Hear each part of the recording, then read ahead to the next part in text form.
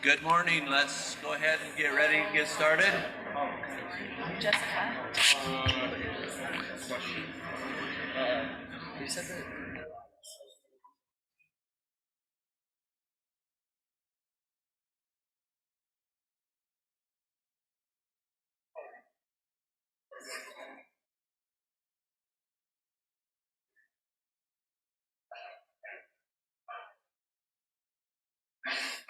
He's hoping you guys like doing what I did yesterday. Welcome this morning. We're grateful to see all of you early risers. And thanks for coming and having another full day. I hope yesterday was rewarding and meaningful to you. I found that the discussions to be really edifying and took away a lot of things for us to learn. We're going to spend this first half hour kind of checking in with everyone. It'll be led by Joseph Grenny, our chair of the Other Side Academy. And then we'll go into recruiting, and we'll be talking about how do you attract new residents, new students. So I'll turn the time over to Joseph. Good morning. It's nice that we spread out to fill the entire room. So congratulations on achieving that.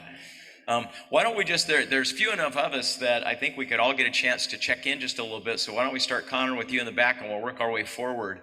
And maybe two things. So I'll suggest things that you might share. If you want to do something different, that's fine too. But number one, just what are you feeling this morning?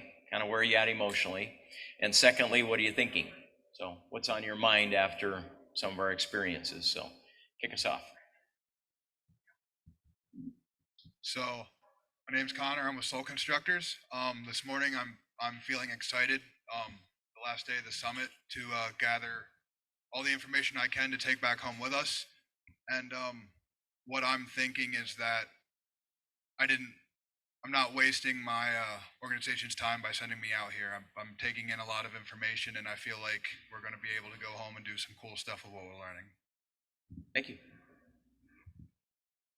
Morning, my name's Kevin. I'm with Soul Constructors. I just learned a lot.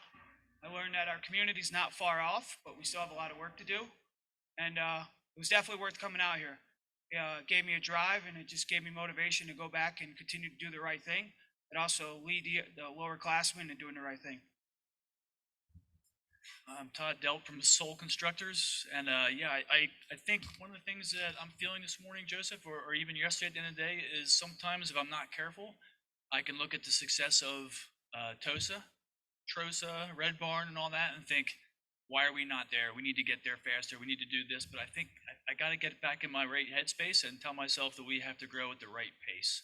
We have to pick what's priorities. We have to work on those things first and move forward. And so, yeah, I have to kind of keep myself in check sometimes. I get ahead of myself, or I get down on myself. So, and that's destructive, and that's not why I'm here. I want to grow from this because I have pages and pages of notes of awesome things that I've gotten from it, and from private conversations I have on the side with different people. And it's been awesome. So that's why I need to go home, take that stuff, reorganize those thoughts that I jotted down, and start moving forward with them. I'm Dakota from Soul Constructors. What I learned is what I need to do to go back to the community to make it grow and be stronger than what it really is. And also how to make myself grow and change. There's a lot that I need to work on myself. And with me being in the position I am in our community, I also have to learn how to grow myself and to teach the other guys what's right and what's wrong. It's just amazing what I'm learning here so far, and I'm really thankful to be here. My name is Amber. I'm with Streets to Success. What I'm learning is we have a lot of work to do when we get home. And as the person in a position of leadership, I have a lot of work that I need to do on myself so I can be most effective with our participants. And I'm discouraged. I feel like we're just getting started at the summit and it's over. So I'd like to come back to attend more and learn more. This has just been a really enjoyable, eye-opening soul opening experience, and I'm just grateful to be here. My name is Donnie. I'm with Street to Success. What I think is, I feel blessed just to be here. Just seeing what we can take from this and incorporate in what Alaska needs. That is important for us, to take what we've seen here and put it where it's really needed because Alaska needs it. Just kidding. Hi, my name is Deborah. I'm with Streets to Success as well. I'm feeling great this morning. And man, it's just been really awesome meeting all these great people, seeing this therapeutic community, and just soaking everything up and making it where it can work in our homeless population in Alaska. And it's just been great meeting everyone. And yeah, I'm excited. Like Amber said, I really wish we could stay here for like another 4 days, you guys. Because that group last night Take a was- seat on the bench. Yeah, I don't know about that, maybe. Okay, Amber, I'm not going back home, I'm sorry. I'm just, but it's just been wonderful. Thank you for having us, you guys, so. I'm Ariel. I'm from Street to Home Foundation. I have been learning lots and I've debriefed my organization, and so they're very happy.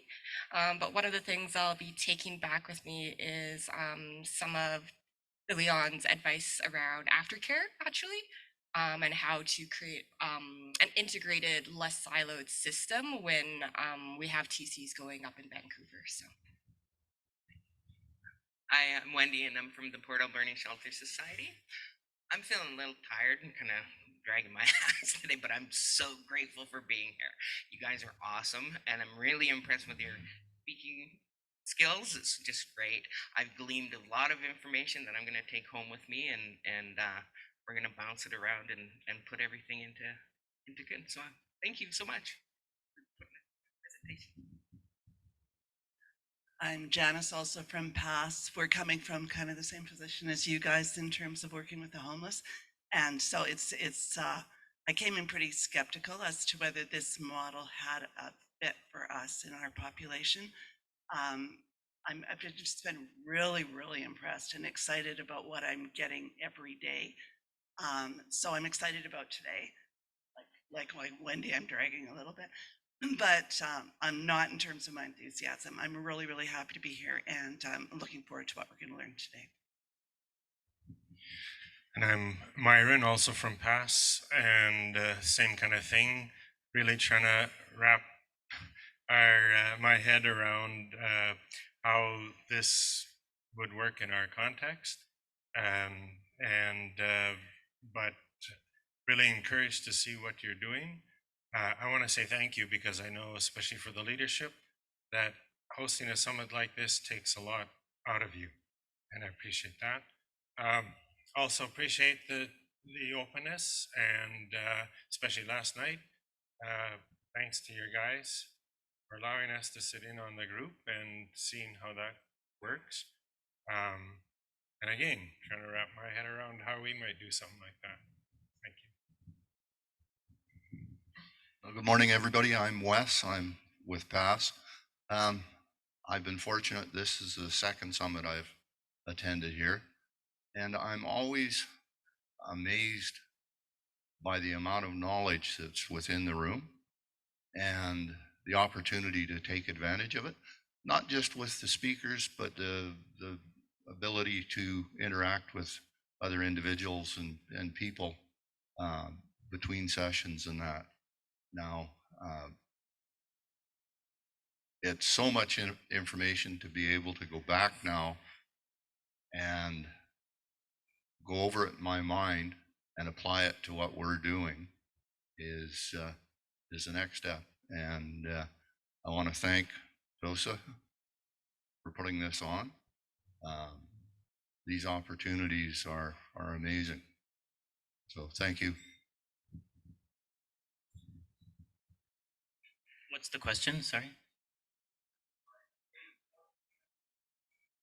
Okay. Okay, I'm feeling great this morning. Good morning, everybody. My name is Dominique.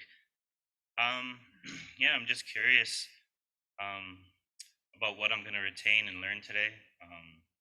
The last 3 days have been um, very fulfilling. I feel like I have a few questions to be answered, and I really just want to talk to more seniors and see what they have planned for the future and ways that I can apply it to our students. Yeah, my name is Garrett, and I'm here at the John Vulcan Academy from the Kent location near Seattle.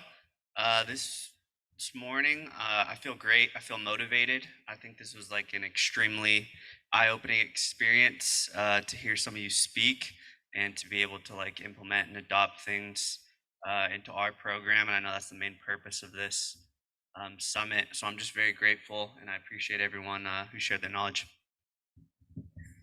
Hi, I'm Sean. Sorry we're a little late. We had some ice cream we had to finish at our Airbnb, so that ended up us being a little late, but we got it all finished, so that was good. Other than that, like I had a bunch of sugar, so I feel awake, I feel alert, I feel good.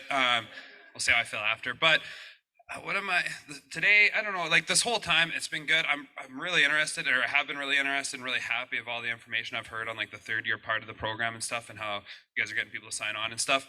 And I think what I really took from that is like, obviously there's the incentives and stuff, but like you guys really have people who just love the program, buy into the program, and like really see how it helped them change their lives.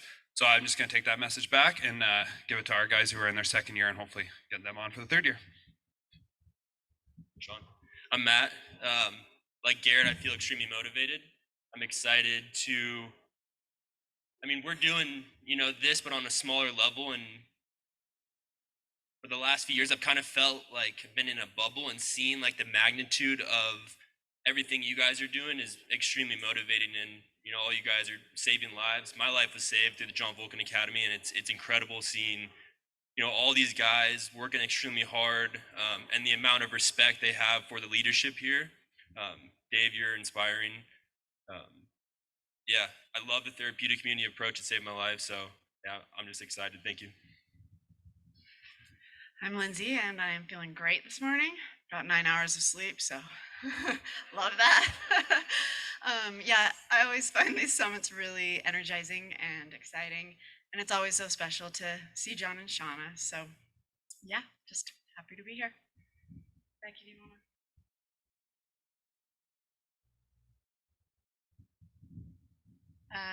I'm Becky. So I'm from Oregon, and I'm just blown away. I'm truly amazed and in awe over the amount of people that want to see so many succeed. And I know we have a lot of work to do. We have nothing like this in Oregon. And I know it's extremely important to start off on the right foot and to have the right people in place, and to not bend on that, to not waver just to get the people, just to get a program going, that you have to do it right. So I'm overwhelmed, and I'm grateful to be here, and a lot of work to be done.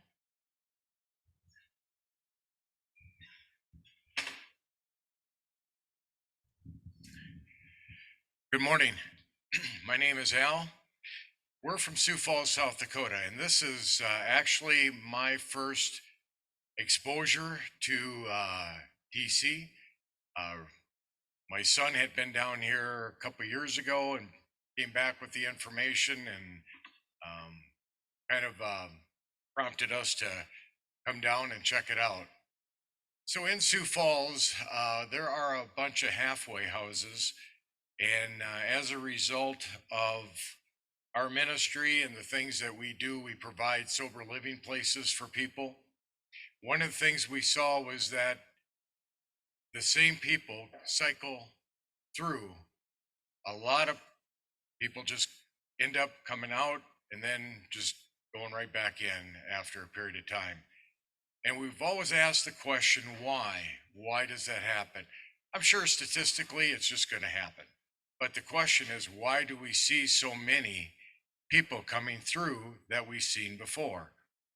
And we're kind of talked about that and thought, the probably one of the issues is the length of time that they have in a treatment center trying to get control of their actions, their behaviors, etc.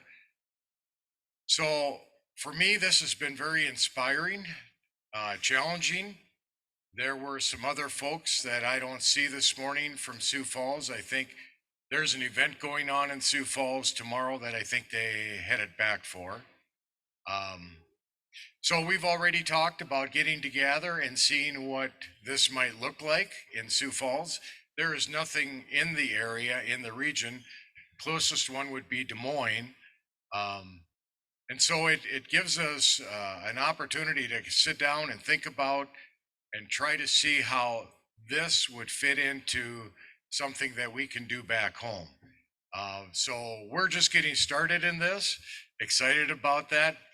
Thank you for hosting us. Thank you for the information. Last night in the groups, at the end of that, I said, well, I've never heard so much cussing in 2 years combined. But the therapeutic process in that, I think, has got unmeasurable potential and opportunities. So thank you for the opportunity to be here. Glad to be here. Again, thank you for just doing an awesome job of hosting. Thank you. My name's Yvonne. I'm with him. And I think what I have taken away from the days that we've been here is that when you're working and looking at doing something to save people, this is a holistic approach because it's a total immersion type thing.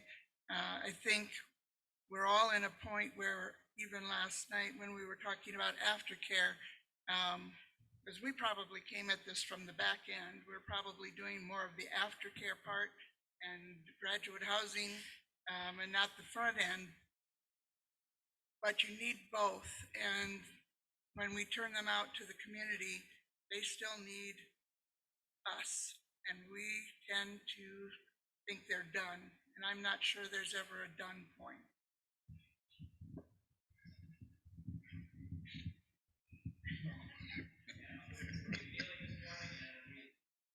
Well, I think I speak for myself and my coworkers from TROSA. For me, this opened my eyes to a lot more that we could do in our program. Our program's pretty huge, pretty big, but I think we moved away from the little things that really matter in people's recovery, and we got to get back to that, to those little things in our program to get us back on track where we need to be.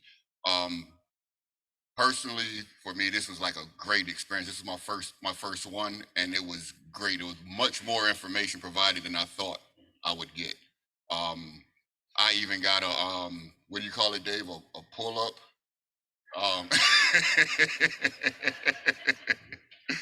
So I mean, it's just been a great experience for me. I really appreciate it.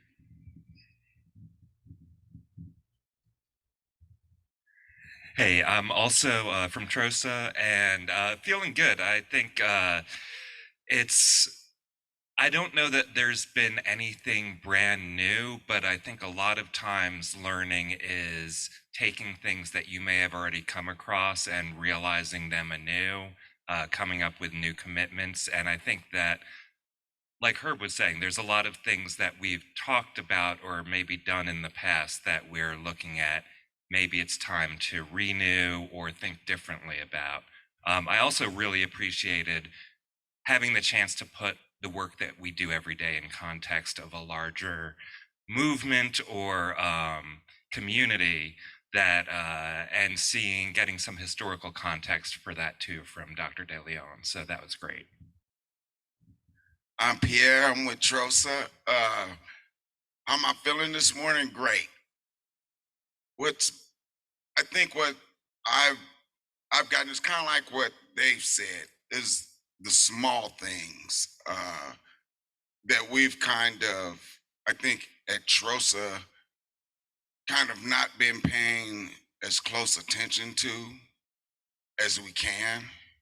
And I think that being here and seeing all of you, and one of our things in TROSA is, you know, for a better life is connection, right? And when I look at everybody here and I see the relationships that like you have with Barn and the different, and I think that's something that we at TROSA need to do a little more of too, is connecting and reaching out to other communities. Good morning, everybody. I'm Susan from TROSA as well. It's been an amazing experience meeting everybody. Like just Herb and Pierre, like we're so big that kind of we've lost some of the things that makes a TC a TC. And so like we've been every night have been brainstorming like, okay, when we get back, we got to do this, this, and this to tighten things up. It's been a pleasure being here. And I'm also the relationships y'all have with the community, the police, having them come out. So we've got a lot of things that we want to do and a lot of ideas. So thank you.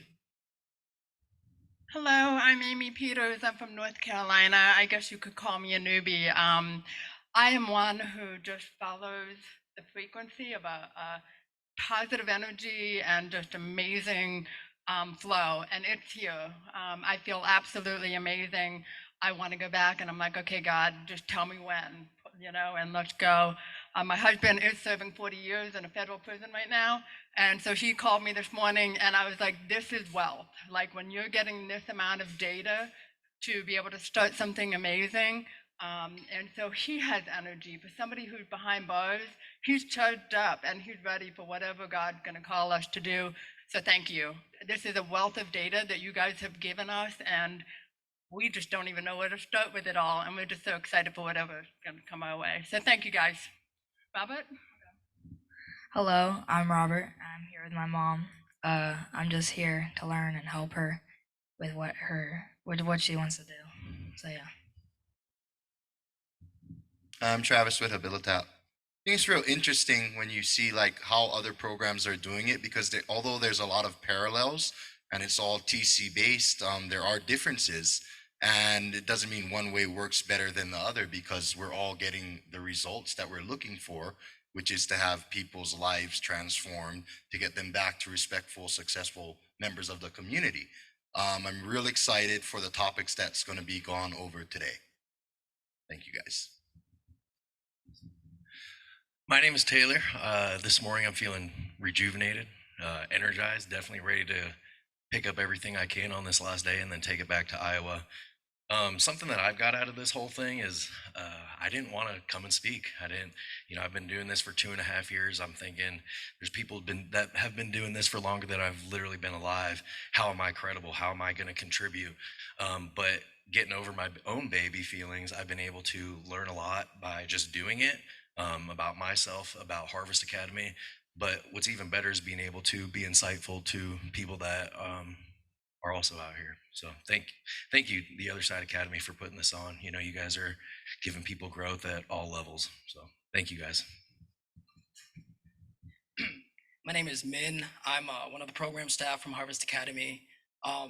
Honestly, I'm actually pretty nervous because I got to talk in like hour and a half, but I'm pretty fired up. When I was going through my individual journey, I did this alone, you know, and it cost me everything.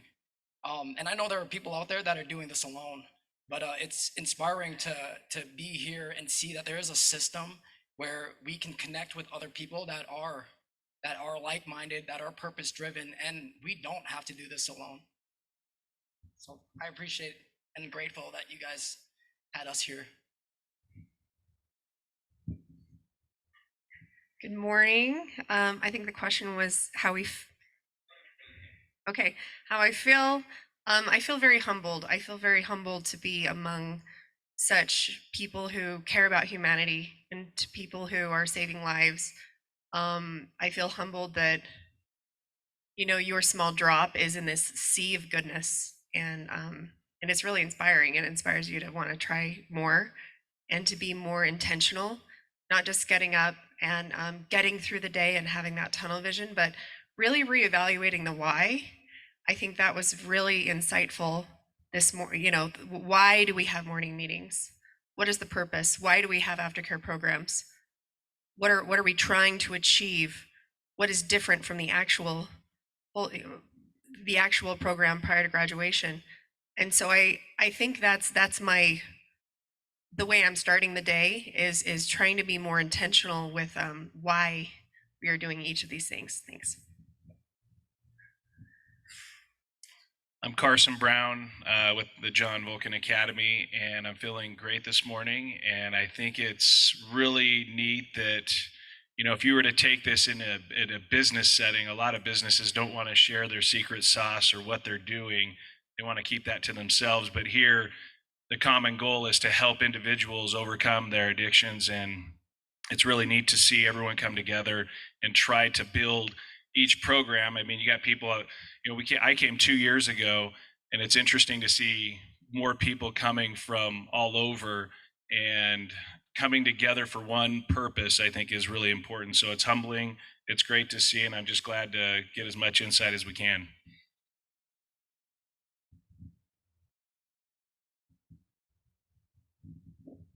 My name is John Vulcan, and I'm from Vancouver, Canada, and I'm so excited being here, and I'm feeling great right now. I had second thoughts of coming here, but because I've been here last 2 years ago, but I thought, what's new? Well, a lot of things new.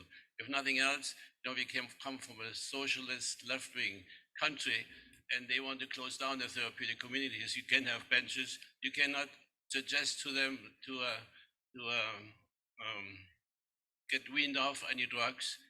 It's against the law. So it's really an uphill battle, but being here, we encourage that we're on the right side. And I'm here. I'm glad to see Deloitte here, the godfather of the therapeutic community.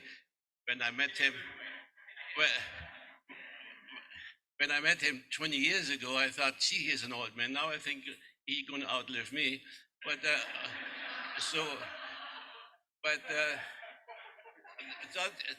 from the oldest one to Lindsay, the youngest one, I'm so happy to see her sober and happy to be here, and anybody in between. You guys, we're on the right track. We're doing an awesome job, and I think Heavenly Father says, right on, carry on. Thank you.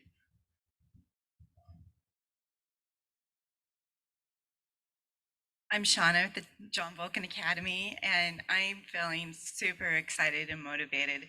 And I'm so grateful for the Other Side Academy for putting this on. This isn't an easy thing to do, and all the work that went into making this so beautiful. And I love the collaboration.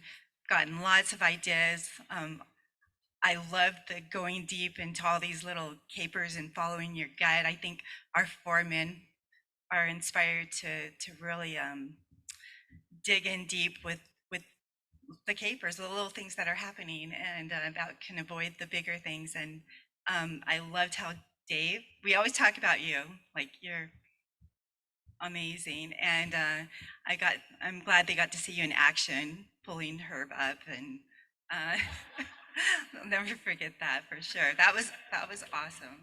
That'll happen again today with one of you, so just be on the alert. Yeah, so thank you. And Dr. De Leon, he's a rock star for sure.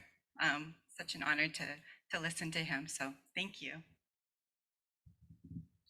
My name is Jeff with Habilitat in Hawaii, and I'm feeling great today. It did take a couple days to adjust to the new time zone coming from so far away, but I think today I got it, and tomorrow I go back. So every time I come, we leave with lots of new ideas.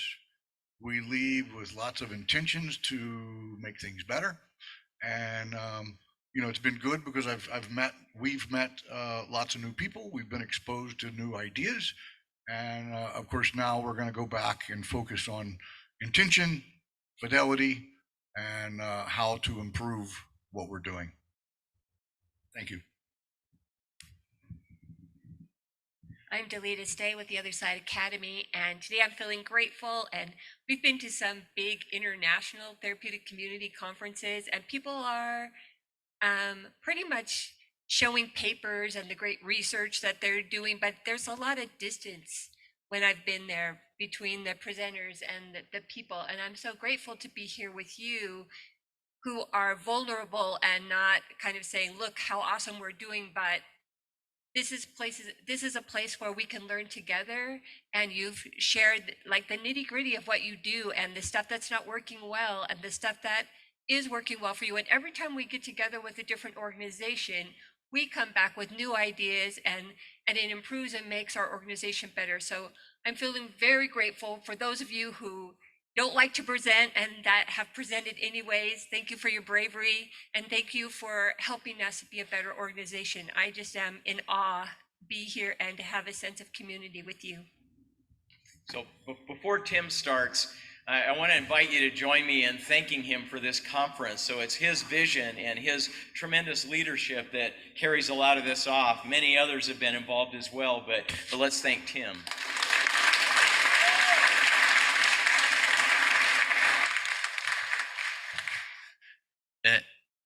To me, this is being able to have all of you come is so invigorating to think that there are good-hearted people across the nation and in other countries who are saying, this is a problem, we need to do something about it, we need to give our lives to it. And to me, it motivates me to know that there's this greater community.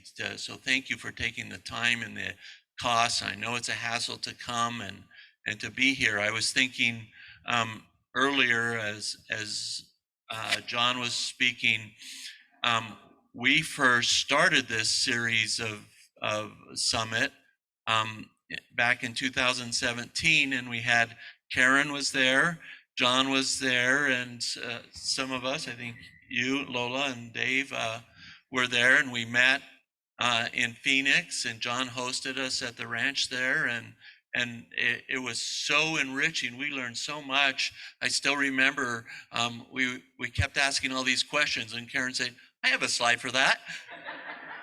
and she just had this wealth of knowledge. And I thought, man, we need to keep this going. And so every other year we've tried to hold a summit, and so appreciative. And to be able to see new organizations come, new participants, it's so critical that we don't let this model die. And this is part of the way we keep it alive, is by engaging and sharing with each other and feeding off each other and challenging each other and improving and pointing out where we have flat spots or weak spots and giving each other that feedback in an honest and open. We've intentionally made this as practitioner focused, where we're talking about real issues that each of us are dealing with, rather than having,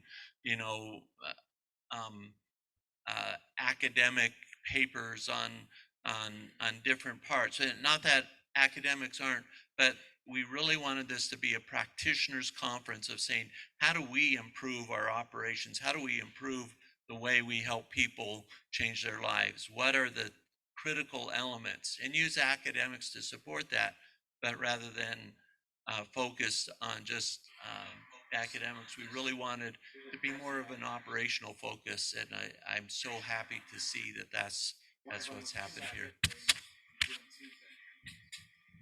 I'm Kathy. I feel good today. Really excited to see how everyone shares and what we learned today. I feel I'm grateful to work with a team that values, with Tim and Joseph and Dave, that value this experience every couple of years, because I learn a lot, and my job is to put into words what I'm experiencing, what I'm learning, and to share that with other people outside of the academy. And so I'm just grateful that everybody was willing to be vulnerable and share their experiences and help deepen what we do here at the academy. Good morning, I'm Dave. 18 years ago, the circle of influence I had was my friends in prison. And they weren't friends. I just saw life differently then.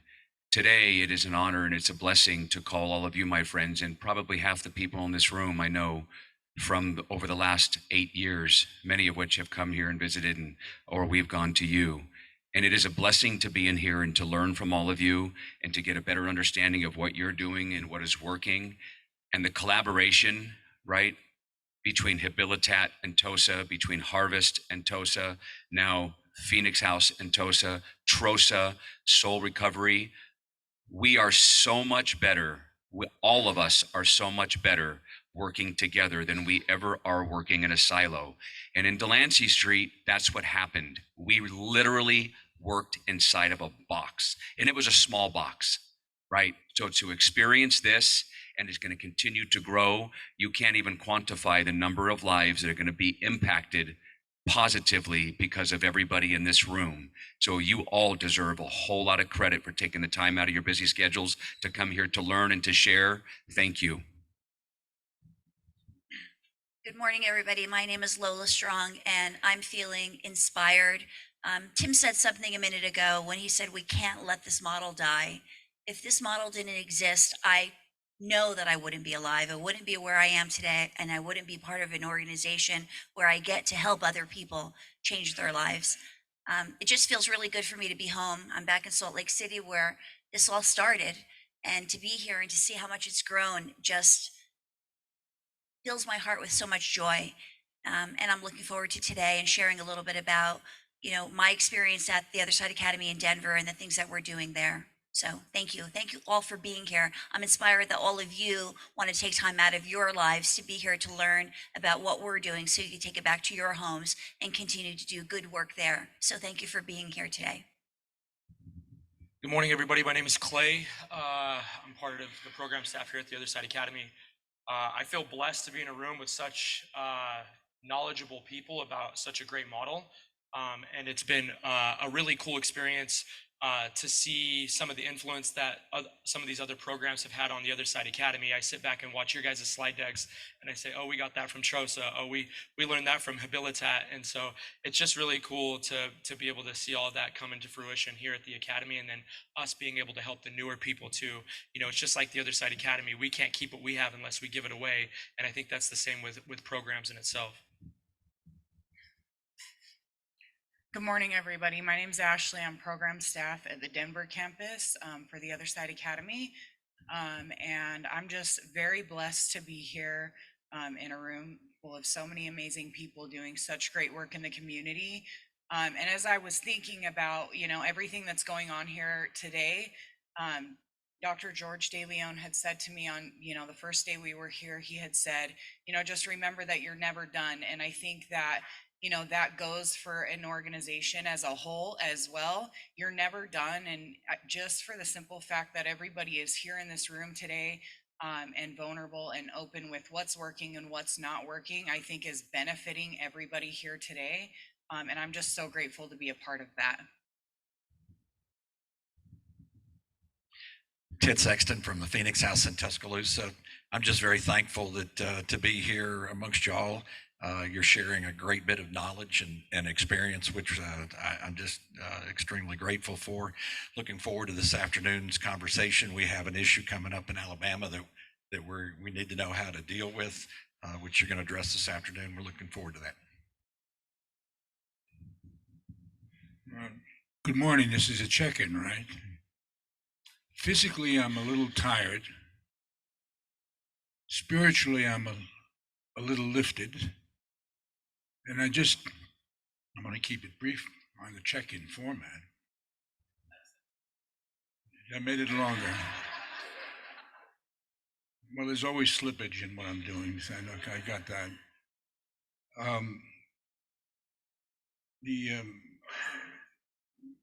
One point that I really want is appropriate for the check-in is I'm asked to come here, when I'm asked to come anywhere, but certainly here, to provide something, and I try to do that. But the real deal behind it all is it's all about me, not about you. And that is, and that's how I know something has happened. When I come here, I can feel again the re-inspiration. And not only that, it reminds me when I'm getting the sense of isolation back wherever I am. that I always have to come back to the source of what my experiences are. It's being with the people and being with the programs. And so I meant it when I said it's all about me. When if good things happen to you, I'm grateful for myself. Let's see, we missed, I know. Hey, I'm Karen from Trosa, and sorry I was late. You can put me in the dishes. Do what? I did. I'm sorry I was late. That's how I'm feeling. I'm excited about today, and I feel like this is like an extended family reunion, and it feels great to be back.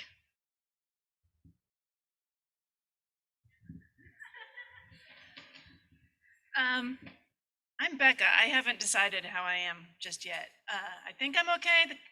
Maybe more coffee is needed. This is my first time in person. I had to go to the virtual last time, and as we all know, virtual is kind of substandard to in person, especially in this field, right? So I'm just loving being in person with people, and I'm meeting up friends tonight, and they're like, when I told them that. When I only got home at 9 o'clock last night, they were like, man, that sucks. And I was like, no. I was like, oh, it's not that kind of work conference. It's not like, I'm not getting PowerPointed from 8 a.m. to 9 p.m. Like, I'm hugging people and talking about data, man. So it's been great. So I guess I'm good. Now that I started talking, got into it, I'm great. Thanks. Thank you. We miss anybody?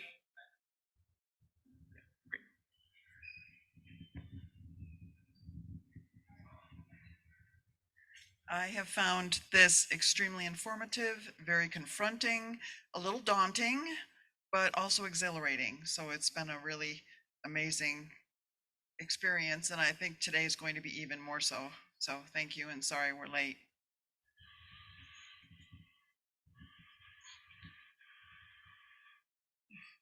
Having a good morning. Very happy to be here. Appreciate all of you. Appreciate all of the information that's being shared, the openness, the understanding. So check-in's good. Well, again, welcome this morning. We've got a full plate, so we're only about halfway through. There's a whole lot left to cover. My name's Joseph Grenny, chairman of the board of the Other Side Academy and the Other Side Village, and I'm feeling moved. And for me, watching Ashley and Clay, and yesterday seeing Jordan stand up, and Matthew and Lindsay and others, and just acquit themselves as professionals and as masterful leaders in this community is overwhelming to me, and is the proof point for everything we're trying to do.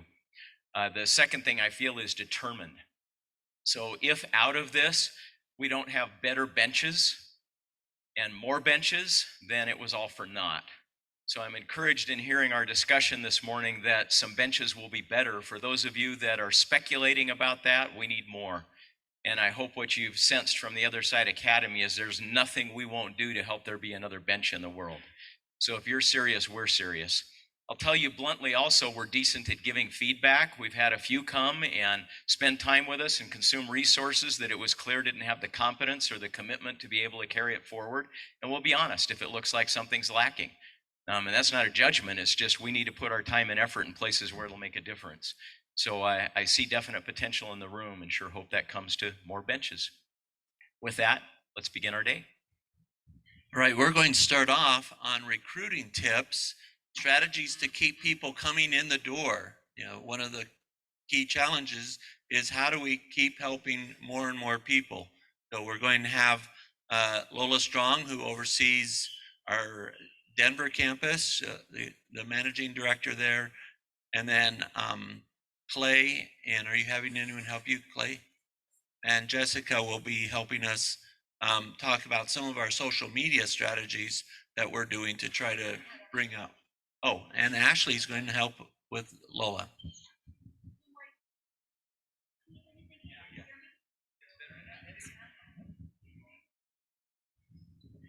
Good morning, everybody. I'm Lola Strong, and I manage the Denver campus. Good morning, and we're going to talk today about recruitment. It's an important topic. for those of you that run an organization, how often does somebody ask you, how many people do you have in your program? Right? It's an important question. And we have a lot of dinosaurs in the room. We have Habilitat, we have TROSA. They might not have to do as much work as some of us have to do when it comes to recruitment. But when you're a fairly new organization, you have to put a lot of work into recruitment. So I'm going to talk to you about my experience with recruitment because I had the opportunity to start the Other Side Academy back in 2015 with Dave. And we worked really hard on trying to figure out ways to recruit students. And then I had the opportunity to go to Denver again in 2019 and do it all over again. So I'm going to share my humble experience with recruiting, which we currently still have to do. So let's see here. All right, the arrow. So recruitment is important.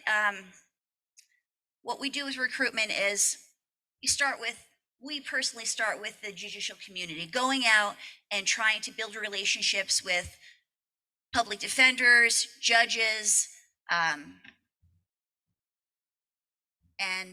let's see here. Public defenders, thank you, Joe. Public defenders, district attorneys. You really want to get out into the community. We're an alternative to sentencing. So you really want to go out there and you want to present to the people, the stakeholders in the community about your program and how much of a benefit it's going to be to try to get them to buy into how incredible your program is. So you're going to want to invite them into the program, have them come over and tour the program. You're going to want to highlight success stories of students that have been sent to the program that have done well in your program. Things like that. Let's see here. What is it? No, that's fine. Also, you're going to really want to reach out to people in the jails and the prisons and build relationships with case managers, probation officers, parole reentry specialists in the jails. Building relationships with all of these people is really going to benefit getting them to know who you are and what you do, and getting them to want to send people to the Other Side Academy.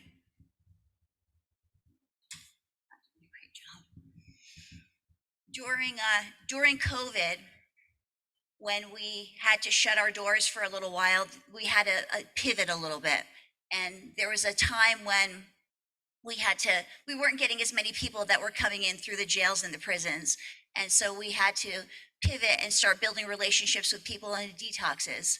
And so that's another stream of ways to have people come into the program. So building relationships with people in detoxes as well is a great way to get people to come to the program. Yeah. Well, we did for a while in 2019, the pandemic hit, and it was, right. So it was scary. Everybody else, shut their doors. We weren't sure what was going on. So there was a short time when we as well weren't really sure whether we were going to continue taking people.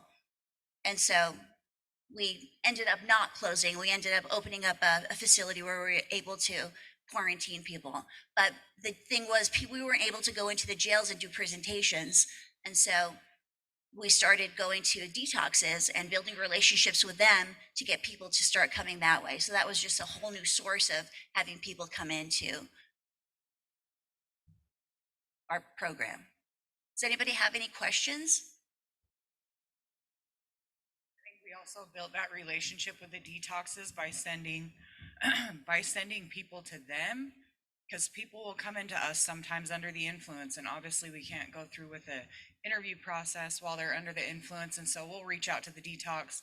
We'll say, we have this person, they'll go to detox, they'll sign a release of information. We'll talk to them over the course of a couple days while they're detoxing. Ultimately, we'll do an interview over the phone, and then we'll pick them up directly back from detox, so they don't have that, time frame of making it back to our program. We pick them up. Yeah, another important thing for the Other Side Academy is that we pick every person up from jail. So if we'll go to court for them virtually, and we'll appear in court, but we also will go to the jail, we'll pick them up, and we'll bring them to the Other Side Academy.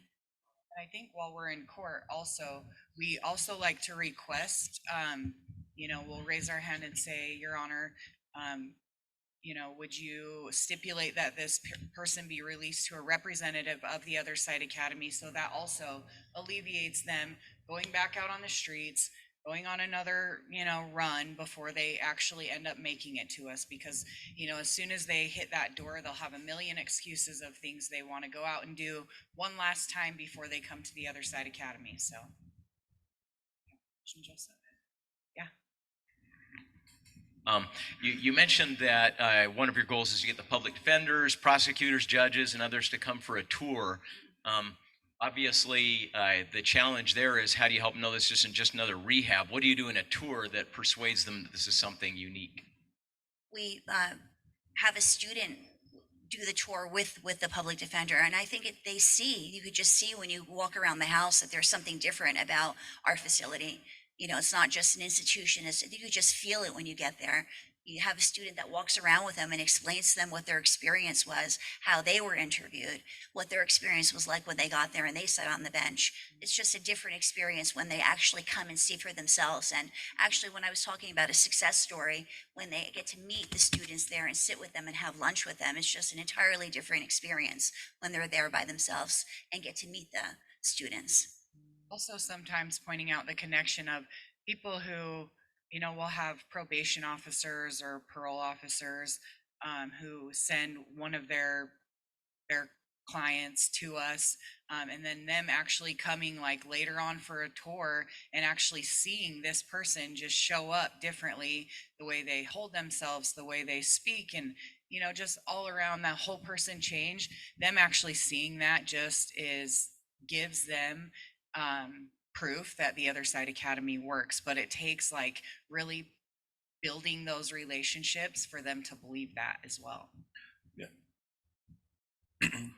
Can you share how you develop a relationship with the jail, the sheriff, and what happens once you get in the jail? Yeah.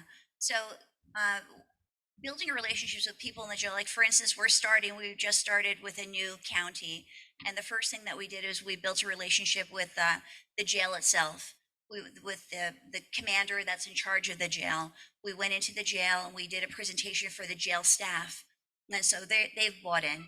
Now we want to make sure that everybody else in the county is familiar with the Other Side Academy. So we set up a presentation with the district attorneys so that now they're familiar with the Other Side Academy. And then we set up a presentation with the public defenders and everybody that's familiar with the Other Side Academy. So now when we go into the jails to start doing presentations and we start accepting people, everybody, all the stakeholders that are going to be involved in allowing that person to be sent to us as an alternative to sentence is already familiar and bought into the model and is familiar with allowing them to come to the Other Side Academy. There's another piece that's really important too. When the Other Side Academy started 8 years ago, 100% of the people that came to us for the first year came to us through the courts. As Lola articulated, we were going into the jails and building those relationships in the courts, the judges, the LDAs, and prosecutors. So everybody was coming with suspended sentences. Over the years, that's changed, and it's changed across the country as we're arresting and releasing people. Now, far more people are walking in. So don't be lazy. If you wait for the jails to send people to you, you won't have anybody. And when that started to happen here and the population started to change and we weren't getting as many people from the courts, if we sat back and didn't do anything, we'd have 20 people here. That's it. So we've had to go out. And when I say don't be lazy, we take advantage of every opportunity, every presentation anywhere in the state or in the country. Every time we can bring a high school here, a junior high school here, a university here, go to the university, a hospital here, detox is here, law enforcement here. We have family members of law enforcement. Every time you bring people here, somebody will find their way here because of it. So when I say don't be lazy, you've got to make sure you take advantage of every opportunity to talk about your organization, because that is how people are going to find you, especially today with the sentencing guidelines the way they are and nobody staying in jail. That incentive to come here is now gone. Yeah. And the proof in the pudding, I think, is Delancey Street in California. And when Lola and I were in California, there was 275 people in LA. They're under 15. San Francisco had 550. They're under 80. Why? That's why. and that's brings me to the last slide. You know, just taking advantage, like Dave was saying, of every networking opportunity that you have with community leaders, you know, spreading awareness through flyers in the jails or flyers in community outreach organizations, homeless shelters, volunteering your participants in any type of service opportunities you have. We just did a 5K run for the Parkinson's Association. You know, just spreading the word about the Other Side Academy, every opportunity that you have, just to get the word out there so people know who you are, because you just never know when somebody's going to have a neighbor that's struggling or a family member that's struggling. So just getting the word out as much as you can is really helpful as well. We also just had a few of our students who cut hair went and cut hair at one of the fire stations, and they were cutting hair for the homeless population and just, you know, giving them a nice clean haircut. And so it's like, you never know. And that whole relationship was actually built by a probation officer. So it's just like they referred us over here. And then, you know, you just got to build those connections. Like Dave and Lola said, you know, take advantage of the opportunities that come your way, because you never know what's going to come out of it. So really, in short, recruiting takes a lot of work. I'm a little bit nervous, and I'm not the best presenter, but I'm really good at recruiting. There's a lot of work that goes into recruiting, and you know, it's a full-time job. And you know, people aren't just going to come to you. Maybe Habilitat's very well known and TROSA's very well known, but in Denver we're fairly new, and there's a lot of other organizations that have been in existence for a long time. And you really want to do a lot of work. It takes a lot of work to get people to know who you are and to build relationships with the legal community, and to get people to realize that you're a viable resource for people to start acknowledging who you are and to have people start coming to your organization. And so that's my humble knowledge on recruitment. If anybody has any questions, yeah. It might be helpful to talk about not just focusing on Denver County, but what have you done with even the remote counties in Colorado? Yeah, it's fairly similar. What we do with all of the counties is you really just want to get through the gatekeeper. You want to call all of these jails, and you want to just get through to people, and you don't want to hear no. You want to get through to people, and you want to get them to agree to allow you to go in and present to them. And once you present to them and they start to learn about the model, because some people don't even know you exist, but once they learn about your model and they realize that it's long and that it's free, and they hear about your success measurements, they begin to realize what a wonderful option it is. And at first they don't even know about it. So once you educate them and they realize that you exist, you know, they want to know more. And so it's just really about reaching out and not taking no for an answer, and getting in front of the right people and presenting, and then getting in front of public defenders and presenting to them, and just making the awareness that the program exists. And so doing that, just not in Denver, but extending counties as well. We found that in a lot of the smaller rural counties, they don't have the options of services. So where the big counties, where lots of people, they have a whole range of services and options for. But these little counties, they're often wondering, what do we do? We keep seeing this guy over and over and over, and where do we send him? And we don't have the funds to, you know, to keep treating them. And so many times they're really excited. Yeah. The other thing that's been really helpful is in Denver, you know, there are so few long-term programs. Being able to talk about having this option for long-term program, people really have responded to that, haven't they? They have. And not only is there a lack of long-term programs in Denver, but there's a lack of long-term programs for women. And that's really important. I don't know what I would have done if there wasn't a program that was available for women when I needed help. And so we're really glad that there's a program now in Denver and surrounding counties in Colorado where women can come and sit on the bench when they don't have any resources and are just ready to change. Denver does not have the Colorado Sheriff's Association and the other sheriffs throughout the state of Colorado. You know, sheriffs have a big stake with you. They all want community service programs. Sheriffs are not interested in holding a whole lot of people, especially that have substance abuse problems, mental health, so on and so forth. But I just don't see the sheriffs here, and they are a key, especially in getting people out of a jail. Do you have any doors that you can open for me? I'm sorry, Do you have any doors you can open for me? I actually have a number for you. Okay, thank you. So I know one of the things that you've developed a discipline around is not just filling the top of the funnel. So the top of the funnel is, can we get people that have live cases that show an interest or that start an interview process? But there's a lot that drop out between the top and the bottom of the funnel. And so what do we know about how to make sure once we make contact that they go through that whole process and make it most likely to the other side of Academy? Supporting them through the court processes, appearing with them or whatever. Yeah, so they'll write us a letter, we'll go out to the jail, we'll do an interview process, and then we'll send them a letter letting them know whether or not they were accepted. If they are accepted, we reach out to the attorney and let them know that they were accepted, send them an acceptance letter, and then we'll also appear virtually at their court dates to try and help get them to the Other Side Academy. You know, and sometimes a lot of times the judges will want us to speak and tell them a little bit more about the Other Side Academy. And also, we also tell them that we pick them up, so.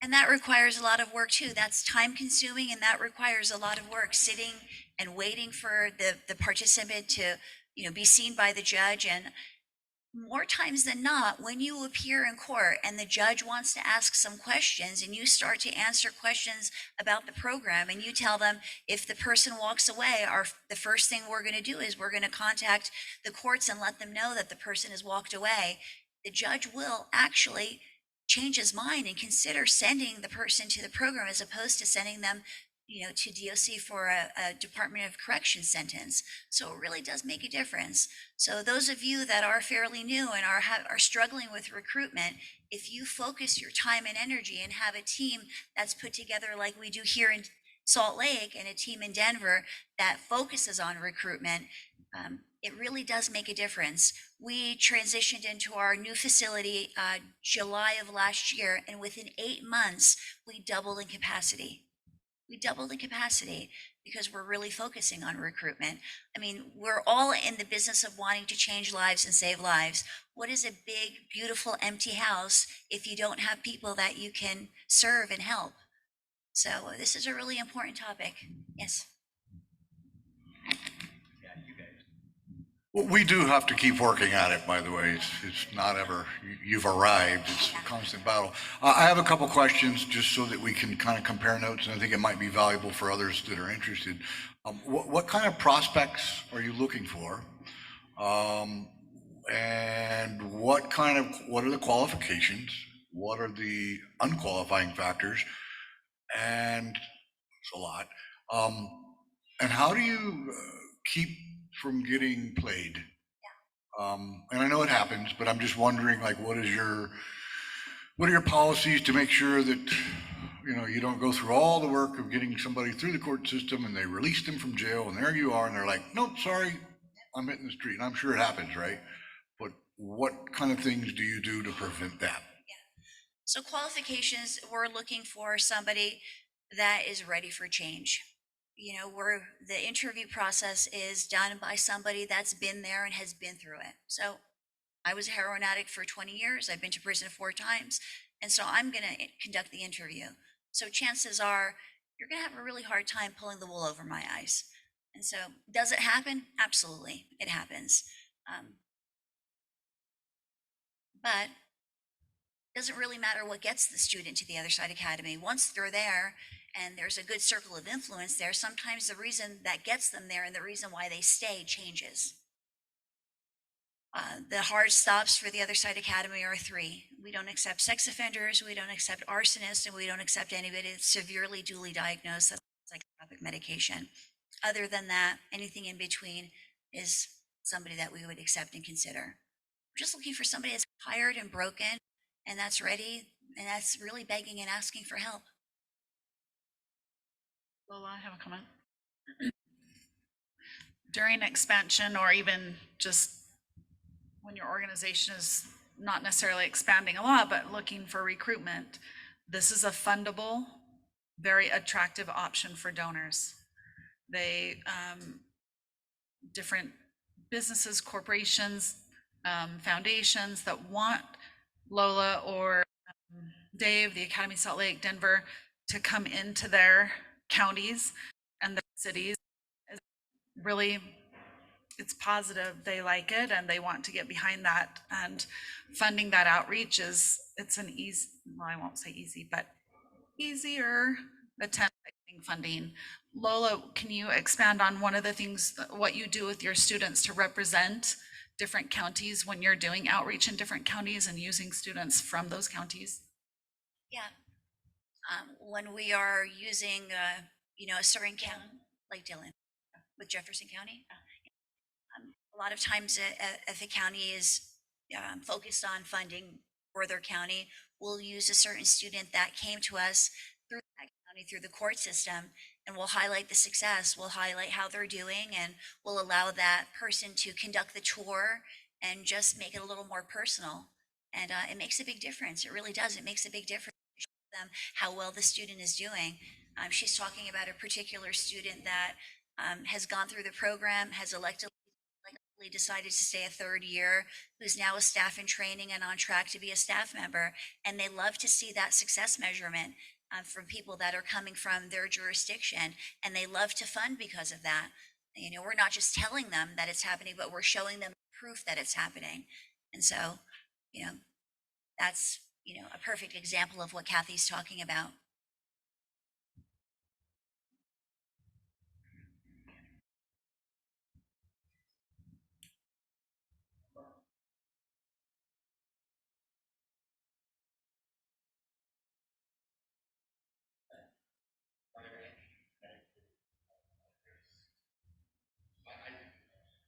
Yeah.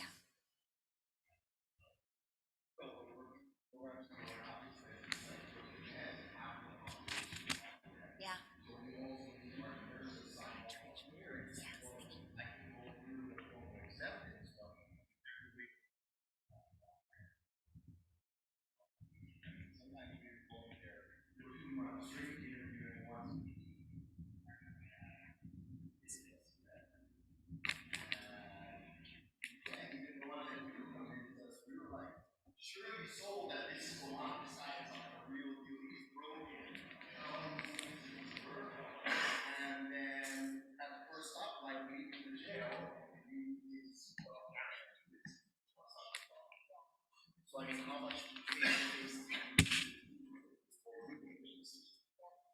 We prefer to do our interviews face to face.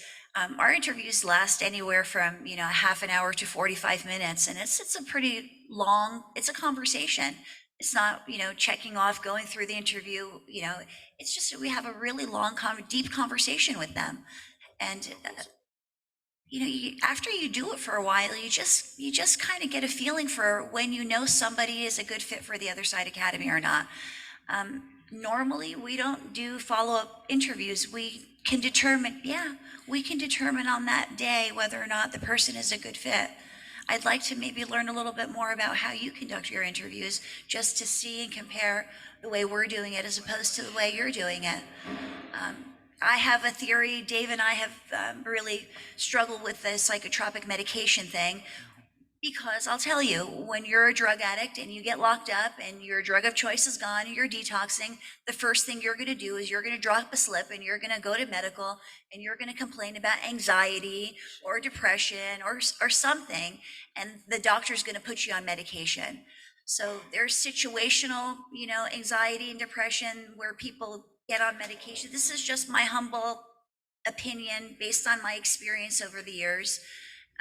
People that are only on meds when they go to jail, never on meds when they're not out of jail. And so sometimes you can figure out the people that really don't need to be on meds as opposed to the people that really need to be on meds. I mean, I had anxiety, I was depressed, but I wasn't, once I was in an environment where people were helping me be hopeful about my future and I had good support and a good circle of influence, my anxiety dissipated. My depression began to go away and I wasn't on any medication. So I think that just convince people that they have conditions that they don't. And, I don't want to disqualify everybody because of that. So we try to work with people and we get them to be honest about that too. Yeah. Yes. Yeah. We tell them in the beginning of the interview process, we want you to be completely honest with us. So we make it a point to let them know, like, start, if you want to be accepted into the Other Side Academies, you got to start out on the right foot and be completely honest with me. Don't lie to me. And we tell them that right off the bat. But there's definitely a difference between somebody who is requesting an interview who has been to a doctor on the streets and who has been on medication for 6 years and that medication has worked for them, as opposed to somebody who's been incarcerated for 30 days and they're on all these psych meds. So we kind of like decipher it that way as well. And here's the problem. We live in a world today where we're going to have to face this. It's not going away. 30 years ago, you didn't really hear about it too much. Today, if we didn't take people that have been on medication, nobody would be here. Nobody would be here. And the fascinating thing is when we interview somebody in jail that's on medication, then they go back to the same doctor in jail and they get a clean bill of health. Why does that happen? Why is it 2 weeks ago you needed it and today you don't? And we have to really think deeply about that issue. So all we really have is their word for it. We even have to sometimes question the doctor who's saying one thing or another because they're going back. Now they know what to say to get off of it. So we have to have the interview. We have to make eye contact. We have to dig deep. We have to really question whether or not, and then we have to become that therapist sometimes in the interview. And I don't even like the way that sounds, but what choice do we have? Because if we did not take people that have taken it, we wouldn't have anybody here. Hi, Lola. I have a question. So you're talking about the interview process and recruitment. Can you expand on what kind of questions you're asking in the interview? Is there an application that students would fill out after? What exactly does that look like? There is a formal application that we could share with you if you'd like, but the interview process is more of a conversation. We just want to get to know the person that we're screening. We want to get to know about who they are, what they've been through, what their life was like. We want to know a little bit about what it was like for them growing up. We want to know about their history, what got them to the point where they are right now, how many times they've been incarcerated. We just want to get to know who they are. We want to get to know why they're asking for help. We want to explain to them what our program is. We want them to know how structured it is, how strict it is. And they're interviewing us too, at the same time we're interviewing them. And we're going to figure out whether or not they're a good fit for us. There's a lot of rules at the Other Side Academy. It's not a walk in the park. It's a very, very structured program. And I think that's what adds to the success rate. And a lot of times they don't know that, so they need to know, what to expect. Lola, quick, I'm sorry. You mentioned all the people that you would approach to develop the relationships with, from the judges and the DAs and the defenders. Out of that sequence, and thank you for sharing about the sheriffs and their perspective on not housing people. Out of those people in that equation, the ones that seem hardest to me to convince would be the DAs. They just have that predetermined attitude. And actually, I think I saw a video about Dave where his DA was out for him. How do you overcome the DAs? Because they're the ones that could quelch this whole thing. They are the hardest, and they are not fun to deal with. They ask a lot of tough questions. You just do your best to answer their questions as best as you can, and they really want to pick it apart. They want to pick it apart, and they want to ask. The hardest question is, the no doctors and no therapists. How is this treatment if it's peer run? Some of them are just so programmed with what they know, and that's a tough one. But the longer you do this, the better you get at answering those questions. Real quick follow-up, is it better to go to the district attorney or to try to work up through the ADAs or some lateral way into the DA's office? Because in several counties I'm aware of, the DAs, they pride themselves on, the old hanging DA kind of thing. Yeah. Dave, would you have advice on that? Both are important, but we were lucky when we first started. Joseph's brother-in-law happened to be the DA in Utah County, and Utah County was really the funnel of most people coming here first. But I have a feeling Jeff Buman probably, he was that kind of a guy. We've had other DAs that were on board. I think we have to get away from the DAs have this approach. Everybody's human, right? So we have to win them over. We have to show them proof. The easiest way to show a DA proof is to bring some of your graduates there, right, to speak to the DAs. The other problem is the LDAs, and I'm going to explain why the LDAs is a problem. Oftentimes, if you're a public defender, your job is to get me out of jail. That's your job, the public defender. And oftentimes, they don't want to sentence people here to a 30-month program with a suspended sentence. Because if you leave or you get kicked out, then you've got the prison sentence. So even the LDAs and the public defenders you have to win over. And the way that you do that is to prove to them that we're helping people change their lives and no longer go back to jail and become productive members in the community. And you have to do that by showing them proof. I want to tell you, we shot ourselves in the foot also early on because we wanted to make it clear that this was a different kind of program. And using the word different sometimes creates uncertainty. And so we started to say, well, we're not a drug rehab. And in a judge's mind or a prosecutor's mind, what that means is I can't sentence you there because you're not going to get drug treatment. It was a really bad idea, and it took us a long time to overcome that. So starting off with, this is one of the most evidence-based treatment programs available, using the words that they need to hear and then providing the support and evidence. On our website, I think some of the white papers are available and other things. Some of Dr. DeLee's material is there. So supporting that argument that this is a safe buy, this will accomplish everything that those other things claim that they're doing, but it actually gets it done. Evidence-based is an important argument to make. I think building a reputation, when you tell the judge and the district attorney that if they give a person, a participant, a student, an opportunity to come to the Other Side Academy, and if they leave, that you're going to make sure that you contact the courts and probation and parole, actually doing that and doing that consistently and building the reputation that that's what the Other Side Academy does, that they hold people accountable that walk away, I think makes a really big difference with the district attorneys as well and the judges. Yeah, I just have two quick questions. First, you guys are great presenters, so just know that. The first question I just have is, I missed your first slide, so I apologize about that, but is it worth going into the prison systems, or do you deal specifically with the jails? And then my second question is it ever an incentive to encourage the ankle, I guess they're called ankle bracelets, as a form of, if they leave, the cops are there. So is that ever a strategy that you guys use or that the judges ask for? We don't really use that. Sometimes the judges will ask that the students be on an ankle monitor. We have had a few people that are on that, but usually they're sufficient with the answer that we do reach out to them immediately if somebody leaves the program. We let the courts know, we let probation know, and probation, everybody that we've worked with knows that, and we've had them stand up in court and say, they've reached out to me when I've had somebody leave prior to. So we've built a reputation on that for sure. And what was your other question? The first question is it worth going into the prisons, or do you guys just stop at the jail level? I think it's worth going into the prisons. They're just sometimes a little bit more difficult for us to get into from what we've found in Colorado. And once they're sentenced, it's really hard. Going into the prisons is just based on reentry for when they get out, when they parole. But we are, as a matter of fact, doing that. As an organization, we are now working with the prisons, and we're getting ready to get a meeting set up with the Board of Pardons.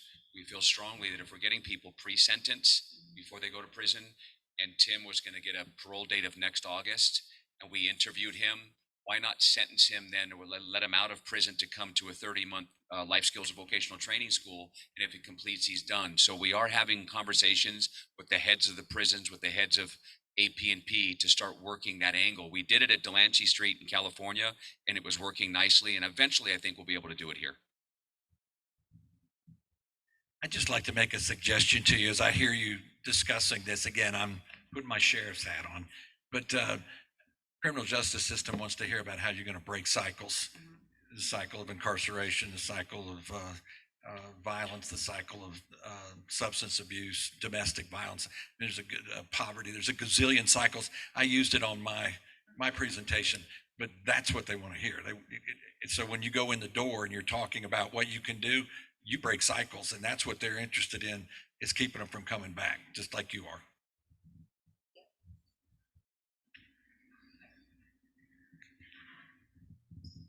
I think too, speaking from experience, one of the things we have to keep in mind is that we are trying to partner with the states to work together with them. So like Joseph said, verbiage is so important. The wrong verbiage drives a wedge between you and the state. And we're kind of dealing with that now. Like in the past, we were very outspoken. We all know the state-run programs, they do not have a good success rate. I don't care what they tell you, they don't. Nothing like what we saw yesterday. Green.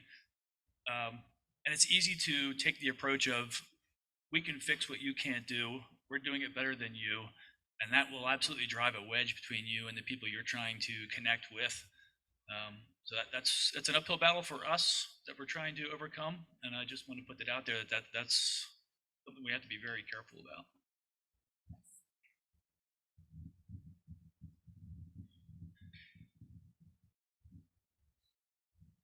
So I'm going to go back to the interview part. I'm curious, have you developed a standardized list of questions or guidelines that you actually ask an interviewee? Yes, we do. And we could share that with you if you'd like. There is a formal interview process, but along with that is a conversation. We really just want to sit. There's a formal interview that we go through, and then we also have a conversation with the individual as well. Thank you. You're welcome. I have a question on the mix of intake. If I heard correctly, you said during COVID it changed, and then you went to the detox, which would be kind of your walk-in group. Is that right? Yeah. And then I think I heard Dave say catch and release has also changed the mix. So, and then I come back to the 250% thing that you said yesterday. So is that changing your mix of residents, students here? And is that going to change your outcomes, or have you changed your program to accommodate? There's a whole pile of questions in there. Sorry. Yeah. So initially, the Other Side Academy is a program that serves men and women that are incarcerated. 90% of the people that come to us that way. When the pandemic hit in 2019, they stopped our ability to go into the jails to present. And so that funnel of people that were coming to us that way kind of came to a halt. That's when we pivoted and started reaching out to detoxes and started building relationships to start having recruitment come from other areas. I would say presently, as it stands right now, I would say 70% of the men and women that come to the Other Side Academy come to us through a legal avenue, and 30% of them come to us through just walking in off the streets. Is that? Yeah. So I've given countless presentations, and then I get to that med question. I get to that medical point, or I get to that someone asks the question and I give them the answer. People can't take medications with our Harvest Academy. And every time I see a portion of the crowd just shut down, like, oh my God. But I feel like meds are so normalized in society. It's like, I'm trying to explain this to people, but they're only seeing it through their, society's perception and what they know. What do you say, or how do you get people to understand that, there is situational anxiety, depression? I tell them straight up, we can't accommodate two people with schizophrenia, maybe bipolar, some of the more serious mental illnesses, but situational depression and anxiety, that's responsible. Like, that's their responsibility to kind of fix and get out of, versus, hey, I have a legitimate brain chemical deficiency. You get what I'm asking?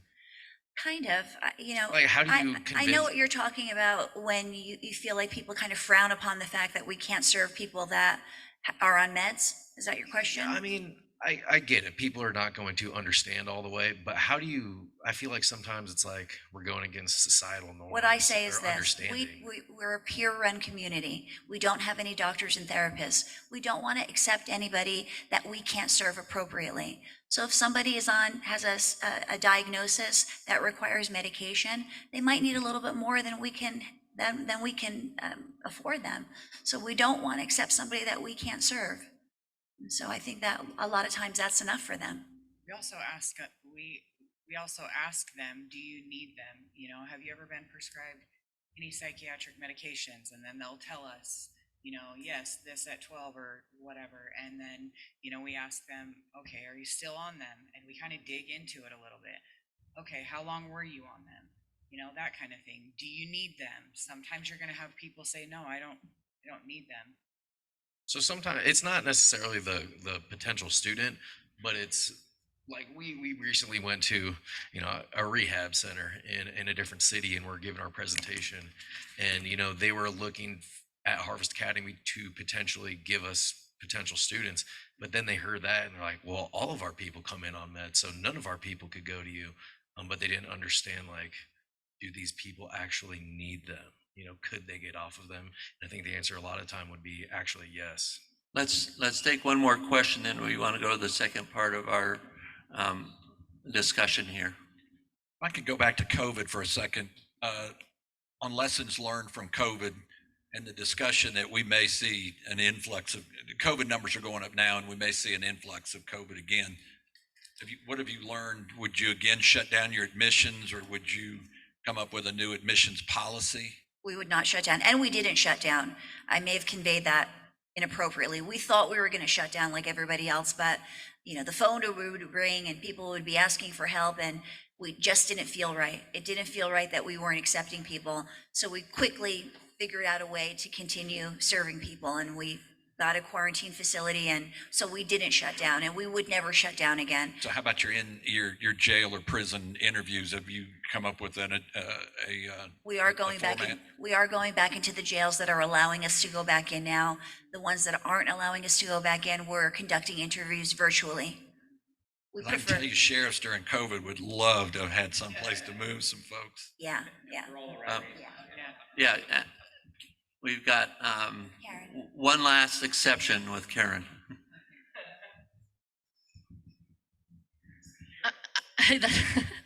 I'm just going to do some recruitment, which is that we do have therapists on our staff, and we do take people who take psychotropic medications, some of them.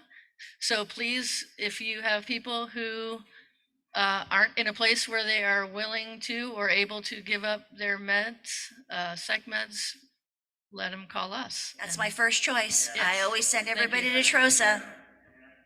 Yeah, I saw we've how you had slipped that several of in. our I saw how you slipped that in. candidates. And also, we do a lot of in-person. I know you do a lot on the phone, especially people from the mainland. TROSA has a very strong through doing recruitment over the phone and doing those interviews over the phone. So the way that the Other Side Academy isn't the only way. There are other people who are making it effective by doing it virtually or through the phone. That this is just the way whenever we can. But sometimes we're getting a call from Georgia, or we're getting a call from New York, and it isn't practical to do that. So we are doing those interviews over the phone. We're going to now turn the time over. One of the strategies that we've developed is let's use social media as a recruitment policy. You know, Dave talked about and Lola talked about all these presentations of reaching out to the community and getting people in. It's an incredible investment of time. And these guys already have a full life just running the day-to-day operations, and to have a tour come in every day that you have to entertain and host and explain and answer those hard questions. It's a big burden that they're carrying, and it really does add to the load that they are, and it's an intentional effort. So social media is another, and we'll turn it now over to Clay and Jessica. Hi, everybody. How are we doing today? Good, good. So it's kind of crazy, you know, man, you're not the only one who's nervous, trust me, okay? So you're not alone in that boat.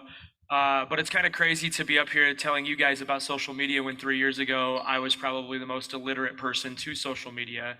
So, you know, I've had a lot of mentoring and I've had a lot of self-taught, and I'll talk about some of our road to where we're at today.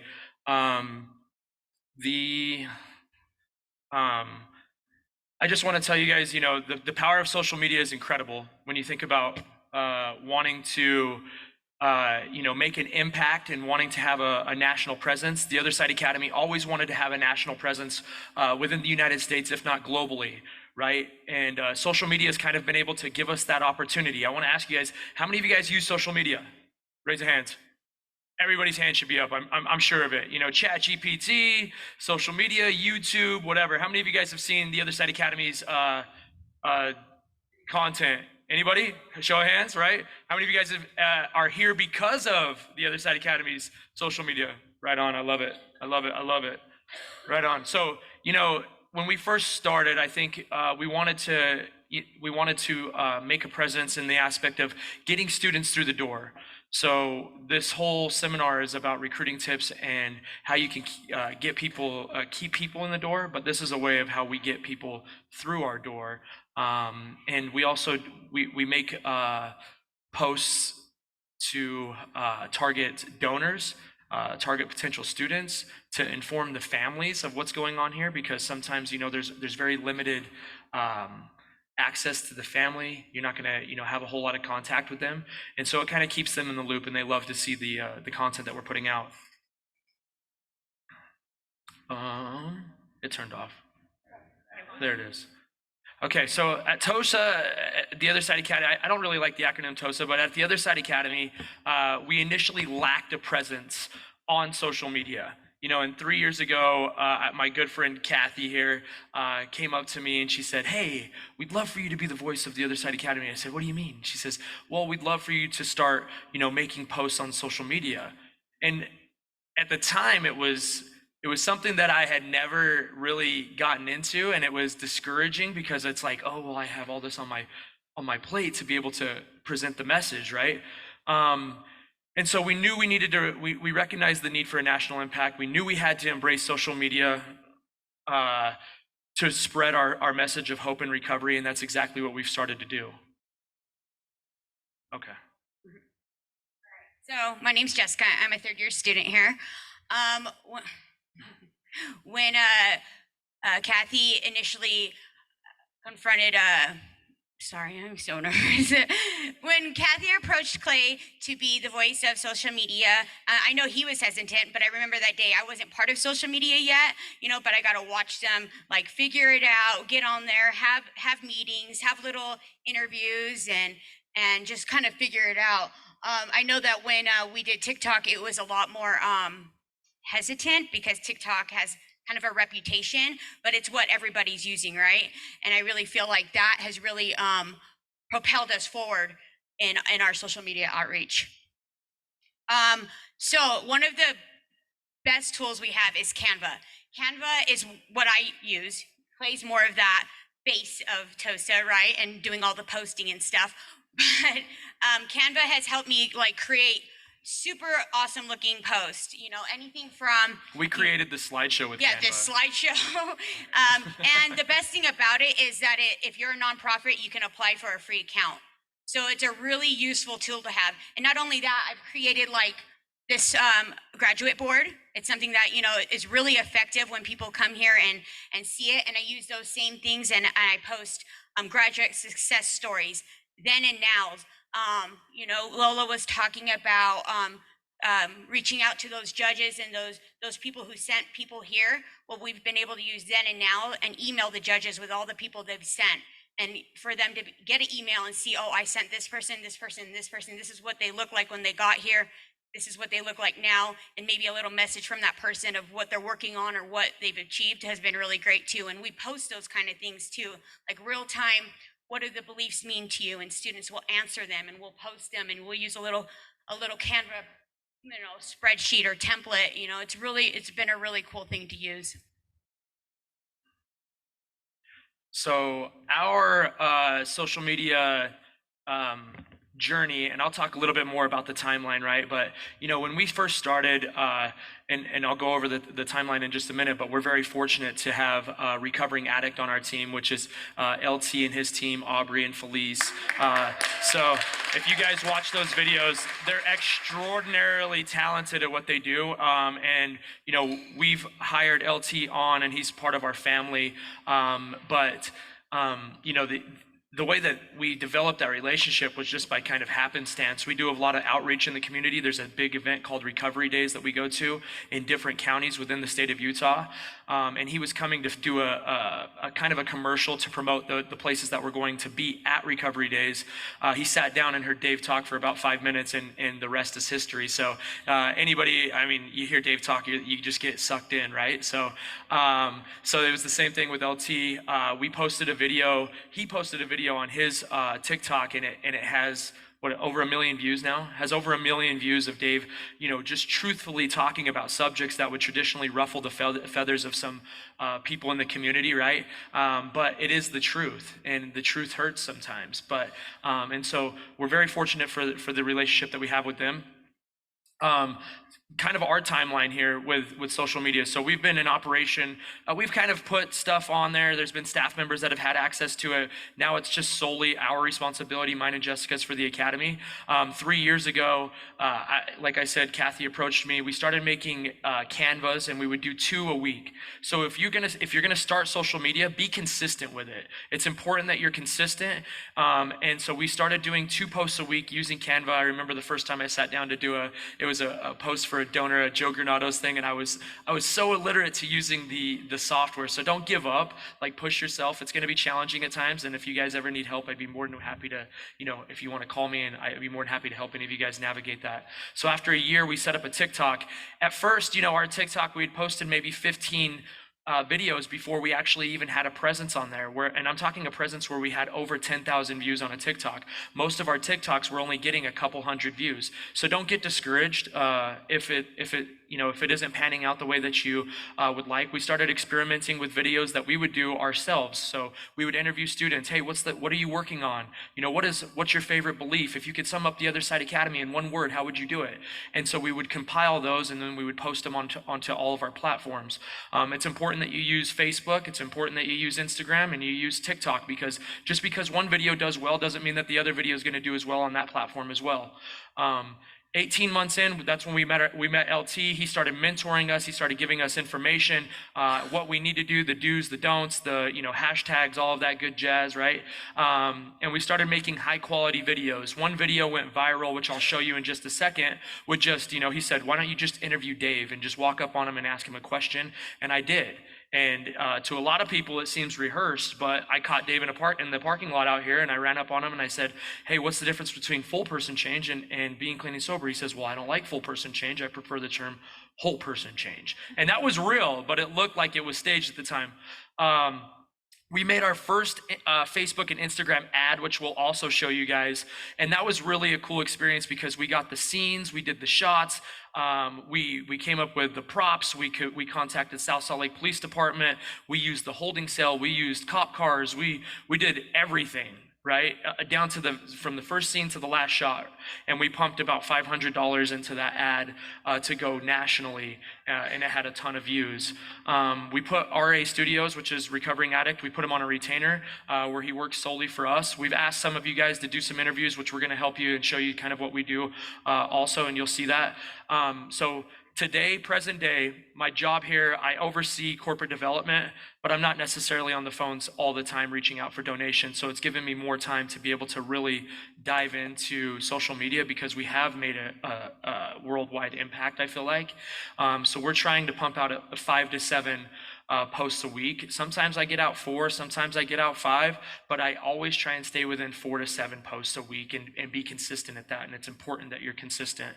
So we started to gain a national presence, and today we actually have that. I posted a video on Monday on TikTok. Right now it's at 117,000 views of Dave. So, answering all of the comments, and sometimes the comments are hurtful. Sometimes they don't agree with Dave, but that's okay. You know, we're going to help them to kind of hopefully see that differently, and we're going to be in communication with them. If they want to contact us, we're more than happy to keep that communication open. So.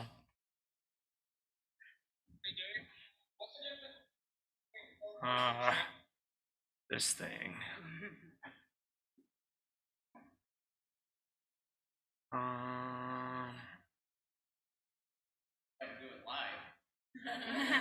Is it this cord? Discord. Okay, go to the next slide. Hey Dave, what's the difference between? Okay, here. Hey Dave, what's the difference between full person change and being clean and sober? Well, I don't know about full person change. I prefer to go with whole person change. And the difference is we can put somebody in a jail cell for a year by themselves, no drugs. They're clean and sober. Who cares? They can go to a program someplace and white knuckle it for 30 days and get clean and sober. Who cares? I think the term clean and sober should be a felony using it. It should be about whole person change. If you're a drug addict, and I was for 27 years, we're liars, we're cheaters, we're thieves, we're manipulators, we're self-centered, we're self-seeking, we're selfish, we're violent emotionally, we're violent physically. Go ahead, get me clean and sober. Who cares? I was clean and sober 1,000 times from Sunday when I got incarcerated. The day I got out, I went back to using again because I didn't go through the whole person change process. Learn to be honest, learn to be accountable, learn to have integrity, learn to be dependable, learn to be a good human being, making good choices and being a contributing member in our community. Thanks, Dave. You're welcome. So, yeah. Well, thank you. Am I on? Can you guys hear me? So it's kind of crazy, you know, you never really know what kind of impact a video is going to have. When we made that video, we were not expecting 2 million views, let alone 1.3 million views in the first week. Our phone lines were popping off the hook. We were answering questions. There was people wanting to start a therapeutic community. There was people wanting to know how they could be involved. How could they volunteer? How can I get my son or daughter there? You know, and it was absolutely insane for just a little bit. So just know that if you're going to prepare those videos, be ready for the repercussions and be ready to handle that type of influx, right? So that video today has over 2 million views on TikTok, and you know, we'll get into some of the statistics right now with Jessica. So our social media surge and success has really skyrocketed. As you can see, these numbers, which we've had to change just since we made this presentation, this slideshow. I've already had to go back and change some of these numbers, especially on TikTok. It went off. But I mean, we started getting calls, and I worked at the front desk when that video went viral, so it was out of control. Like, people were calling, or like, that we seen you on TikTok, you know, and it wasn't just like young people, it was moms and grandmas. I'm like, you saw us on TikTok? Okay, cool. You know, I want to know how can I get my son there? And it was cool because these people were from all over the country. A lot of it was other people just, I want this in my hometown. You know, how can I get Dave to come speak? How can we get him on a podcast? How can we get him on a video? You know, can I come meet you? I have so many questions. I'm a counselor. I work for the justice system. There was people from everywhere, and it was a lot. It's just been awesome. And I think you can go ahead. Okay. The biggest, one of the biggest things is helping other people. Like Soul Recovery and Harvest Academy and Red Barn and all these other people who are trying to start something, and they just want to know how to make their program better. You know, we definitely can't put a bench in every city at this moment, but we can definitely help share the message and be transparent and help other organizations grow. And that's the biggest impact we can have, is working together to save more lives. So we wanted to show you that ad that we put that money into. It was really cool. I got to do the special effects, like the black eye and stuff like that. And just being able to work, like, it was like really cool. I can't imagine the amount it goes into making a movie or something like that. But it was really cool. And right now we're in the works of making some commercials for women, geared towards women. And that's where I feel passionate about, obviously, you know. But here's our commercial for the movie.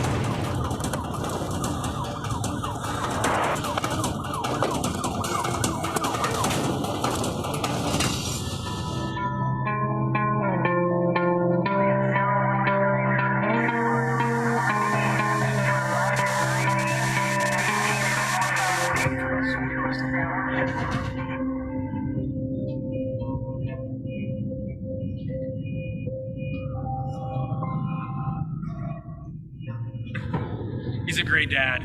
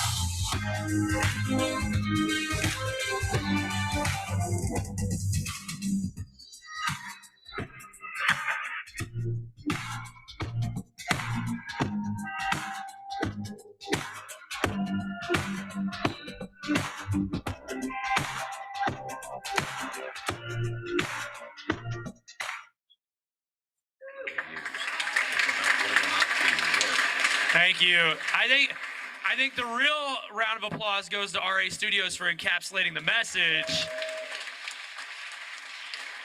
You know, it's important, you know, it wouldn't be anything if, you know, we can sit up here and say, hey, this is what we want. This is how we want to do it. This is, you know, it's one thing to have all these ideas and creativity and things, but to really have somebody who can capture that message for you, that's important. So. It's also important when it comes to TikTok and Instagram. I don't have TikTok, I don't have Instagram. It doesn't matter how many views you get. Who cares if there's 10 million views if the phones don't ring? It doesn't matter if they like it for the wrong reasons. The only reason why you want to do it is it influencing and inspiring people to reach out to the Other Side Academy for help. That's the only thing that matters. All right. All right, guys. So, you know, we talked about kind of how one video could have an impact on TikTok, but it doesn't have the same impact on Instagram or whatever. So here's one of the videos that did really well on Instagram, but didn't really do well on any of the other platforms. So. I was stabbed in the face, both shoulders. I had a broken rib and a severed aortic artery. One sec. Sorry, guys.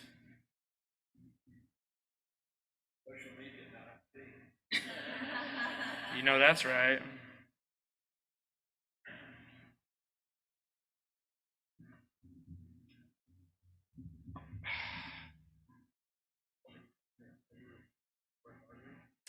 I'm so sorry, guys. This is crazy. Just do this. I was stabbed in the face, both shoulders. I had a broken rib and a severed aortic artery. I was homeless up in the canyons. I couldn't get out of it. I was always stuck. I was addicted to meth. I ended up trying to be a hero and ended up getting stabbed about a little over 8 times. I bled out. I was in a coma for 4 days. And then when I got out, I got arrested for acting crazy in the streets because Abby was still out there trying to get me. They took me to jail on a warrant, luckily. I sat there for about 3 months, and I found a flyer for the Other Side Academy, and 3 years later, here I am. The Other Side Academy has given me dignity, hope, strength, relationships, honesty, and a great work ethic. My favorite part about being here at the Other Side Academy is being able to help others who were just like me to come out of their struggles and become better people. So sorry for the technical difficulties. Like Ted said, we are social media, not IT, so I do apologize. Go ahead. So, in conclusion, TOSA's journey has been nothing but transformative. I think that it's really important that you guys really embrace these platforms if you're really looking to really reach people out there and gain recruitment and get the message out there, because somebody knows somebody, right? And the more that you can get your message out there, show your success stories, show what's going on there, be real, be human, you know, just humanize this whole thing on social media.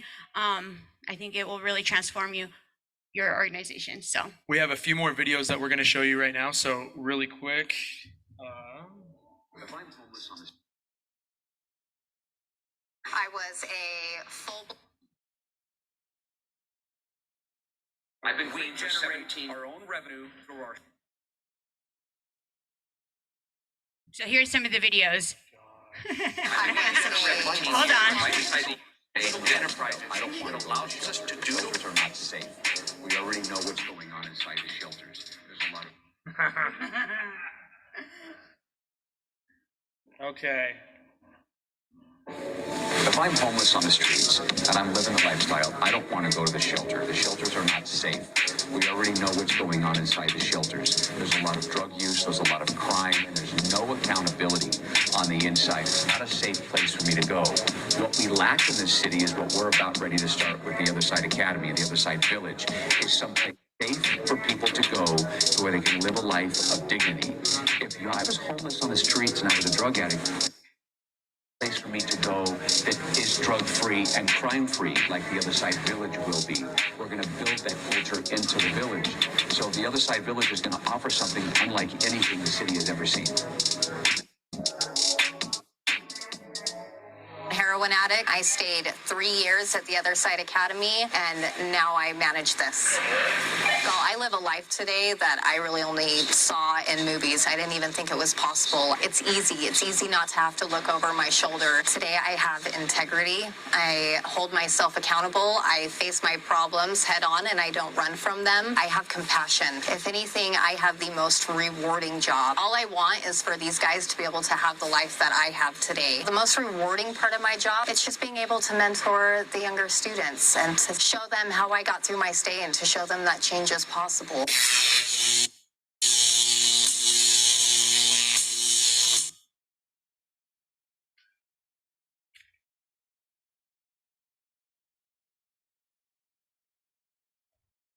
I've been clean for 17 years. If I decide to use today, it isn't because I woke up in the morning and my disease kicked in, sucked me over to Flacco's house to pick up some dope. Well, relapse is part of recovery. Tell me that as a drug addict and I'm going to continue to use and say, well, it's part of recovery. Go ahead, give a drug addict an inch, they'll take the whole damn yardstick. We're killing more people than we're helping with that methodology. It is not disease. It is a decision. There's not a person watching this video right now that doesn't have bad things happen to them. Just because something bad happens to you or something reminds you of something doesn't use. We make excuses for people, and that's why the problem's getting worse, not better. The reason why I went to jail and prison drug addict is because I was a liar, I was a cheater, I was a thief. Go ahead, get me clean and sober. If I don't change those behaviors, I'll go right back to using again.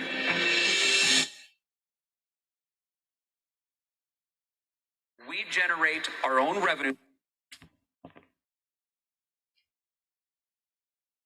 through our social enterprises that allows us to do the work and keep the students in the mode of practice every day without charging them anything to be here. But aside from that, the work component is extremely, extremely important. It gives the students the opportunity from the day they get here to not just learn about the things that brought them to the Other Side Academy, but to learn how to work and to then be self-sustaining, to generate the revenue that is required to keep the doors open so we can continue to help people without charging them anything to be here. Well, I do apologize about all the technical difficulties. We went through this presentation a couple times before the week started, and it went off without a hitch. But we just we adapt and we move on, and we are okay with some stuff these days. I think it's important to say that we should all embrace the power of social media by spreading the message of the gospel of our organizations. We can collectively work towards reducing the staggering overdose statistic in our country. 1 person every 13 seconds is dying in this country because of overdoses and things like that. And if we can get our message out there to the world to be able to save more lives, then that's what's important. Social media is king, and it's how everybody engages these days. I'll tell you this, one of the red flags for me when I got hired on as a staff member, I said, I'm not gonna have social media, and I've stuck to that today. Even though I run the social media for the Other Side Academy, I don't have a Facebook, I don't have an Instagram, and I've stuck to that. So it's important to, recognize red flags and to stick with that. I just want to thank everybody for, listening to this and, bearing with all the difficulties that we've had throughout this presentation. But if you guys have a second and you would love to follow us, here are our handles on Facebook, TikTok, and Instagram. Are there any questions? Whoa. Okay. Yeah. Why not Twitter? How did you come to these? Did you do research, or how did you come to these? So, And then also, real quick, one other question, if I Yeah. can add.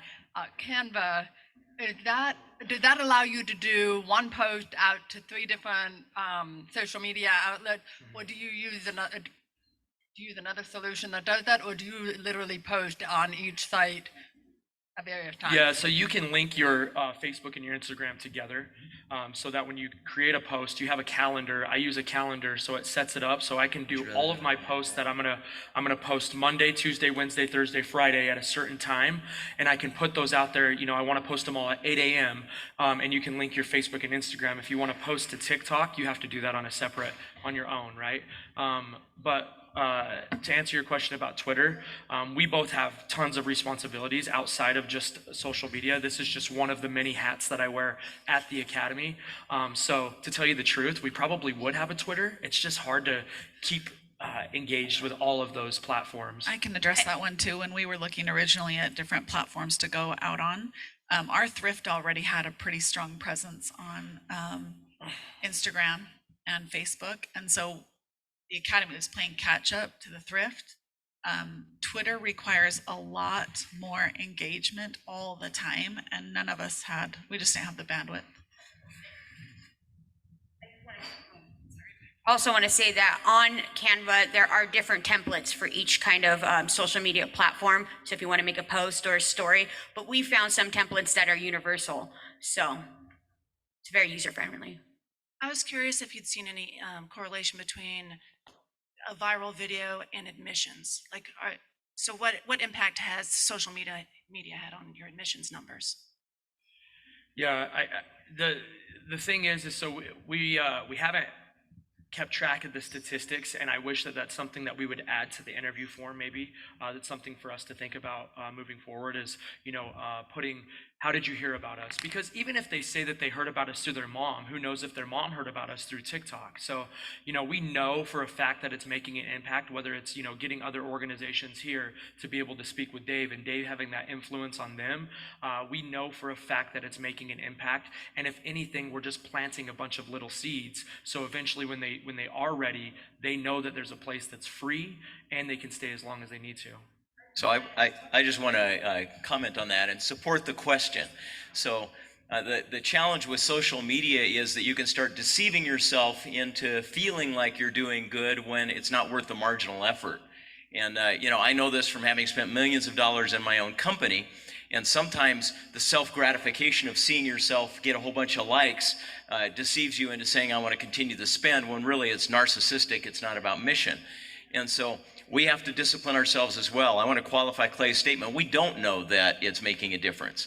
And we need to continue asking that question, because if we're putting that amount of effort and money into something, it ought to be producing a reward or a mission benefit. So.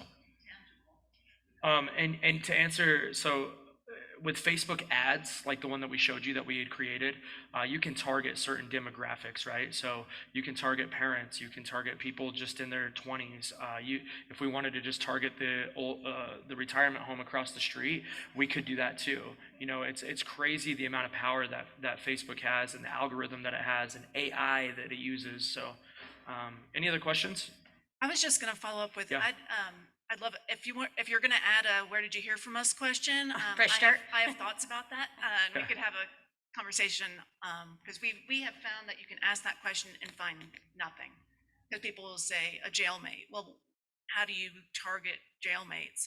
So you gotta. We have that struggle of how do you ask that question and actually yield something useful. Yeah.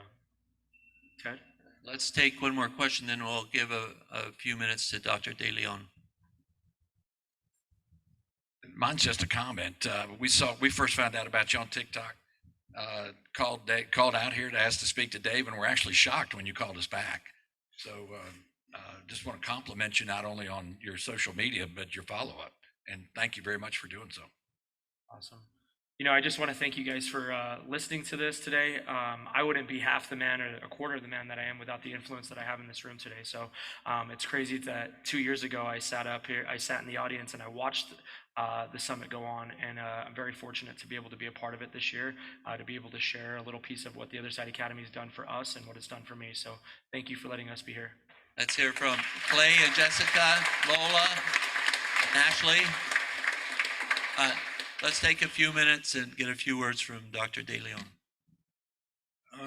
Strange as it may seem, it'll be a few words now, but it's a much longer conversation, the whole issue of recruitment. So I'm a little frustrated with myself that I actually was not taking a lot of notes or any notes. So you can see how arrogant I've gotten in these years. I'm glad to hear that you're going to actually, first point, that you're going to actually evaluate what's going to be the payoff of the social media in terms of actual recruitment rates.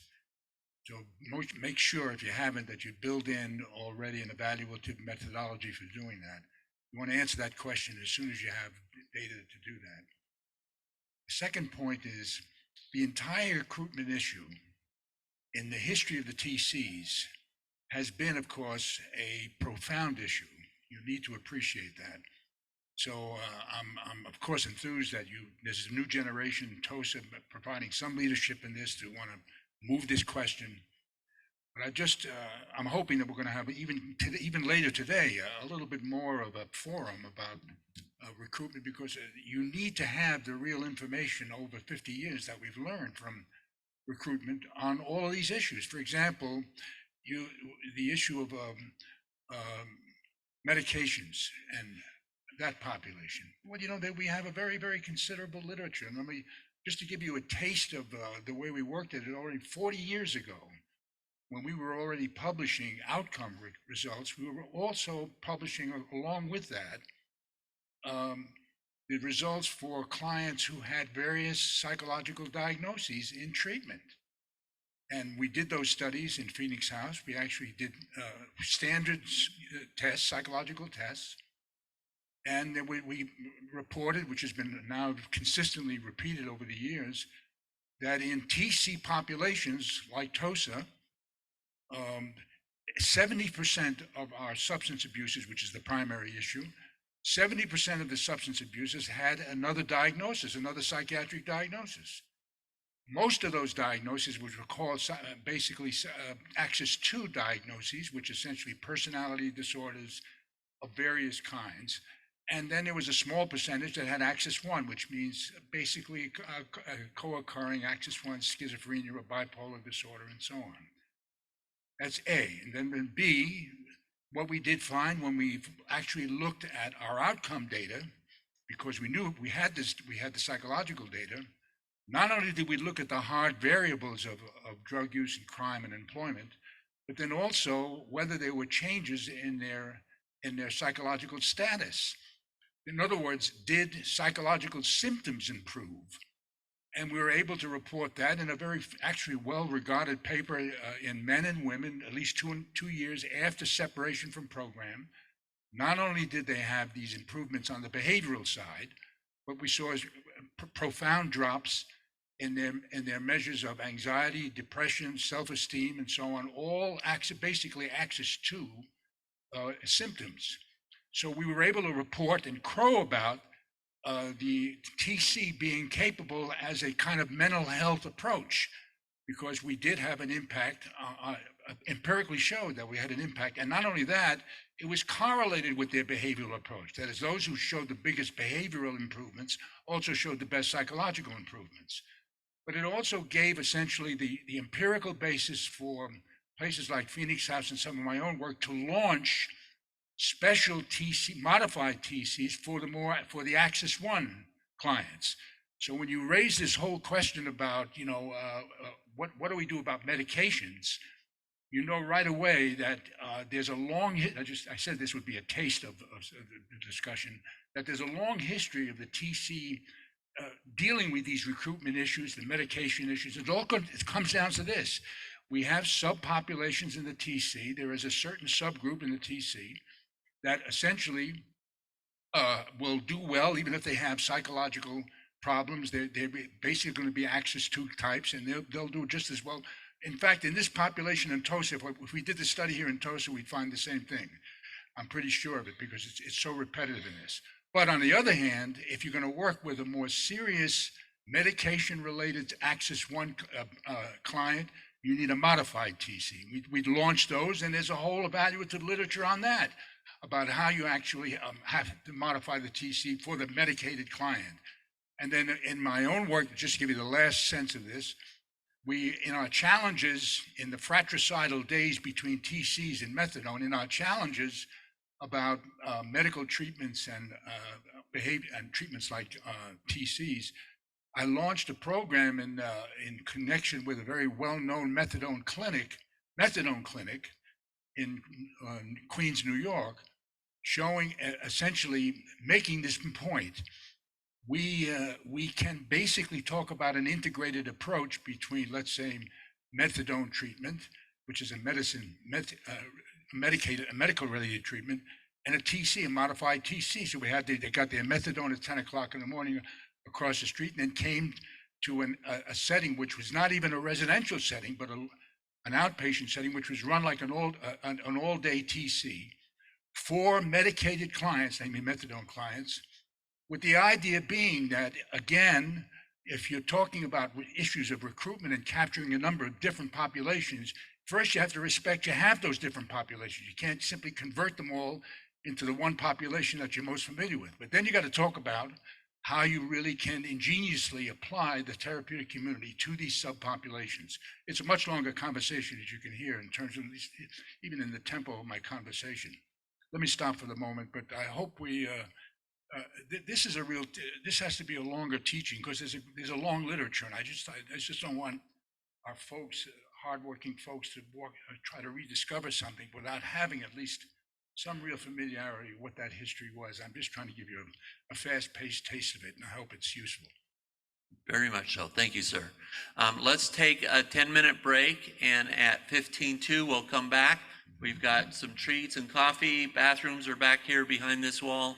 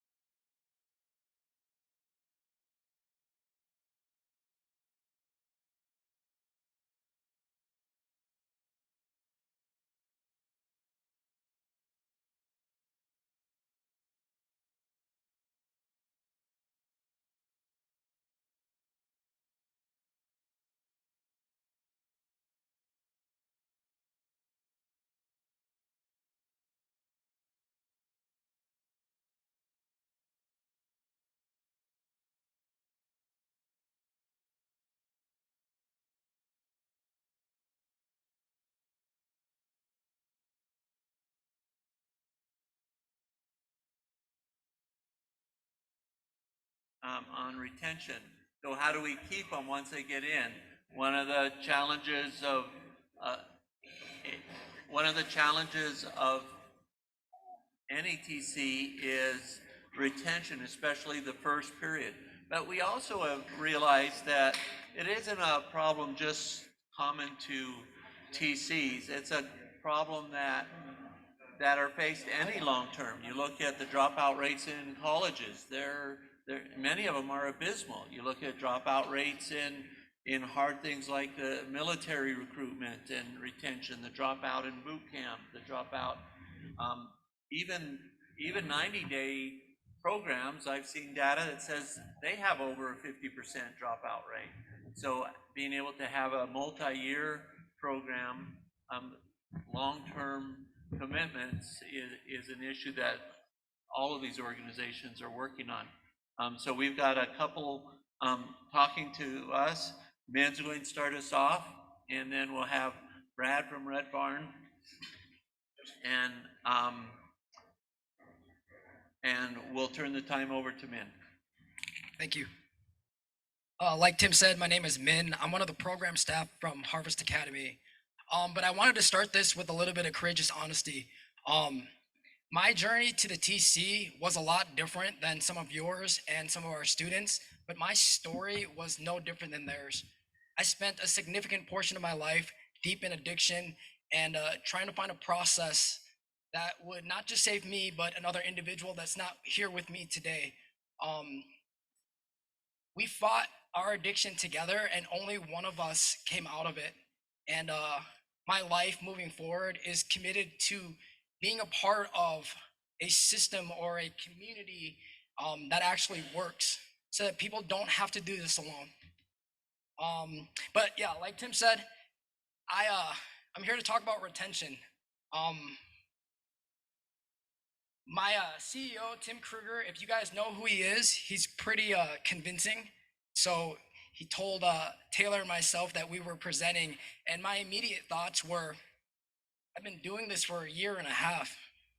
What do I have to offer this room? And what I have to offer is what has worked for us, right? And that's just it. I'm just gonna be courageously honest, tell you what has worked for us and what has not, and then hopefully gain some insight into what you guys have found, and hopefully we can take that back and make our community better. So I wanted to share this right here. I was out at Red Barn, I think the earlier part of last year, and I was listening to a guest speaker, and he said this right here. He says, our job is to shape culture, and it's the culture that goes on to shape character, right? And what the culture in a TC is, it's that community's identity, right? In a TC, we don't use medication, we don't use therapy, we don't use any like conventional treatment, right? We use our community as the catalyst to promote change. So what do? I know it's been brought up a few times already, but it's that interview process, right? And that interview process starts with a handwritten letter, right? We ask the individual to sit down and put on a piece of paper their entire life, pretty much, who you are and why do you want to come to Harvest Academy, and what are you willing to do to change your life. Once they write that letter, then we schedule a face-to-face interview, right? This interview is our means of gauging an individual's self-directed will to change, right? We can't have individuals having external reasons for why they want to change, right? Because if that external reason disappears, then people quit. So after the face-to-face interview, if they are accepted, we will go pick them up, and immediately we will search this individual. That is not just to keep that individual safe, but it's also to keep our community safe. The well-being of our community will always be more important than the number or the amount of people we have in our program. We have a very structured intake process. So once the search is completed, we immediately place that individual on the bench, right? And while they're on the bench, they're prompted pretty much 3 pretty straightforward questions. Why are you, who are you, why are you here, and what are you willing to do to change your life? And we don't really give this individual like a set time on the bench. I mean, it could be somewhere between 30 minutes, it could be a few hours, but it's all meant for this individual to sit there and kind of marinate. Why are they here? So once they get off the bench, we immediately cut their hair, we lock up all their personals, we explain there's a blackout period, and that is all meant to strip this individual of their former identity, right? Because, let me take a step back. I do spend time explaining that the bench is that portal in and that, yes, sir.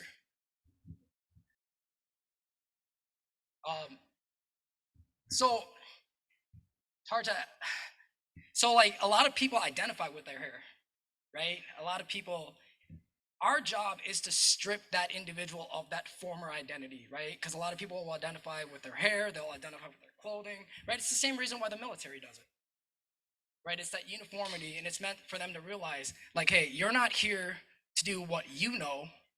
You committed to our way of life. Not my way, not any individual's way, but the Harvest Academy or the TC way of life. So after that, you know, we're pretty much, so that right, the first 2 bullet points there, that's pretty much our intake process, right?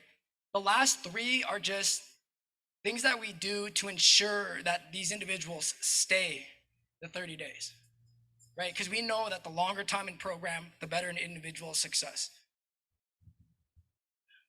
Completely forgot why I put commitment up there. But let me skip that bullet point because I don't think I meant to put that up there.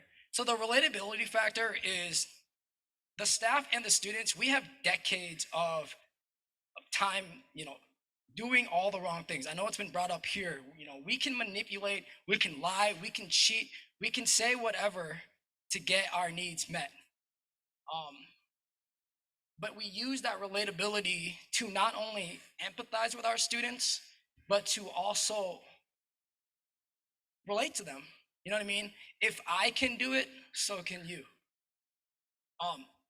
Additionally, on the relatability topic, we placed a lot of pressure with our, like, the senior students, right? I myself didn't necessarily go through Harvest Academy's program, but I have senior students that have, and they can use their experience and their relatability to guide new students in our community, and you know, they'll understand the emotions, they'll understand every single thing that comes up because they themselves have gone through the program. And so that not only allows them to use their story to help others recreate theirs, but it also empowers them, and it helps them grow too. Culture, you know, I touched on this in that quote that I put up there, right? The culture is the community's identity. For example, if an individual comes into our community and they see that people are war storing, people are talking about what they used, people are talking about their jail sentences and their prison sentences, the impression that this individual is going to get is, this place is the exact same as any other place I've been. And if this is what I'm seeing now, why would they buy into our program? You know what I mean? If I can get the same stuff on the streets, if I can, you know, if I can just lie, manipulate, cheat, why would I buy into Harvest Academy's way of life? Right? So we ensure, not only do we remind our students, sometimes in very colorful ways, that what they say, what they do has a ripple effect on the people that come through this community, right? We have a saying in our community that the newest students are our most vulnerable students. They're also the most important student, not because they're the most important people, but because they are the least separated from that lifestyle. Think about a relationship. You know, you're going to be more willing to walk away from a relationship that you've only been in for 2 weeks as opposed to one that you've been in for years, right? Like, our senior students are going to be less likely to just walk away from our program, but you don't know if a conversation or if an experience in the community is going to set one of our, we call them interns, set our interns off, and they just choose to walk away. And we have a very structured daily schedule. From the very second that they wake up to the time they, you know, lay their head on the pillow, they have something to do. They're responsible, and people rely on them, and that builds that, hey, it's not just about me anymore. right? And that's that connection aspect. So what has worked? We actually had to just structure our intake process, right? We used to have a very kind of, they come in, they sit on the bench, and then we did the haircut, all that. But we started to just document this. Every single individual now has to go through the exact same experience when they are being assimilated into the community. It's the same process. We explain the why absolutely behind every single thing that we do. Why do you guys have to get searched? Why are you sitting on the bench? Why do we cut your hair? Why are you not allowed your own personal belongings? You know, the why. And the reason why the why is so important is because knowing allows you to say, understanding allows you to do, right? And the more that we can explain why, the faster this individual will just buy in. I've already talked about this, daily planning and routine, right? We know based on, I think some research there, we know that it takes about 90 days, right, to break one bad habit. And so we tell these guys, you're gonna have to get up and you're sometimes gonna have to do the same thing for 90 days. You're gonna have to wake up, you're gonna have to clean, you're gonna have to make breakfast, you're gonna have to cook for the community. And that's all meant to teach these guys that you have to have a routine, right? And what I tell the guys in our community is, in the midst of chaos, routine is your umbrella, right? When you're standing in that storm of chaos, routine is what you're gonna fall back onto. And if you don't have a productive routine, you're gonna fall back onto what you know, and sometimes what you know is what led us here. Again, explaining the why behind everything we do. The senior students, myself, Taylor, everyone on our team, we are constantly telling these guys, why do we do what we do, right? It's also fair too, because you can't just tell somebody to sit on the bench for 2 hours, because then they'll just sit there. And they're not gonna understand, oh, why am I doing this, right? Maybe you guys might have other insight, but for us, what we found is the better that we can get people to understand what they are doing, the easier it is that they'll assimilate. We've also noticed that if we bring interns in as groups, so we have 6 individuals that I'm thinking about right now, our top 3 students, and we have a group of 3 freshmen. We've recognized that if we bring these individuals in as groups as 3, they're almost, I don't know if it's like a guarantee, but they're more likely to succeed. I don't know if it's like this verbal commitment that they made, or if it's this like invisible, I don't want to be the first guy to quit. But for whatever reason, we find that if we bring newer students in as groups, they're more likely to make the 30 days, and then the 60, the 180, and then the 1 year mark. We also find that setting clear expectations, being clear and firm, telling them to not focus on the past, not to focus on the future, but be right where your feet are at. The only thing that we tell our interns that they need to worry about is what they are doing in this moment, the here and the now, right? And because we know that if you go back into the past, you'll live in depression, and we know that if you live in the future, it'll just make you anxious. So be where your feet are at. This complete ownership, I added this just because, yes, we hold our students accountable for absolutely every single thing that they do, right?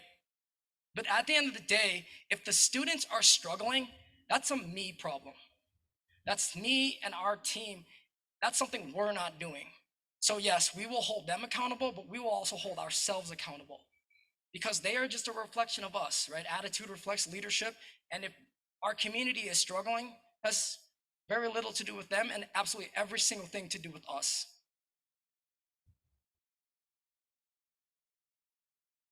So what we've learned, to not put numbers over readiness, right? Our goal isn't to build the biggest facility, the most immaculate facility. Our goal isn't to generate revenue. Our goal isn't to run businesses. Our goal is to help people. So for us, if we ever place numbers over readiness, then we're not doing what we say we're here to do.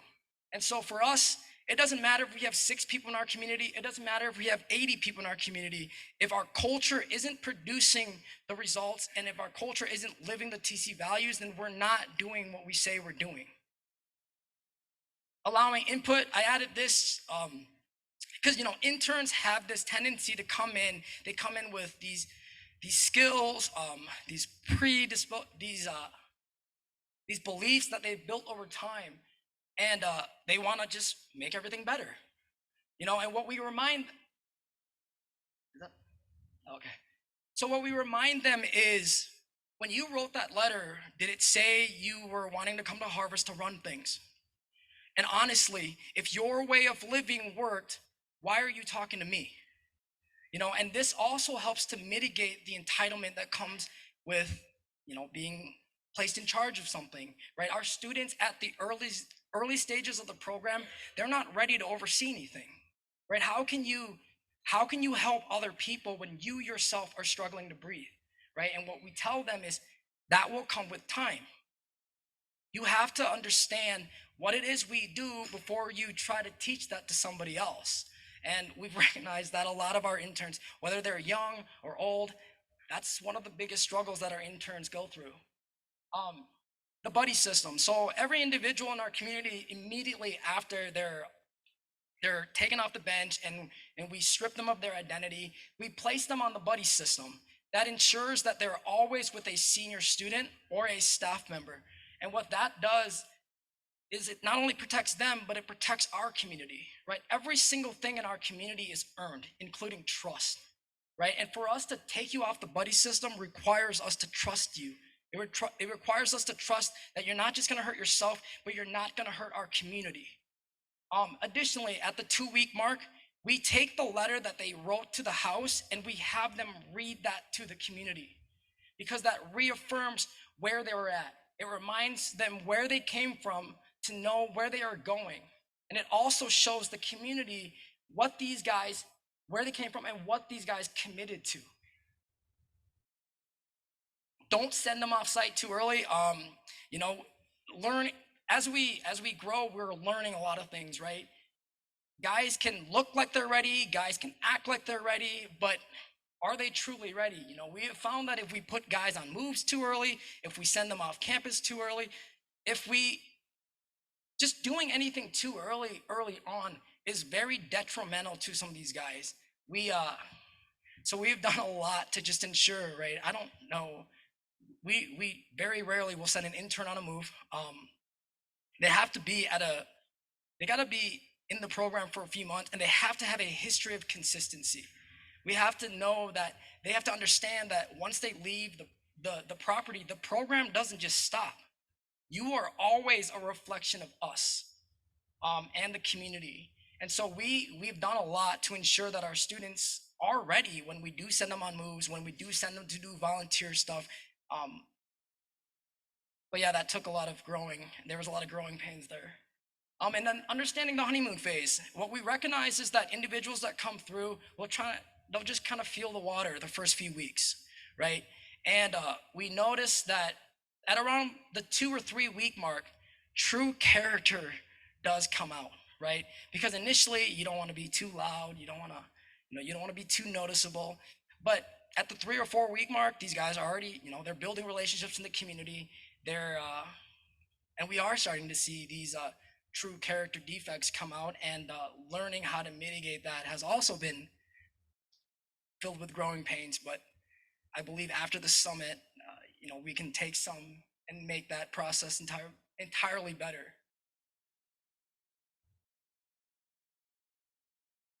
And that's all I really had. Any questions?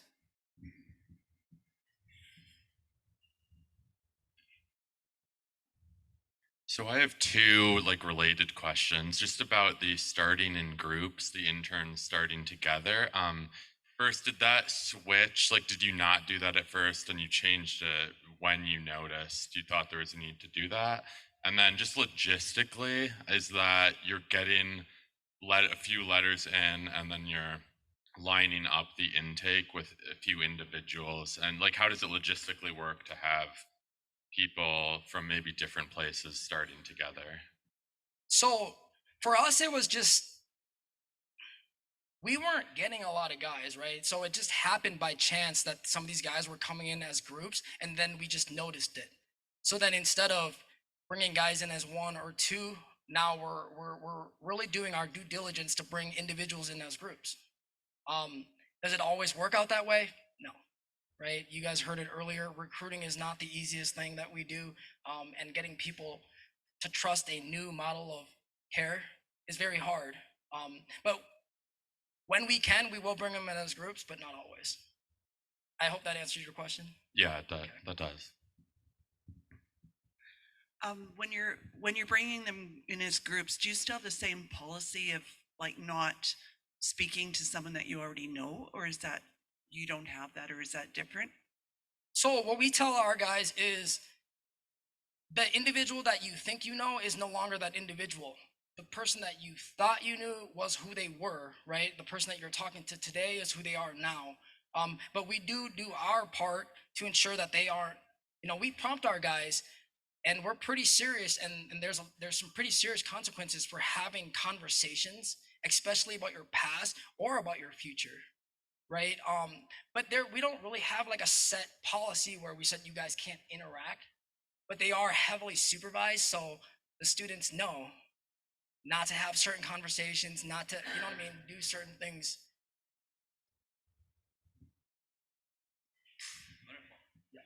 Can you shed light more on the routine and how that looks like with the classes, your routine? Can you say for that the again? new I'm sorry. clients? So how does that routine for each new client looks like? Oh, okay. So I can at least give you the intern, right, perspective. Our interns are up around 4 o'clock in the morning, right? And the first thing, they obviously do their hygiene, and then immediately they're going into prepping breakfast for the community. Once they're done, is that what you're asking, is like what their schedule looks like? Okay, so they prep breakfast. Once they're done with breakfast, it's served, they do the cleanup, and then they go on to do what we call morning maintenance. Morning maintenance is they clean the entire facility. And they'll do this for months, the same way, every single day, in a routine, and it's that repetition. But then once they're done with the morning maintenance, there is a walkthrough by a senior student or a staff member. We walk through and we will find things to pull them up for, because that also teaches them how to take feedback, right? Because ultimately what we're trying to teach them is feedback is not an attack on what they're doing, who they are, it's ultimately an attack on what they're doing. Sometimes it's character too, but so every single thing that we do within the schedule is meant to kind of just assimilate them into the community. But once morning maintenance is done, they have to go on and do facility work. And that can be anything from chopping logs to building a chicken coop, or hauling rocks from the pond to the front of the house. It's all just physically demanding, but it also establishes our boundary for work ethic. The bed that you're sleeping in wasn't just given to us, it was earned. It was earned, and it was earned through a previous brother, right? They shouldered the burden so that you yourself can now have a bed, and now it is your expectation to do the same. Anyone else? Awesome. All right, thank you very much.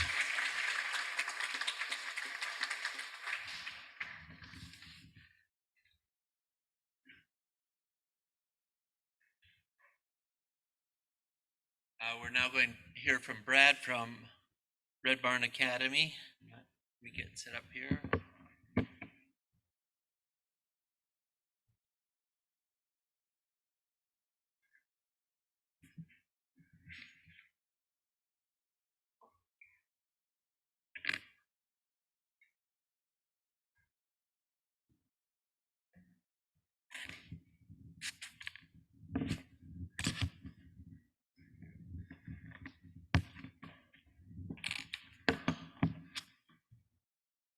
Everybody hear me okay?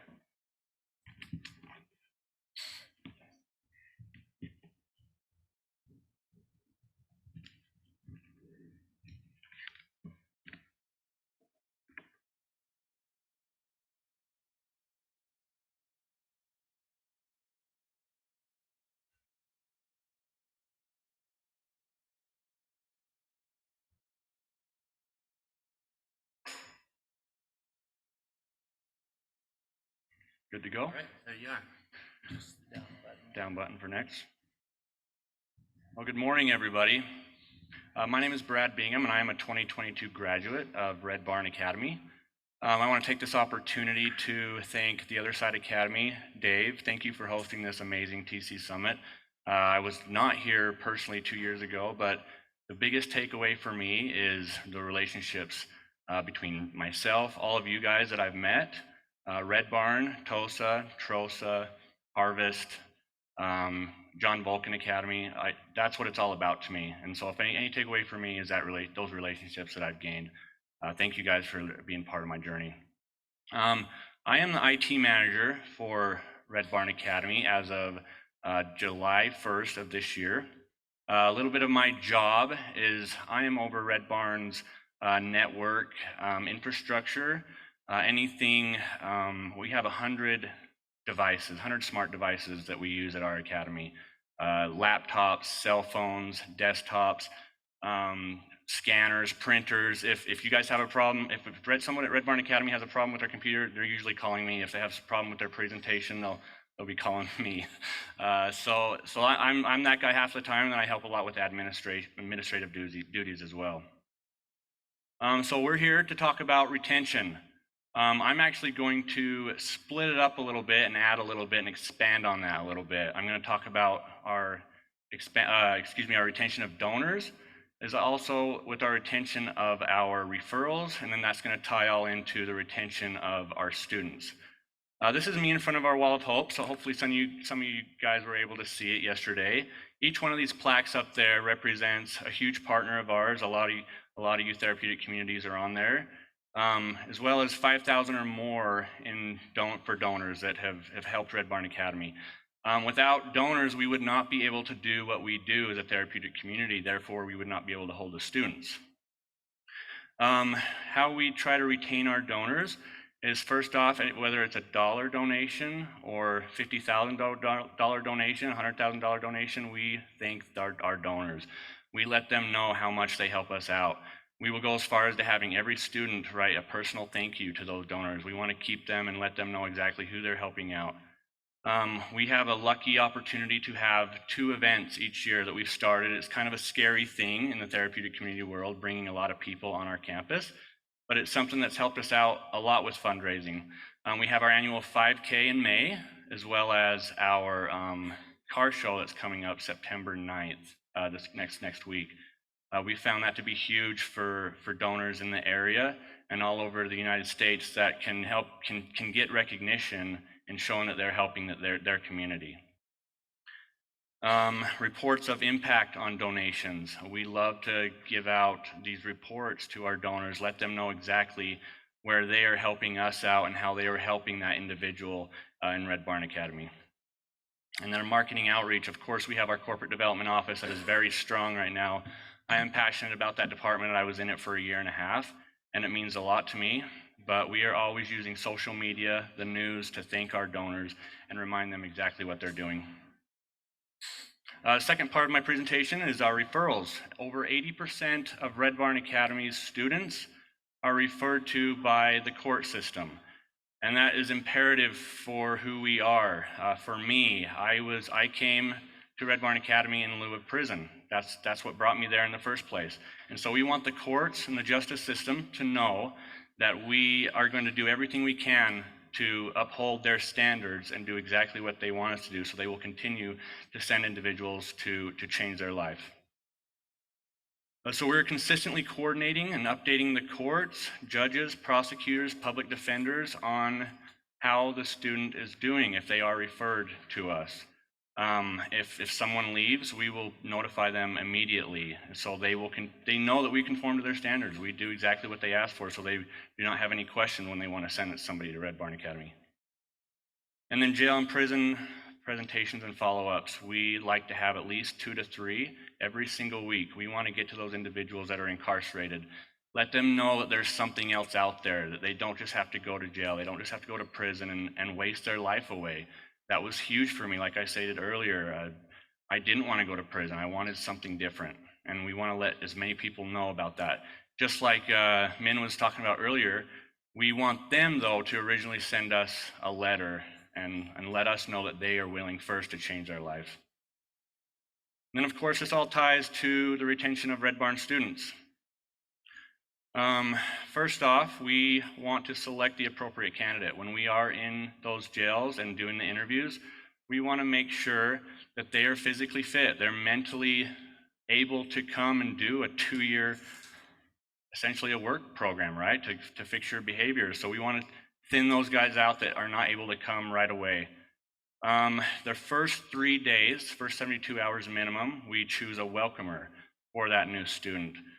We go through a lot of time in choosing that welcomer. We want to make sure that the newest guy in the house is going to feel somewhat comfortable during those, as comfortable as you can during those first 72 hours with somebody that they could potentially relate to, somebody that they can maybe open up to better, someone that they can ask those questions that need to be asked.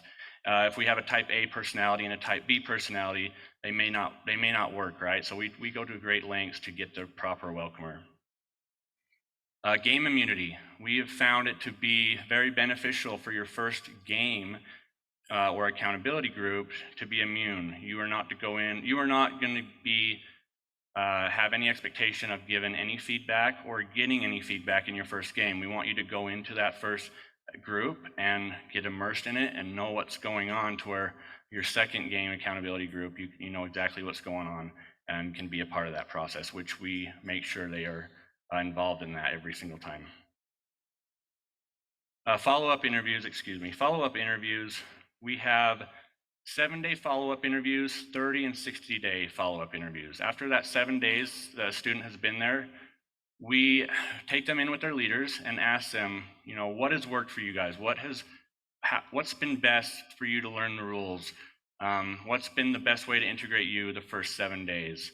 And we take that, and whatever has worked, we'll continue to use that for future students. And we also ask, you know, what didn't work? What was hard for you? Where did we fall short? How can we do better? And then we'll go and pivot and change and fix those issues for the future. And then our 30 and 60-day follow-up interviews are anonymous. We want those students to, if there is something that's doing well or something we can do better on, we want them to be fully transparent and let us know to where we can learn and grow. Senior students work as interns on the farm. This is mutually beneficial. As of late, we've cut back our moving crews going out, for one of the main purposes being having more senior students on the farm for the interns that are there for the first 30 days. We want to make sure, you know, you have 1, 2, 3, 4 interns going out alone and only seeing their intern manager only potentially every 20 or 30 minutes. We don't want those bad conversations. We don't want those people getting contracted up right away. We want those senior students to be with them all day to show them the ropes, up to 30 days until they can start going out on their enterprises with more senior students. And then, of course, that's mutually beneficial. When I'm helping an intern fold laundry, like, I get to know this guy on a deeper level. I get to learn his favorite color, what he likes to eat, all that type of stuff. And of course, that connection to me, which is opposite of diction, that helps me internally. When A helps B, A gets better. And then staff expectations. All of our staff members have an expectation to attend at least one game and or house activity every single week. Personally, for me, I love going to our tribe function. It's on Saturday nights. It's the end of a work week. And I get to connect with multiple students, and I get to really show, I like hanging out with the newer guys and letting them know, I'm not just a staff member up here. I've been through the program. I can help you guys out. Anything you're going through, please, you know, let me know. And that connection piece is huge for me. And I remember that when I was an intern, when the staff member did that to me, that truly helped me. So I try to implement that as much as possible. And then at the end of the week, we have our staff meeting, where we go over how our week was with whatever group we attended, as well as we go through our whole population sheet. You know, what guys at the bottom are struggling, what guys in the middle are struggling, what guys at the top are struggling, where can we move certain individuals within different departments to help them, what guys could be paired up and would help the best. So, and we go over that every single week, and that seems to be been pretty beneficial over the past couple months. For me, retention for me personally, when I first got there, and something Red Barn is trying to do as of late a little more, is be less punitive. we are truly trying to come to each individual's level. We have 51 students there right now. And when I go and do my rounds around our campus, I see somebody, a new intern, and I try to think truly, where are they at? What type of struggles are they going through? What could help this type of personality? And I just relate to them. I empathize with them. Hey man, I've been there. I remember missing my family. I remember being strictly here just because I did not want to go to prison. And we just try to empathize more as of late, to try to help the guys realize that we're all just a community of we, and we're all trying to get through this together until they can start sipping that Kool-Aid and really feel a part of it. So that's what I have. If anybody has any questions.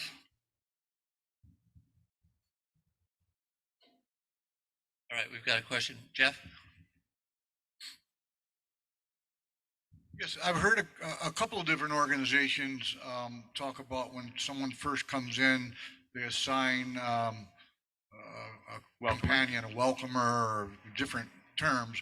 I'm just wondering how you come up with the time frame for that, because you said, what, 72 hours? It's minimum 72 hours. And I guess what I'm wondering, and I've heard other people say it, I'm wondering why 72 hours? That's just what it's been. It usually takes at least 3 days to get some of the basic rules. We have a couple pages full of rules that we go over, and we make sure we have that box checked as far as, do you know this information? If they do not know it, or they still are not getting it, they're still waking up late or not finding their welcomer or asking questions, we'll go another 1, 2, 3 days. It's really, that's just a minimum. We'll make sure you know the fundamentals, the rules, and until we finally set them free. So I have a question. We all have to start somewhere, and we have a smaller population sample that we're working with. And sometimes we may get 3 or 4 people all at once. Would you just group them all up with that 1 or 2 people that you would consider a senior and have them guide them, or how does that look? We'll usually always, with the newest guys, even if it is 2 or 3, we will always keep them usually in the kitchen and doing laundry with the kitchen or intern manager, strictly like the same building, just to keep an eye on and see where they're at. And then they have meetings almost every morning, and they'll go over, okay, this guy and this guy is not working together. Do we need to pair them up to figure it out, or do we separate them and one will go to the intern manager and go help with the animals and the other one will stay in the kitchen? It's just kind of case by case. But yes, for the first few days, they are stuck on the hip of the kitchen manager and or the intern manager, right, really close.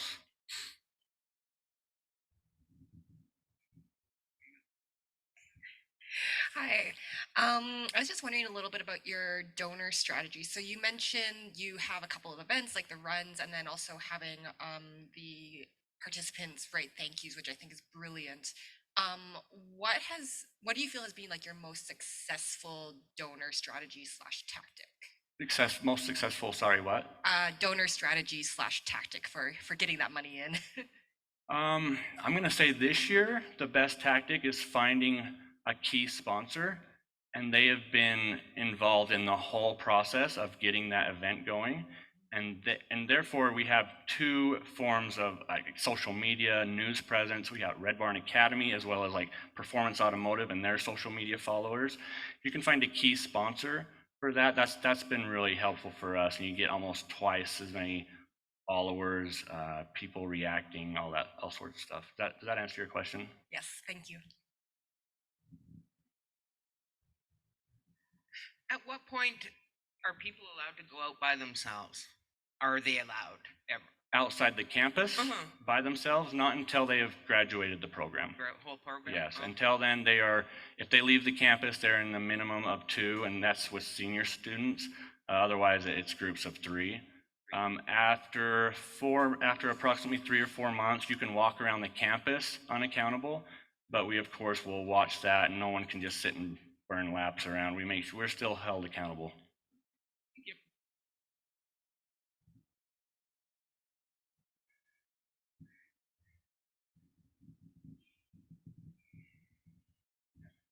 So sometimes lots of physical abuse is taken upon students prior to entering the program. So what is your your standard of accepting somebody determined on the physical abuse, like on their legs or, surgery needed? What's the standard that you have? As far as their physical abilities, they've got to be able to stand for 10, 12 hours a day. As far as I know, we've never been able to take anybody that is in a wheelchair. That's just, we got to make sure you're able to go do all of our enterprises. We do have some individuals that have pretty bad backs, and luckily we have Sticky Bird where they have to be on their feet, but they don't have to be running boxes all day on the moving company or back and forth at the thrift store. So luckily we can take some older individuals, some having different pains and that, but as far as not being able to walk or anything, we don't accept anybody like that.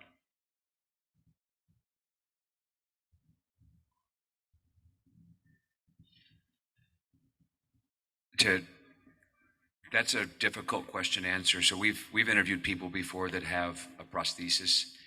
We accepted them. We look at each, for us, and we look at each case individually. I don't know if there's a standard so much. If there was, is can you become a member of this community? Can you keep up?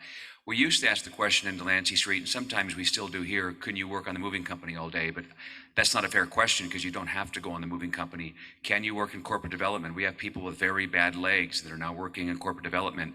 We're starting to take other people that we never did in Delancey Street, and we didn't when we first started here, that have more physical restrictions than we used to. So we're looking at that more closely.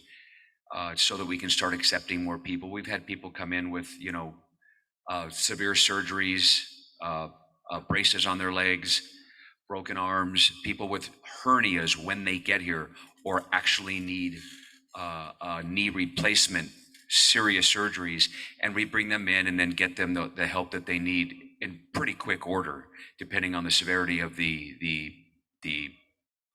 medical condition. So we're looking at things differently than we used to. The problem is in a TC, if you accept a whole bunch of people with medical issues, you almost cripple your ability to function as a TC. So you have to be careful how you do that. That's perfect. I would love to actually just go off that real quick. We had a couple individuals. We had one individual that had a knee replacement while he was at the barn. He's 54 years old, and we did the same exact thing. We were able to stick him in corporate development where he thrived. So I couldn't have said it better myself. Let's ask one more question, then we'll. So are there no laws that were governed to with regard to discrimination? So you can, as an institution, you can set exactly, this is our standard, and there's no violation of any laws with regard to that concerning discrimination? Do you have better insight on that?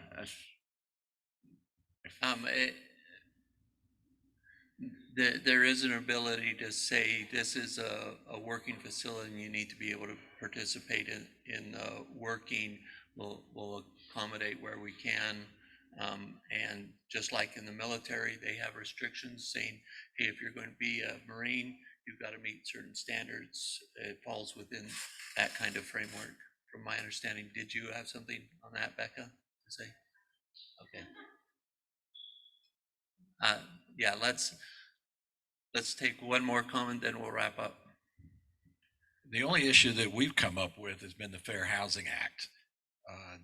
But for sober living homes and that type of thing, where we've tried to go in and meet with zoning boards and whatever, folks become upset. That's when the law has been very advantageous for us, because we can remind them of the Fair Housing Act, and it applies especially if you have substance abuse recovery.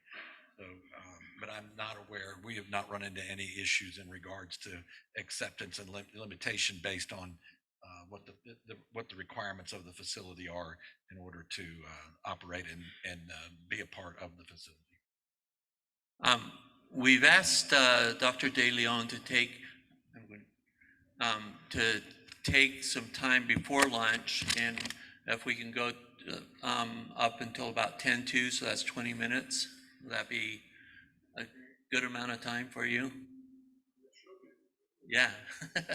And to talk a little more in depth about recruiting and retention, and some of these really important factors that that all of us are dealing with. Thank you. Am I on? Yeah. I got to use, I was trying to jot down, we only have a few minutes, so I was trying to prioritize what I think you would best be able to use in the way of information. So we're not going to have a wide open discussion about it. But the headline really of my comments, as I suggested a little earlier, was that the recruitment retention issue historically has been a major and well investigated issue in treatments in general, certainly all drug treatments, but certainly in therapeutic communities. And for those of you now that are in this generation of TCs, of course, my hope, and one of the reasons I keep doing what I'm doing, is to make sure that you're at least aware of that, so that you have a literature on this, know what was tried, not to discourage you, but essentially to give you an elevated platform for going forward in terms of what are the strategies. So some quick points, this be a little bit formal. What do we know, for example, about retention? We have a large literature on retention in all treatments, as a matter of fact, and certainly in therapeutic community treatments. I just want to review with you just what seems to be lawful about what we have learned, kind of a science, a little bit of a science mini lecture on this. What's lawful about what we've learned across all TCs? Looks like worldwide, looks like short-term TCs, long-term TCs. So you need to know this. And in fact, one of the earliest statistics on retention were actually gathered at Synanon. And even though they didn't publish, my own contacts with Synanon and former Synanon people have informed me, and I was able to see that they had a database on clients coming into Synanon. And what's remarkable about that database, the first TC for addictions in the world really, was a very characteristic report on how many clients came into treatment and what was their actually dropout rates. And I want to just give you that number. Now that's like 60 years ago, 60, 70 years ago. 50% of all admissions to Synanon were gone by 90 days. When I saw that statistic, it was already midway in my career, but of course, that's been the number that in every well-conducted retention study about, well, how many people drop out, it was not only that figure, which is how many get to 90 days, and as I just reported, Synanon reported, about 50% get to 90 days. So you got a 50% dropout rate in 90 days. But then my own work, which they didn't do, but that was clearly gave me an historical reference to what we were getting in Phoenix House, because I was already reporting statistics like that for Phoenix House from the time of its inception, really, 1966 and 70 and so on. And the point I'm making is right now, how lawful this was. The very first program, Synanon, we had data, it turns out, and that data was not very different than what we actually began reporting over decades across a lot of other stuff, a lot of other programs. Now, and not only is that lawful, let's say the 50% mark, but what I began to publish as the retention curve. I didn't expect my visit this round to be really a science visit. I didn't bring any of my old slides, so I'm going to try to make it graphic for you. If you looked at a retention graph, it was, your highest that came in here, and if you look at numbers of people who are going to last, let's say 12 months, there's a characteristic retention curve. Very, very well known, very familiar curve to anybody who gathers this kind of data in any program. Highest rate of dropout is in the first 30 days. In fact, the biggest bulge in dropout is in the first 5 days in urban TCs. And then if you follow it, the dropout continues, but of course it begins to reduce. But by the time you get to let's say 90 days, you got about 50% of the original admissions cohort were still there. But then something happens, which is after 90 days, the dropout rate begins to essentially become very small. So what I call this is the kind of retention function. So I know it sounds a little bit, scientist to talk about, well, why that's very important in terms of this discussion is, A, it is lawful, which means, wait a minute, regardless of which program you're running and even how you're running it, what do you say about something that looks so, which is quite lawful? You can probably do it in your own program, now that I've given it to you. As small and as big as you are, if you kept good statistics, simple statistics, how many came in 2023, and when did they drop out? How many dropped out, and when did they drop out? When they dropped out, you're going to get this curve. I can promise you that.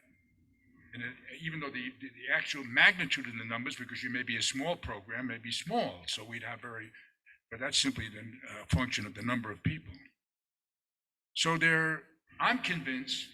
Keep my talk simple for you, the takeaway message. What I'm convinced of now after all these years is that I know what the retention process is. I see it. And it's this one that we're talking about. You got high dropout early, regardless of your program. If you're a very poor program, if you get the extremes in this, it probably, you'll even be higher in your program and so on. But I wouldn't worry about that for the moment. But just to be comforted by the fact, hey, wait a minute, we may be dealing with something cosmic and not personal in this respect, that we may need to know there's something about the whole issues of people coming into let's say, a treatment process, also incidentally true in methadone. So even though methadone holds more of its people for 12 months than TCs do, because the medication will hold them for that, but the curve is the same. They get high dropout early and so on. So there's something very, very lawful about the issues of people coming into a situation, coming into a treatment situation, any treatment situations, true also in outpatient counseling treatments and so on.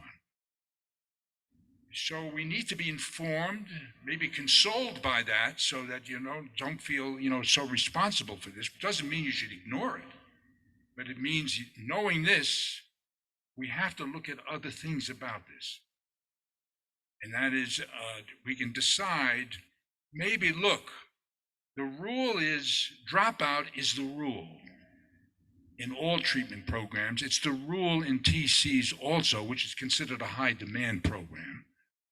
And if we begin with that understanding, we can then examine the whole issue of how do we want to improve our retention rates? And you could certainly look at that. I certainly got very, very caught up with that question for many, many years, and I still am. I listen to every one of these presentations to see, even of programs that don't know the whole literature, they may be doing something quite striking in terms of holding their people early on. Haven't heard it yet, because I'd have to see really what your own data are about. Well, it doesn't mean, again, the point is, it doesn't mean just listening to this little brief review of this. Should we ignore the retention issue? Or should we invest a lot of energy and time and energy in holding people in treatment? Well, let me give you some more information. So that's the retention curves. So what do we know about then? Well, what are the predictors? Do we know anything about why that happens? And of course, there's a big literature on who drops out. In other words, is it men? Is it women? Is it minority groups? Is it adolescents and so on?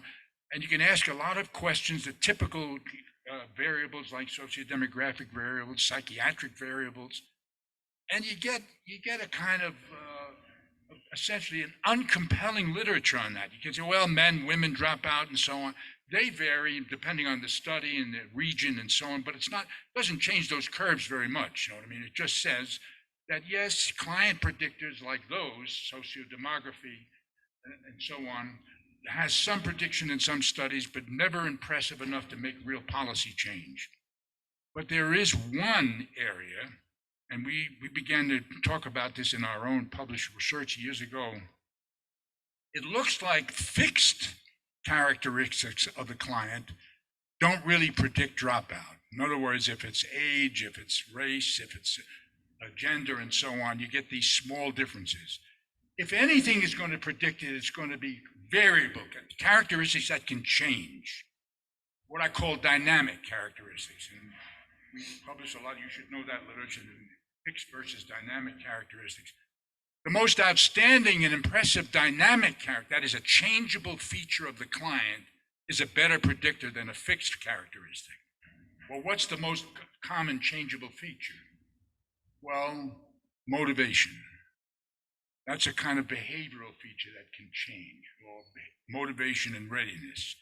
That brought me into the whole motivation readiness business 40 years ago, in terms of we better look at this a little bit more carefully in terms of as a possible predictor. At the very least, we should really have a good understanding of the motivation readiness factor when clients come to the door. And as you heard from Lola and some others today, if you're doing a good opening clinical interview, you know what I mean, you might do that informally. You might try to ask questions about the client's motivation readiness. We'll come back to that again. But you certainly should have, and I've been already kind of teaching to the field for years, you certainly should even have a quantitative measure of motivation, because it's going to be good for policy. You're going to be able to see something very quickly in terms of, if we're getting a good quantitative measure that's reliable, and it turns out if it's a valid predictor, you then be able to make statements about, well, you know, it's really either low motivated people who don't stay here, or it's high motivated and so on. So it's simply good for your just general record keeping to have a real quantitative measure of motivation. Then we have a scale, a CMRS scale. You can see it in the literature. It's well used around the world, and we can talk more about what that scale is. It's very easy. It's a 15-minute scale. Turns out it's a big predictor. Clients who say no, and we'll talk about motivation and readiness more systematically in a moment, but the clients essentially who score low on those motivation and readiness items, they're more likely to drop out. They won't last till 90 days. You understand that? We can see that. So, well, okay, that's useful to know. And if you do a more intensive face-to-face in terms of, like Lola was talking about, the conversations you were having with them while you were doing those intakes, you might get a better understanding of, do we really have a low motivated or readiness client? And if we do, as some of the European programs have tried to do, they said, well, maybe we can actually do something special for them. And some of the American prison TC efforts recognized that there were very few well-motivated clients to basically go into treatment. And the Ohio system was creative around this and had asked me to help them early on about this, which is, well, maybe we can do something in terms of we're just working on motivation and readiness. Forget about working on long-term treatment. Could we develop an actual approach that would increase the motivation and readiness of the client, and which has been, I think, a productive strategy in terms of how you can help many people in the field by beginning to see, well, there are people down here where they shouldn't be coming into long-term treatment until they've had some kind of impact that's worked on their motivation and readiness. And that's not a bad investment going forward. And so some of the, let's say, European programs try things like welcoming house and so on, some kind of an operation early on, which is really only designed to really increase client motivation and readiness. And not anything, don't talk to them about completing a long-term treatment, but simply, you know what I mean, can we change motivation and readiness? And we'll talk a little bit more if we have time about that. Although, if we then, so to sum up just these comments for you, we know that it's a lawful phenomenon, dropping out of treatment, and we know when it occurs, and there are peak points about that. And there is something else that we know about that curve that's very important when we say, when do people drop out? If people survive 90 days, and we know now it's roughly a 50% mark in terms of literature, that 90-day hump, as we used to call it, you know what I mean, in the old days, is a very, very strong predictor of whether they'll be there 6 months later. For example, of those who survived 90 days in a TC, 70% of them will be there 6 months later. So there is something about, we all know, and you've heard me preaching about, the longer you stay, the better you do in terms of success rates. We're now talking about the longer you stay predicts how long you'll stay. So now It seems so obvious. it seems obvious, right? It seems obvious, right? So you say, well, what is doing that? So that is, and as I say, and we've actually shown curves that if you stay 90 days, how many are going to be there 6 months later? If you stay 9 months, how many are going to actually finish the program and so on? Well, that turns out not to be trivial, because we now know, at least I think I know in my delusional life, I think I know that the reason we're beginning to see this increase of people who stay the longer they stay is because they're changing. And whatever the motivational readiness issues, they're already embedded in that change process, so that it's very, very, it corresponds to individuals actually, if you observe them clinically, increasing their commitment to stay on as the longer they stay on. So what's the fundamental takeaway on this particular statement? Your program has to work. That is, people have to experience change in the program. Forget about finishing the program for the moment, but they've got to experience change in the program. There's nothing that come away from that. If it's a program that's not an effective program, then essentially you'll simply have a continuing rate of dropout and so on, and you'll be like a lot of these urban programs, not necessarily TCs, but urban programs that try to be providing treatment and services to people, and it's an in and out process. Well, I just have I got a few more minutes on this, and then there's a lot of things I wrote down, but let me just say this. I want to speak a little bit about motivation and readiness in a little bit of detail of what we really mean. We've been able to, or at least over the years, been able to outline a recovery stage, descriptive stage of what people look like when they're actually changing. It's what I call recovery stages.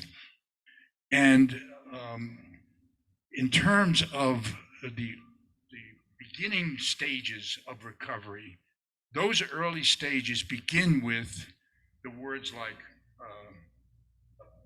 denial, and then moving to motivation, and then moving to readiness. And then even if you look within motivation, there's like 2 stages of motivation we now talk about, and even 2 stages of readiness. So a better understanding, and we'll have that, perhaps you can see those videos that I did on recovery stages that may be of some use to you. But all the point I'm now making is that if we really pay attention to this change process of the client, we will be able to easily describe essentially whether that is actually happening to them through treatment, and it does. And we certainly will be able to get a better handle on motivation. Are people really motivated? Are they really ready? Watch. In the first Phoenix House studies, we had a good measure of motivation, and we finally were to discover that people can be absolutely motivated to change, but they're not ready to change. So that's a real phenomenon. That is, by motivated, we discovered who's the motivated person. Well, there is just simply 2 rules, which is the motivated person recognizes, I have a problem. This is quantitative stuff now. I have a problem, and I want to change. 50% of the people who came to the door at Phoenix House said, I have a problem and I want to change. We discovered, however, that most of those people would drop out, and we discovered, so how come they didn't last, you know what I mean, to the next 30 days?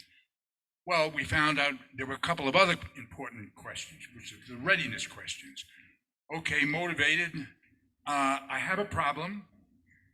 I admit that it's a problem, and I want to change, and I'm seeking now this treatment, or I would like this treatment to help me change.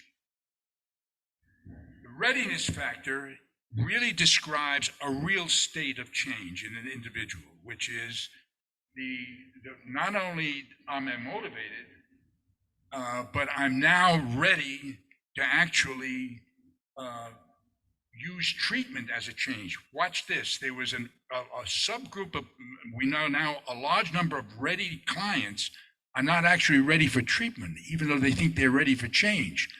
What they'll do is they'll do things to change. You know, they'll change locations, they'll change jobs, they'll change relationships.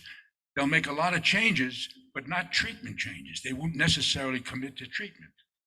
So that even though you got a group of ready people who will talk about, yeah, I have a problem and I want to change the problem, but they may not quite be ready to use treatment as the change, as the way to do that. So all of that predicted also whether people are going to last at all in the treatment program. If they hadn't even got to that stage of readiness, which is the readiness to change, use treatment to change, then they were also dropout risks right away. So look, you can see this in the first 90 days, going to about around 120 days. There seems, if you were to interview residents at that point, you would be closing in on this issue of, are they now moving toward using this treatment to change? One of the reasons that 90-day mark became so sacred, it looked like it was capturing the people who were motivated. Yes, I have a problem, and I want to change, and believed through the first couple of months of training that being in this program, they're exploring wherever they are in this. But by the 90 to 120 day mark, they were able to begin articulating this. Maybe it's this treatment that I need to change. And we added, as a matter of fact, in my original scales, a suitability scale, but this may not be the right treatment for you. Turns out in Europe, the suitability scale was the best predictor of whether they continued in a TC. Was it the right treatment environment for them? So I'm just giving you a sense of this. You're not going to be able to do a lot more without a lot more kind of training around this, but just to give you the sense that when we finally get into this issue of retention, everything depends on the client and the client's changing. And everything depends upon you being able to see in the program that you're running that they're not only here, but they're changing.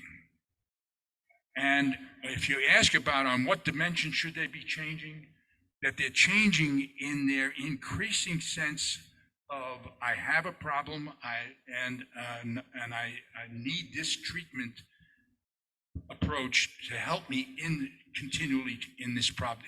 It is this approach that has to help me change. Now, we all know this in terms of our own work, but all we're talking about at this moment is, well, can we increase rates, you know what I mean, of retention?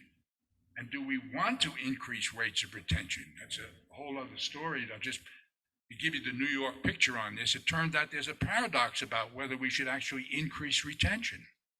Because if you increase retention, you essentially decrease recruitment. State of New York was concerned about whether we really wanted to increase retention to 100%. You know what I mean? If you're increasing to 100%, we want everybody to stay 18, 24 months in treatment, then you got nobody coming into treatment because you got full treatment capacity in that sense. So there are those dynamics in that sense, in understanding it. So there may be some natural phenomenon on the flow of treatment through clients coming into treatment, clients dropping out of treatment, and so on. And essentially, maybe we should be less terrified by the fact that we got people who are going to come and maybe not last long enough. And we should get a little bit more kind of normalized in terms of what's the expected rate of stay in here. I'm not necessarily preaching this, but it's trying to raise your intellect around this so you appreciate the data around that. And then, look, I'll just stop with one other issue on legal pressure and coercion, because most of the people are coming out of the criminal justice system. Here's the headline on coerced treatment or legal pressure of any kind in terms of how it's implemented. Legal pressure will increase not only recruitment into treatment, but it will increase retention in treatment. So don't have any second guesses about that. We know, and you know from your practical work, clients with something hanging over their head, it's going to have them in a situation. But here's where you have to, again, be alert. Don't be discouraged by that. That's a so-called external factor. It's an external motivator, not an internal motivator. I have a problem and I want to change. Remember what the definition of motivation is. The issue here is your treatment has to work. So we can coerce people to get there. But the treatment is going to have to work in terms of moving that client from external motivation to internal motivation. Much of what we then do in that first 90 days for those clients, which we'll say the coerced client who came in from the came in under outside pressure, you got to make sure that there's something that's going to happen to them by 90 days that converts them toward internal motivation, at the very least, much less readiness, which is in a more even advanced stage. So yes, we'll take the coerced client, but we got to be ready to make sure that they actually undergo an experiential change in the first 90 days to 120 days.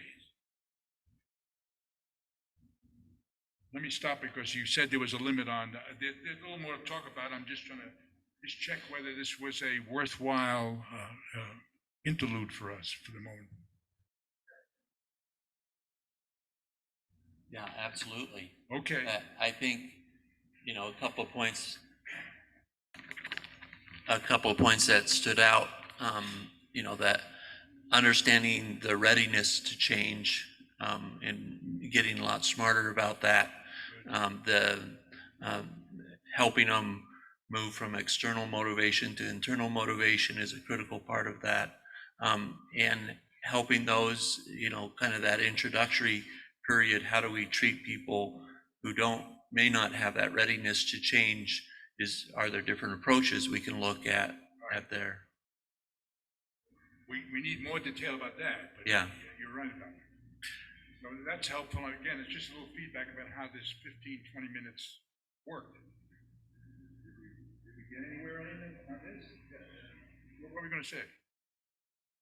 I thought you had your hand up on that. I gave you a thumbs up. Okay, that was a thumbs up. Thank you. Please. You spoke a little bit about having like a separate house, like a welcoming house. What does that look like? What would they do productively? I think you saw that, right? So you can probably talk about it. Oh, I'm sorry. The one she's talking about, the welcoming house as a strategy. There's a fairly successful one in Europe.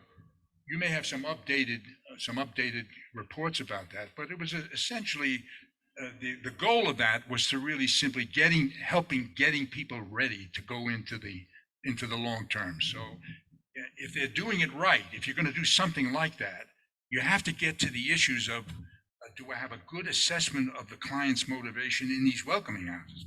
Namely, do you really accept that you have a problem? If I've got a client that doesn't even accept that my drug use is a problem, screwed up my life, or there's some part about my drug use that's hurting me and other people, you already know you're not going to get a treatment effect out of these clients. But the issue may very well be, as addicts well know, they may have to go run around the track 500 times by the time they get there to realize I got a problem, and it's hurting me also.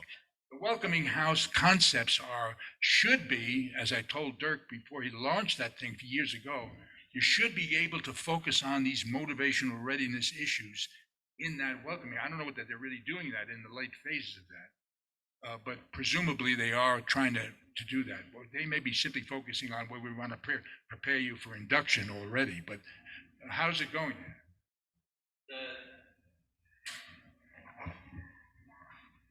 This is a TC in Belgium, and the data they shared with us was, when you looked at it, it did increase their overall retention by having this welcome house facility. And part of it was, we're going to encourage you, expose you to a TC.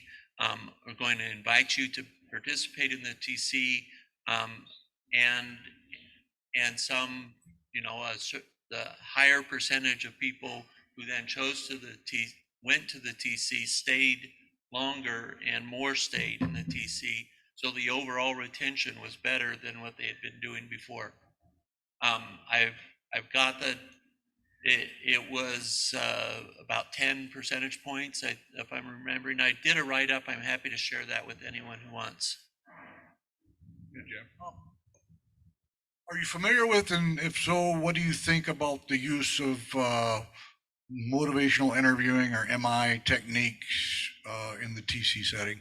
It has potential use. The motivational people talking with me about this, it has potential use on this in terms of some of our counseling, our staff have to learn how to do that. It's basically, and there's a group form of that also, so you can do it in group form. It should be looked at to see early on, particularly early in treatment, to see if in fact it can detect some of the low and high motivated people and then change them. Remember, the idea is to change them. So I speak favorably as something to try in that respect. I'm curious to know. There was more? One more thing. Is there any of the practitioners that are training MI with their staff, their frontline practitioners? If so, you are? Okay. I would like to hear, if possible, how you implement that.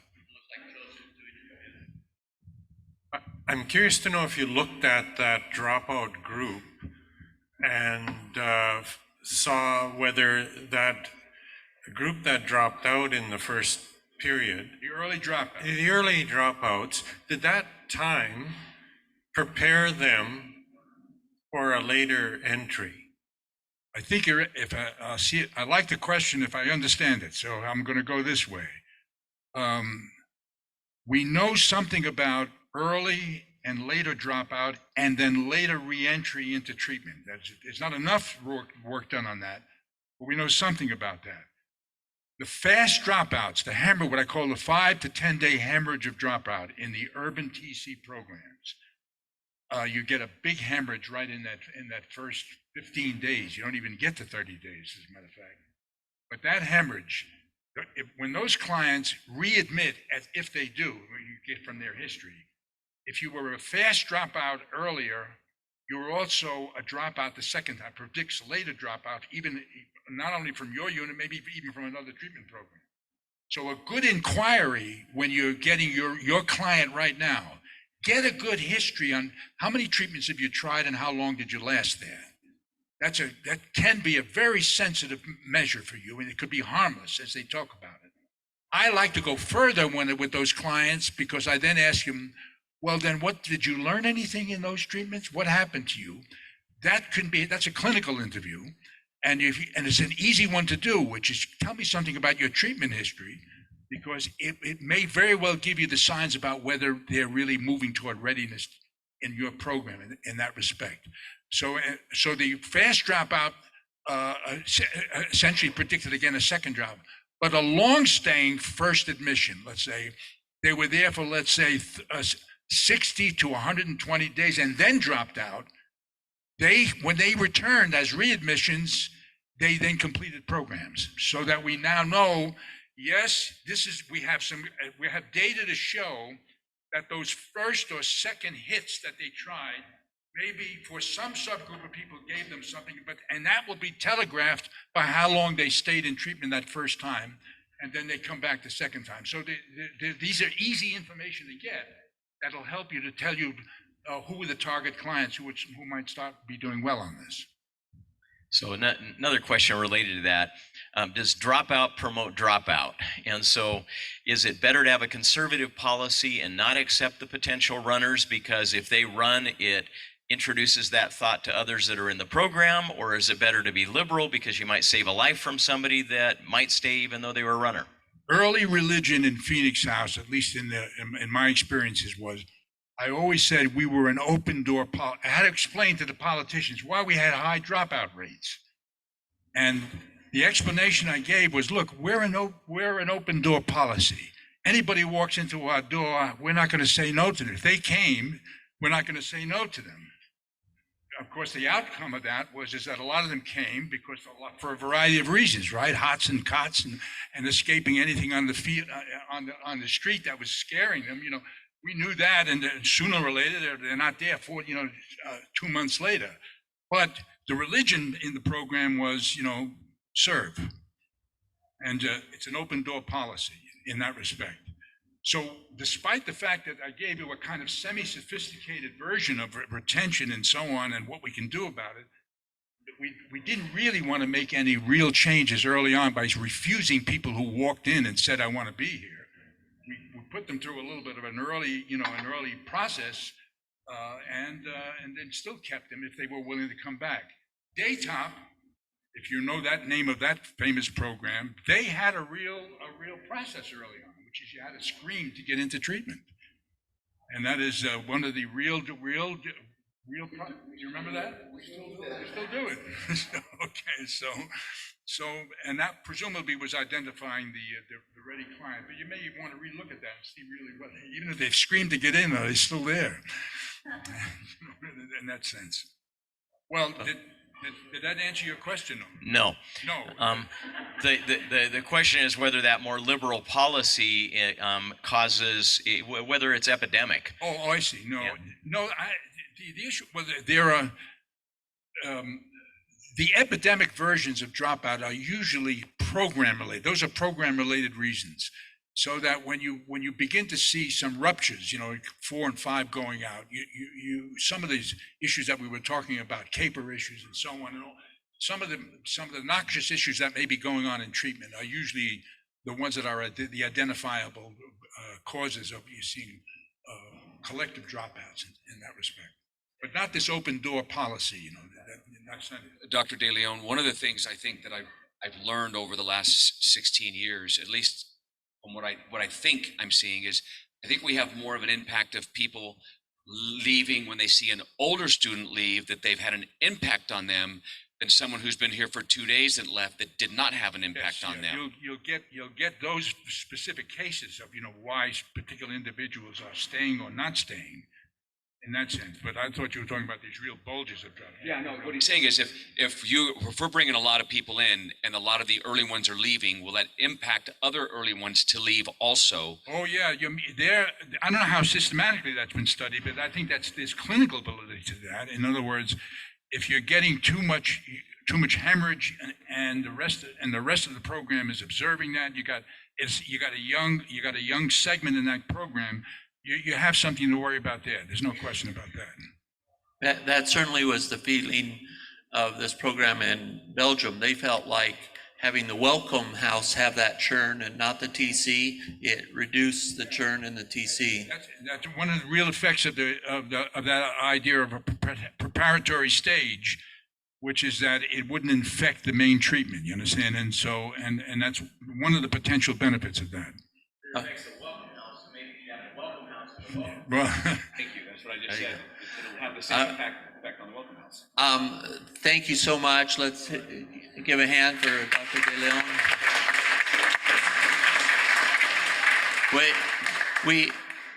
There's been a request if we could have a group photo with Dr. De Leon, with John. If you can hold off lunch for a minute, we've let the students go ahead and start eating. But if we can, I'll let Kathy direct how we do the photograph. Cool. Okay, so if you'll pick up your things on the first 4 rows, everybody that has been attending the summit needs to come up here. Our students will move the chairs out, 4 rows of chairs out, and we'll do a group picture facing that way. And we're using cameras, and then we'll send the photos. So I know you have a lot of you'll want a lot of cell phone pictures.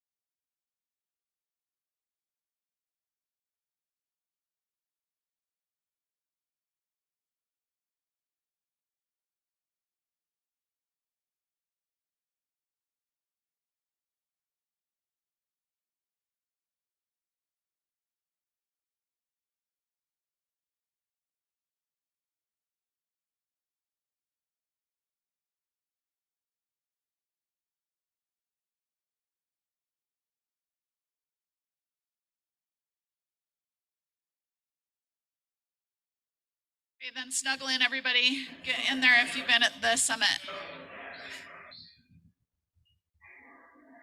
Sit by Jeff.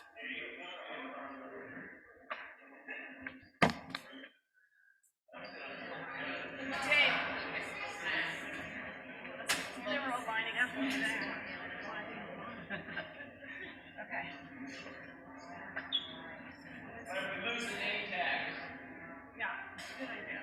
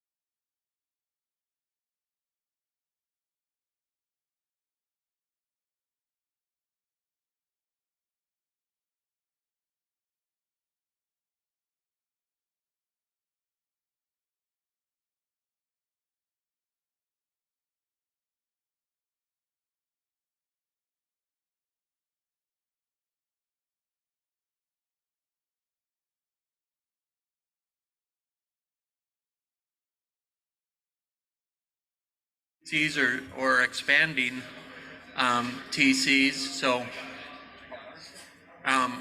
this is really to open it up. What does it take to launch a TC? What does it take to get started? How do you help make it successful? So those who are contemplating so many of the other sessions is how do you run a TC? This really is focused on how do you start or launch a TC. All right, so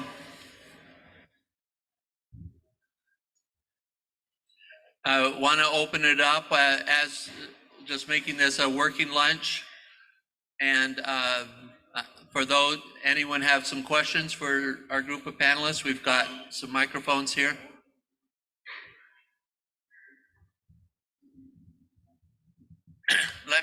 It looks like we're good. I've got a couple of questions.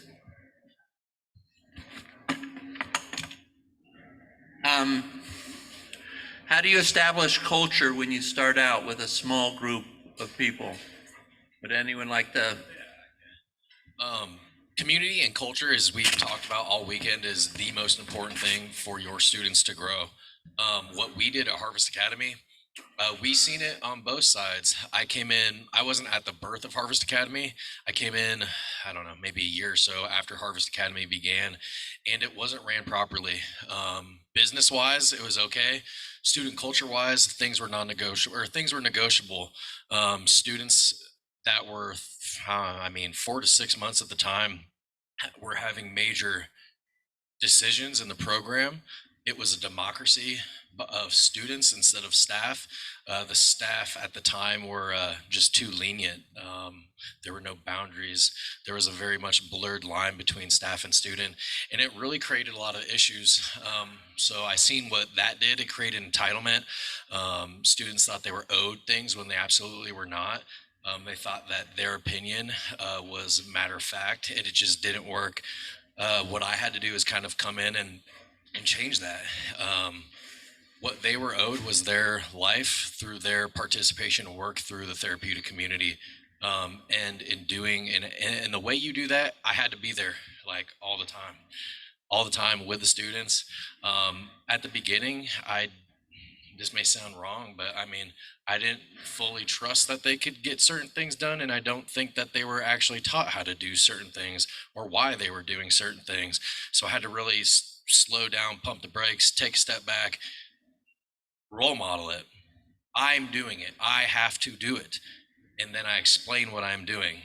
Explain. Then I do it again. Then I explain it. Then I do it. Then I explain it. And then at some point, at some level, when you feel like you're able to pass it on, you pass it on. But when you pass it on, you don't just leave. When you pass it on, you're right there because there's going to be mistakes. They might try to do it their own way, what have you. So you're there to give feedback, and you tell them how you do it. Then you might have to do it again.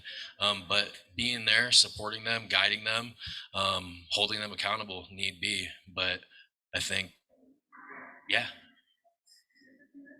Yeah, and so we have three panelists who've not only helped start TC, but have also expanded. So Lola helped take the Other Side Academy to Denver. Karen, they just opened a second facility, and John has opened 3 facilities with John Vulcan Academy, right?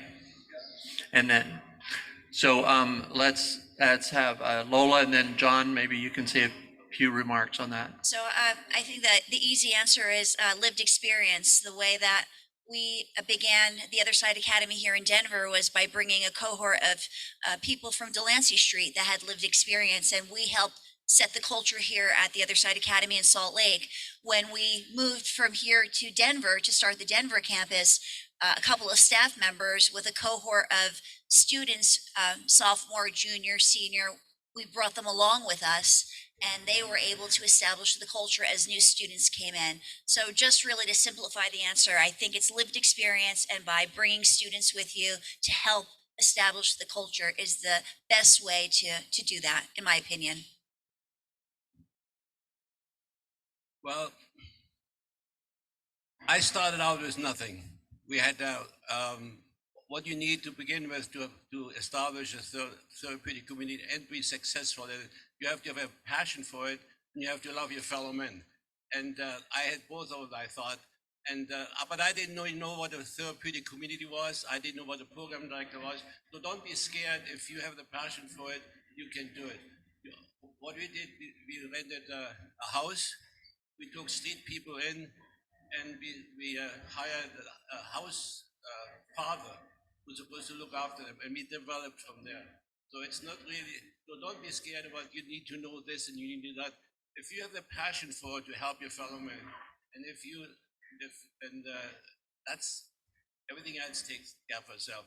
Because then we visited the Delancey Street in San Francisco and San Patriano in Italy, and it convinced me that therapeutic communities are successful and they work. And I believe Heavenly Father sent me to this, guided me to this. And if you have this kind of guidance, you can fail.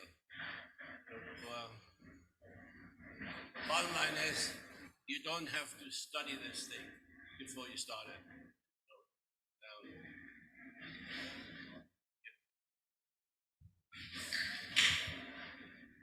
All right, and then Karen, do you want to say anything about what TROSA has done to establish culture in your new facility? We copied them. And when A helps B, A gets better. So we did the same thing. We actually invited students to apply to be part of the SEED community. And we were very careful about who we took, and we were very careful about what staff we sent. And we just keep communication lines open between the two facilities as much as we can so that we do keep our culture in place. And let's hear from Red Barn and Soul. Both of you have been part of a new organization launching and growing. How have you established and maintained that culture of accountability and responsibility as you guys have grown after launching? I think the accountability starts at the top, and when you want to model behavior, and when the guys are learning, they want to learn from the leaders in the house, and when the leaders fall short, they need to be held accountable. They need to be put on blast, and they need to get the breakthrough groups. They need to get the games. They need to get the accountability group. Whatever it is they're bringing to that program to teach the younger guys that it's how we do things, how we hold people accountable, how we change, how we grow, and nobody's perfect. And the other part of that is the welcoming process. When they first come in, you want to make sure that they feel like they're part of something. That's why you have the welcomers. That's why you have the check-ins with them, and you just start to teach them connection from the beginning. And that's really the key right there. It's the connection, I think. So for us at Soul, we're a smaller community of 10 guys right now. And in the beginning, Kevin, our founder, he was the only guy taking care of it. Okay, so he was the chief cook and bottle washer. He had to be with the guys all day long, all evening long. He wasn't with the guys. He had video cameras set up at the house, and he was watching them on his phone. And he learned very quickly that you cannot do this on your own. The house will become dirty very quick when you give them that opportunity to start doing that stuff. So what we did was we partnered with TOSA. They were a big help, and we hired one of their graduates to come and bring that culture. Oh, sorry. We hired one of their graduates to come and bring that culture to us and help implement it, because Kevin knew the culture very well. He is excellent at it. He is spot on with it, but we needed more help. With 10 guys, you can't just do it with one person watching. TOSA has an extensive staff here. They have all different levels of leadership, and it's not just paid staff. That you have tribe leaders, you have all the other leaders that are put in place, which is students helping students. And so for us, that's how we maintain the culture. And it's been a journey. We've made a million mistakes, and we have a lot more that we'll probably make. But that was huge for us, having the right staff in place, realizing we couldn't do it with just one or two people. It has to be more than that, and it has to be systematic. Hey, panel, as you're holding the microphone, please hold it close and straight in. Point it in at your mouth. Thank you. All right. Do we have any questions from the audience? We've got one here.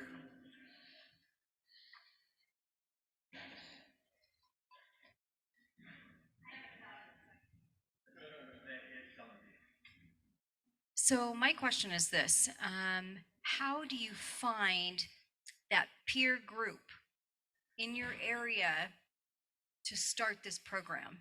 Because that's so crucial, and not having a program like this, TC community-based program, how do you find that core group to start your program? So I think, I'll just tell you, oh, sorry, thank you. I'll just tell you how it has worked for us. I think it's important. The first person that you have to get on board is someone that has lived that life and they can understand it. Like Dave said the other day, if you don't have the right person in place doing the interview process, things like that, you are headed for a disaster. So you need that first person that has lived that life and understands it and has that hard passion for it. From there, when it was just Kevin, I literally found Kevin on Facebook. I think it was divine intervention. You know what I mean? I totally believe that. But I found Kevin on Facebook. It's just because he shared his story. He put a video out of what he was doing, what his passion was, what caused him to do that, and it drew me in. And I tell you what, I've done service projects for years. I've helped in Haiti. I've done other things like that. And I'm going to tell you that nothing has grabbed me like being a part of helping out with whole person change. If you aren't passionate about getting involved, or you think you're going to do this for 5 years and stop, you're headed for a big surprise. It's going to draw you in. But yeah, so that's our story. I don't know how you would go out and recruit, but maybe someone else can speak to that.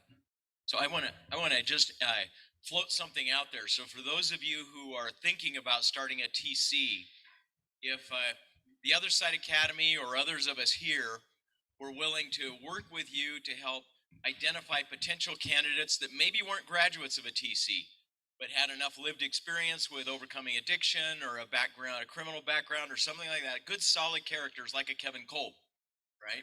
But that had not gone through a TC type of experience. How many of you, if would be interested, number one, in help with trying to qualify people that you found that already had that story, and then potentially bring them to a place like the Other Side Academy where you would pay for them to attend here for 6 months as staff. So live here and get an apprenticeship program as staff for some period of time. We're just trying to brainstorm ways of helping to grow that starter staff because there just aren't a lot of Dave DeRochers and Kevin McDonald's floating around out there. Would any of you have an interest in that kind of an option? So that's something we can talk about later and see if that's something that's workable.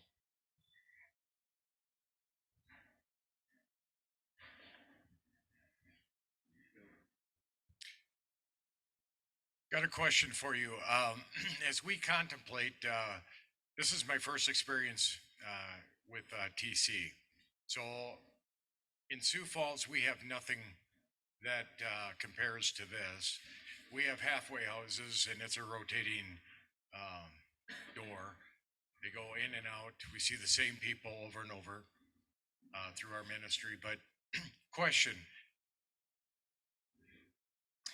what would be, as we contemplate starting, what would be to identify the staff or the volunteers that would be needed just to organize and get it started? What would be the minimal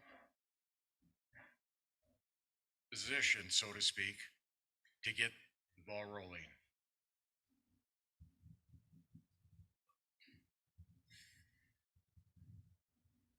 It's you.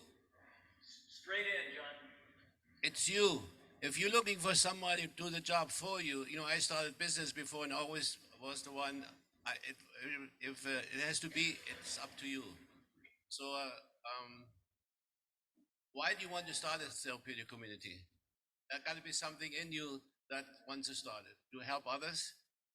Yeah. So there were, I think, about 5 or 6 of us from Sioux Falls. So part of the idea is once we get back, we're going to get together and talk this through. But the thought would be is we would need, obviously I'm going to be involved, but do we need like a director? Do we need like a program director? What would be those just initial positions to get some accountability and responsibility assigned? Just look at yourself. You be the one. Like, why are you looking for somebody else? If you start a business, you don't say, well, I want to start a business and hire somebody to start a business for me. So why don't you do it? And then you learn by mistakes. And then you come to a place like this that inspires you and you learn from it. And maybe you hire somebody. We started 3 different therapeutic communities and without any help from anybody. And they're thriving. And then we come to a place like this, and we learn from it, and we develop it, and but I'm against the thing about I want to start somebody and want to hire somebody. Really, that it doesn't even make sense to me. Maybe it makes sense to some people, but if you start a business, you hire somebody to start the business for you. You're inspired to do it, and then you do it, and you learn from it. You make mistakes, but you're the key person, the gatekeeper, and don't look for somebody else. If you don't do it yourself, it just doesn't work. Somebody else can improve on it for sure. You know, you hire specialists and so on, but look at yourself and say, this is what I want to do. Start about, make mistakes, and go from there. Maybe, Lola, you want to describe how we started in Salt Lake, what our staff looked like? I love what John has to say. I think what he's saying is, if you have the vision and it's your idea, that's wonderful. But when we started the Other Side Academy, it was Joseph's vision. But when we began with Joseph, Tim, a CEO, and we had 3 directors. You have to decide if you're going to have men and women. There was a women director that was selected to oversee the women's program. A very good one, by the way. Oh, thank you very much. And then there was Dave and another gentleman that were also part of the team. So there were 3 of us that were in charge of overseeing day-to-day operations, but we also had a CEO and did so many different things. Yeah. So you hired those before you even got started? Say it again? Did you hire those before you got Because there's started? a lot of work to do before you get started. So you have to You need to build relationships in the fundraise. community. Yeah, You okay. have to, yes, there's a lot of donors that you need to build relationships with. There's a lot of work that you need to do to begin the foundation of the program before you're even ready to start having students, we call them students, start entering the program. So for us, it was 3. Just in short, to answer your question, it was 3, not including our board, chairman of the board, and our CEO. Does that answer your And question? especially when you're running a 24-hour. I mean, it was those 3 covering 7 days a week, 24 hours. There weren't any senior staff. There weren't any senior students. They were covering it all. So not only were they handling all personnel during that time, they were also launching the moving company. They were also doing all the outreach. These guys were running ragged for a long time. We also have, we have 1 staff member per 10 students. That's the way we operate. We operate 1 staff member per 10 students. So if there's 100 students, then there would be at least, I think we're a little top heavy. We have a little more staff here in Salt Lake City, and we have a lot of students in training in Denver that we're growing leaders from within in Denver. And it's important also to know that all of the staff here live here. So as you're looking for people, if they have young kids, it's like what Kevin's gone through, right? Kevin is the founder with Soul Constructors, but he realized over the years that it's very difficult to manage 10 people in the program and his family. So we sent, as an organization, we sent one of our graduates to Soul Constructors that was with us for 3 years to live on property to help with that piece. So whoever you're looking for has to be willing to drop what they're doing from wherever they're doing it at and come live on property. If they have young kids, The kids have to come first. If their kids don't come first, they're probably not the right ones for this job, because this has to come first, especially at the beginning when you're getting started, because it requires 24 hours a day, around the clock work. So they've got to be willing to live on property. And that's kind of what I was going to hit on. Our founder and CEO at Harvest Academy, Tim Kruger, he didn't have the lived experience, but he had the vision and he had the passion. He couldn't do it himself, you know. So when you're looking for people, you have to find. It's not a job; it's a lifestyle. Every single day, it's just how we live. And if you can find someone that has the lived experience and has the commitment and the you don't just work hard, you got to work smart too. So finding someone that is downright dedicated to just living the way. I got another question. So one of the things we're going to have to address is where to find a location. In Sioux Falls, real estate inside the city is minimal and it's expensive. What are the pros and cons for trying to find something within the city versus maybe on the outskirts of the city?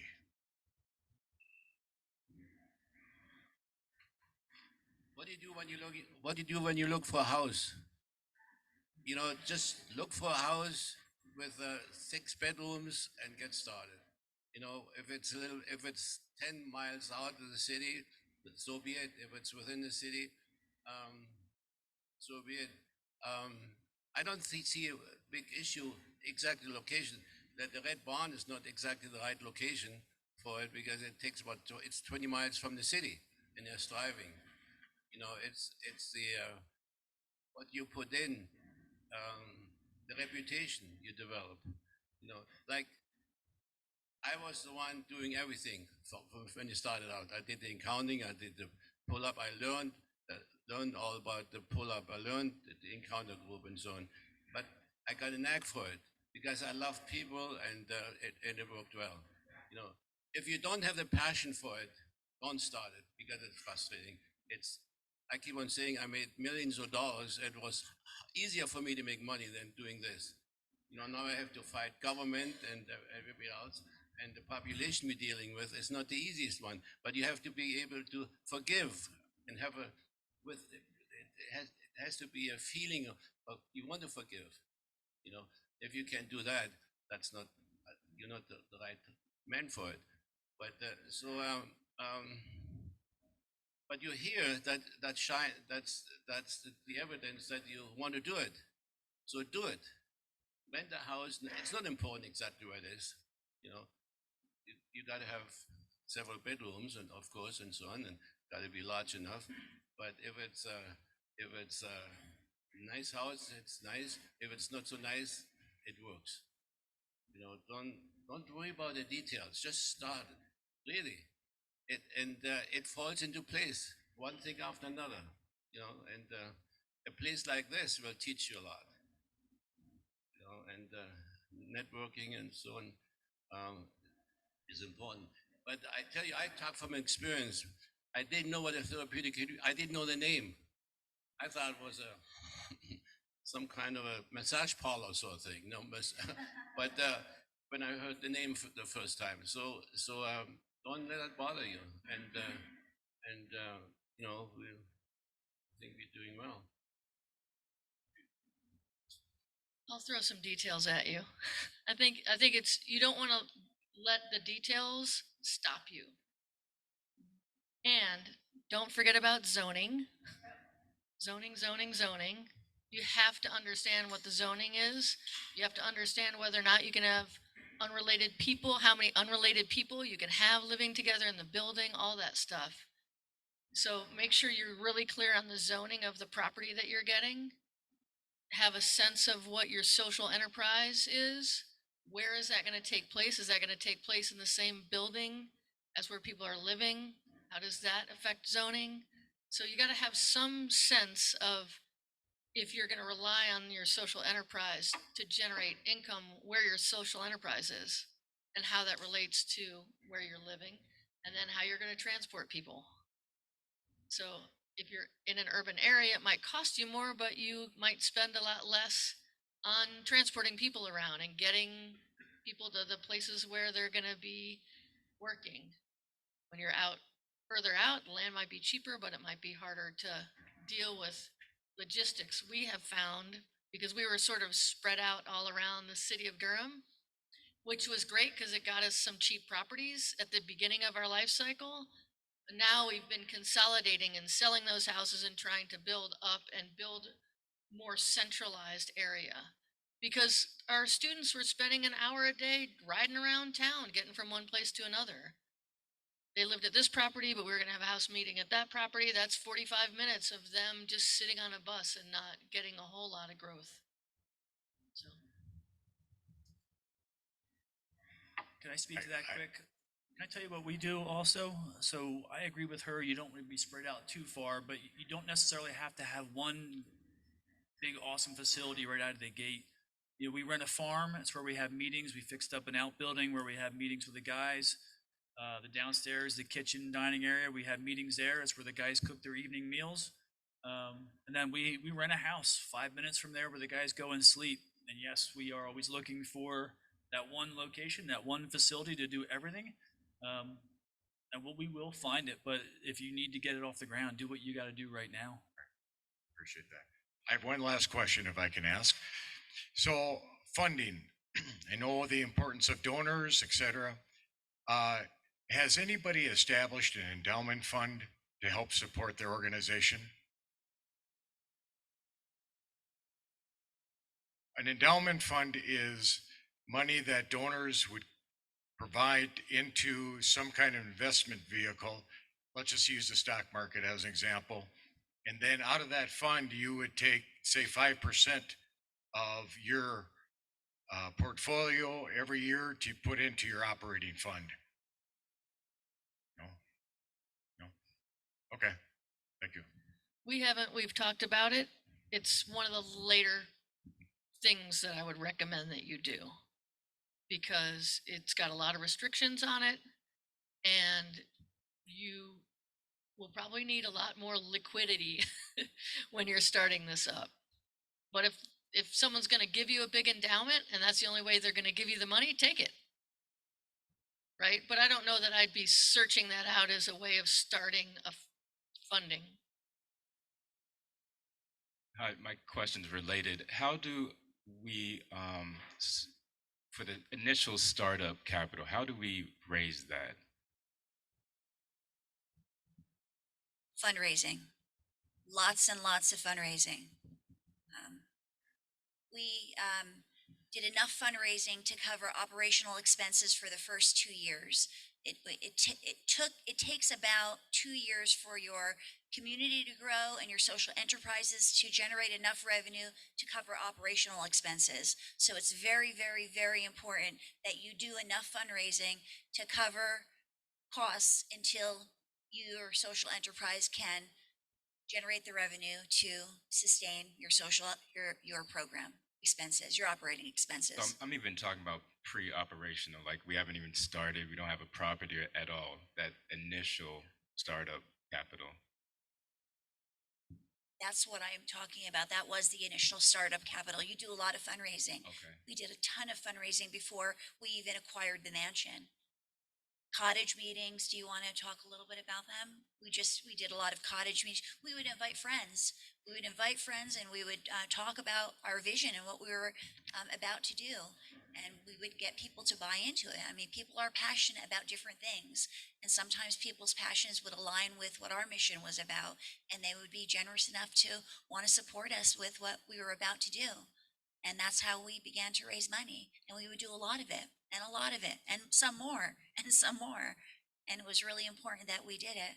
And we've gotten really good at doing it. And now people can see the money that they've donated, the lives that it's affected, and how important it was for them to support us. Well, one of the things that is legendary to me, Kevin McDonald, when he said, I want to start a therapeutic community in Durham, he had $17,000. And you hear stories about the early days of TROSA, peeling tens of thousands and thousands of potatoes to get a penny a potato to help fund operations. I mean, it was scrappy, and we were fortunate enough that one, Joseph and Sela believed in this cause and put a lot of their own personal finances to it, but they also had a great network, and so a lot of people trusted what Joseph and Sela had, and we were able to reach out to that network and get them involved. So finding some people with means who believe and buy into your vision. You know, John Vulcan Academy was built largely on the back of John's generosity of what he did. I know Tim Kruger rallied the Des Moines community to say let's be able to get us, and with Rich and my cause, that, you know, with what they've done at Red Barn, you know, it's largely been because of Rich's, you know, business success that they've been able to establish such a beautiful campus there, and then rally all the relationships that you've had. So relationships are critical, using that networking, being able to get people who believe in what you're doing to be able to step up. I'll share it. So we reached out to a lot of people who used to be our friends early on. We don't have many of them left anymore. But as you're thinking about fundraising, I mean, there's just good science behind this. You can do verbal persuasion, you can do vicarious persuasion, or you can do direct experience. Verbal persuasion doesn't work. So describing a therapeutic community and all of its virtues and all of that stuff, it's not going to make anything happen. The two real meaningful options are vicarious experience, which means holding a cottage meeting and then bringing a Dave and a Lola and people that have graduated from this and having them tell their stories. They're experiencing vicariously what a therapeutic community can do. The stories persuade, the facts and figures and the features don't. And so we're very much all about using vicarious experience to try to do that. The most powerful is direct experience. So when we started, Tim and I brought a group of about 20 people from Utah to Delancey Street.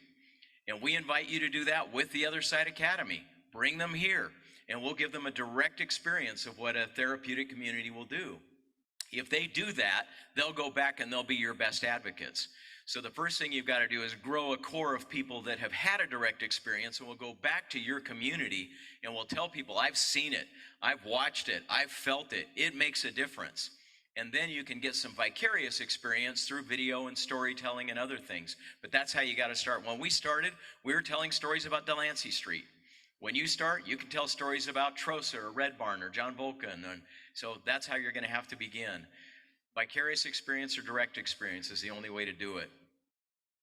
Can I just, Joseph kind of stole what I was going to say, but I was going to just jump in as a straight staff. So at TROSA, 30% of us didn't go through a program or didn't deal with addiction, and I'm one of those. And there is absolutely a time and place for us, and I think I add value to the organization, as do the other people, but we need to know our place also. And so for those of you that want to start a TC and don't have that lived experience, know your place. Like Dave said the other day, it's unethical to get in there and think that you can help people when you haven't been there. I often say that it's like foreign exchange. You know, I'm not going to go to Egypt and tell people how to be Egyptians. This is their world, and it's a privilege to be a part of it. So don't go in thinking you know everything. So if you want to start a TC, you need to get some people on board that have gone to a TC. You're going to really do a disservice to people if you think you can just know it by going to trainings or reading in books. All right, let's give a big hand. Oh, one last question, and then we'll end. If I may, real quick question. I've had conversations with a number of people about what I would consider to be existential risks. And one of them is, we were talking with Sol about labor laws, about how Pennsylvania is going after and trying to classify the students as employees and saying you have to pay them, and then that kicks in that whole workman's comp and all that issue. How did any entities here who have been able to successfully navigate around that, do that, because that could be. John? I'll give it a shot. Anyone can file a complaint. So that still happens with us. But we have a few things in place that make it very clear that our students are not employees. First of all, when they come to the program, they are informed that if they want to come be here, they have to understand that they're not our employees. We don't treat them like employees. We treat them like people in a TC. So you have to make sure, or we feel like we have to make sure that we're very clear on the difference between the benefits of being an employee of our organization and the benefits of being a client of our program. And they're very different. I, as a staff member, can't go see our therapist if I need help. I can't. TROSA's not going to pay for anything medical. They're not going to fix my car. They're not going to give me a car, right? So you have to make sure you're very clear on what it means to be an employee of an organization and what it means to be a client of your organization.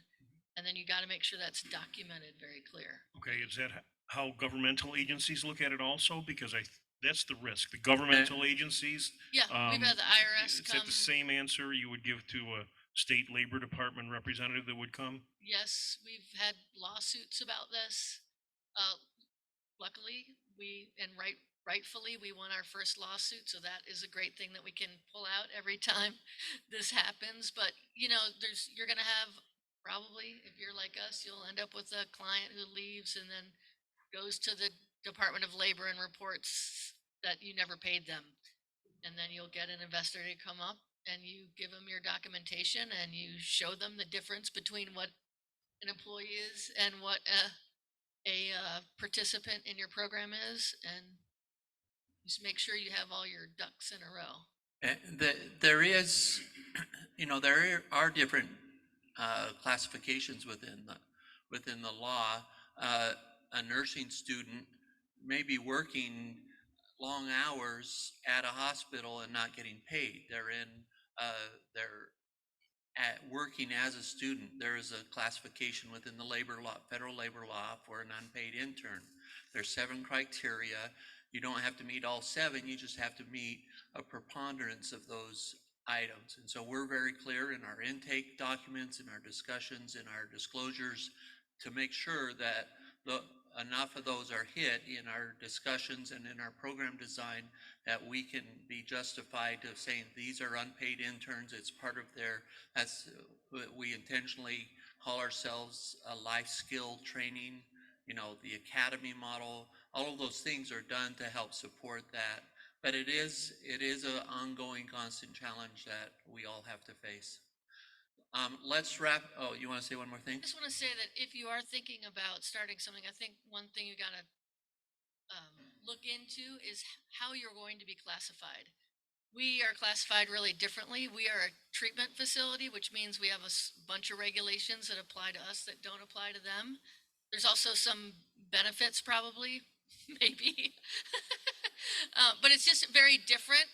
So you have to make sure you're clear on where you fit.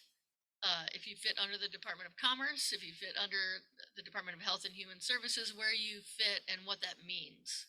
And in our state, there wasn't a good place for us to fit here in Utah. So working with Red Barn, we helped create a new category for us. Fortunately, we had supportive legislative, officials who helped and created a whole law creating an existence. It's a residential life skills and vocational training program.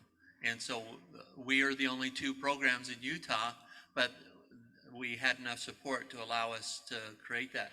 In Denver, we got an early supporter with the governor of Denver, the governor of Colorado, and one of the most remarkable meetings we've had, we sat there in the governor's office and the governor called all of his cabinet in, and he had the Department of Education. He said, do you think they fit with you? And they said, well, they're not giving diplomas, they're not charging tuition, so they're not part of us. And he asked the Department of Health, and he said, well, they're non-clinical, and they don't have doctors or therapists, so they didn't fit with us. And he asked the the Department of Labor, do you have any trouble with these guys?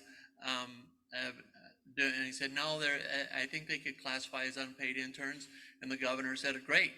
And we're not classified as anything in Denver. I mean, in Colorado, we're just a nonprofit. And we got letters from all those departments so we could hold up if we're ever challenged. But it's the power of having someone of influence being able to help pave the way for you. All right, thank you very much. Let's hear it for our panelists. Just to reinforce the previous point, the reason that meeting happened is because the governor had a direct experience. That's why it happened.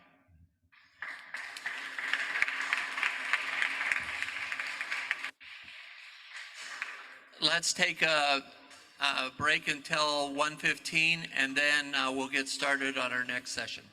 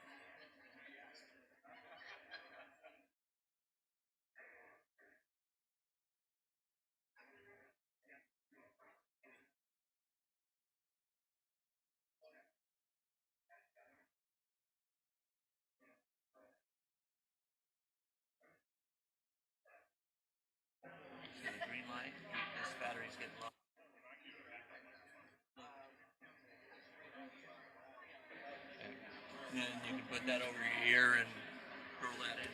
Put this in your pocket if you want.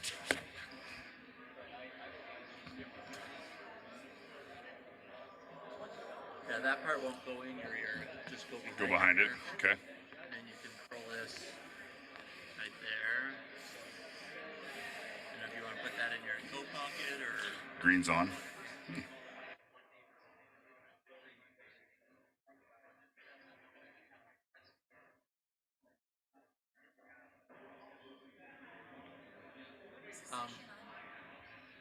You two are also speaking.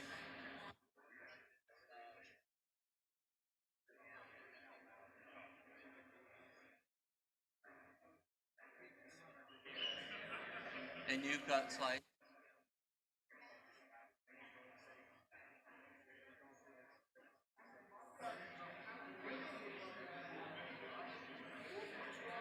All right, let's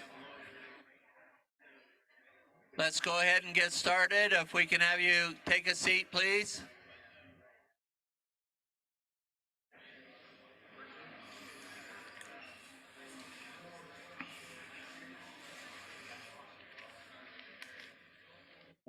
One of the most critical factors, if you picked up on, is leadership within the TC. Having the right kind of leadership, having the leadership that has the character and the integrity.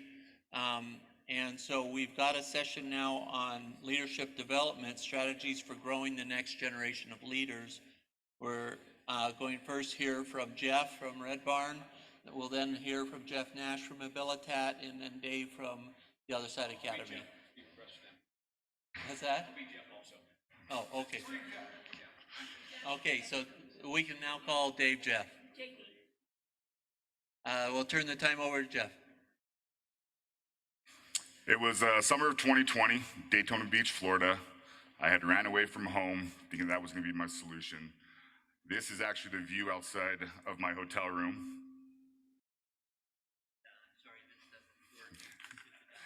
Perfect. This is the view outside of my hotel room. I actually never made it outside of my hotel room. I never made it to the beach. I was in the middle of a bender of all benders that I knew was going to be the last one when my phone rang. I had received a phone call from one of the staff members at Red Barn and was given an interview to try to save my life.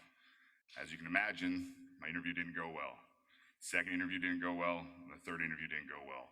But finally, I convinced them that I needed to change my life. And 2 days later, I arrived at Red Barn, where I walked through these doors. Throughout my stay at Red Barn, I was privileged to do a lot of different things with our social enterprises. I worked in our thrift store. I helped start our e-commerce warehouse. I worked as a mover. I worked as a moving clerk, a moving manager, and finally, throughout time, I was able to join our leadership team. Cultivating and developing leaders is a crucial part to our academy and everybody with Red Barn.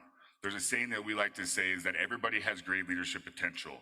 Sometimes at Red Barn, we believe that you're going to be a leader when you deserve to be a leader, when you can use those leadership skills to better the house. Sometimes we're going to require you to be a leader when you need those skills, when you need that practice, when you can bring out some of the things that you've learned throughout your way with us at Red Barn.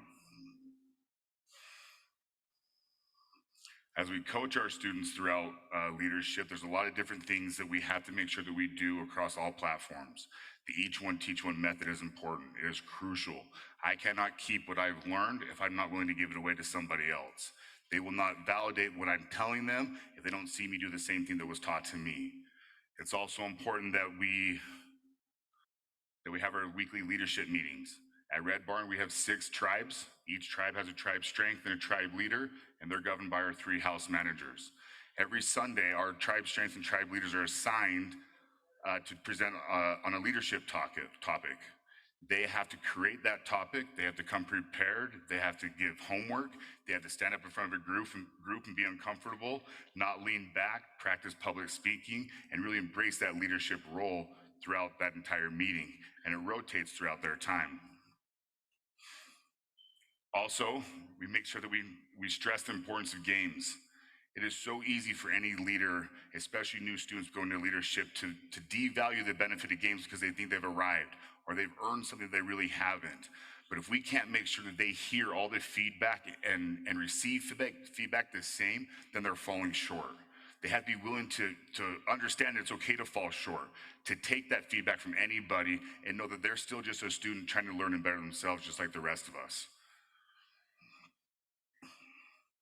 If you're able to take that feedback, take it to heart and stand there with pride and take what you have coming, it's going to help develop that integrity that we practice and preach throughout their entire stay. Integrity is not just a destination. You can't arrive and be integral one day. It's something you have to do on a daily process, working time in and time out to continue to have integrity, to do the next right thing when no one's looking, to make sure that you're always holding yourself accountable at the highest levels so you can practice success. For us, for the leadership team at Red Barn, success is in the eyes of the students. When you see a student hold themselves accountable and come and let you know where they've fallen short, then they're doing something they're supposed to be doing. When they let you know they need some hours, when they let you know that they've done something wrong, it's crucial. When you see a student go above and beyond to help the student below them, when they start using the Each One Teach One process, you know you've made a difference with someone. When you see a student take time out of their day is crucial, and it's heartwarming to see that they're taking and doing what they've learned. And lastly, having a student ask for help.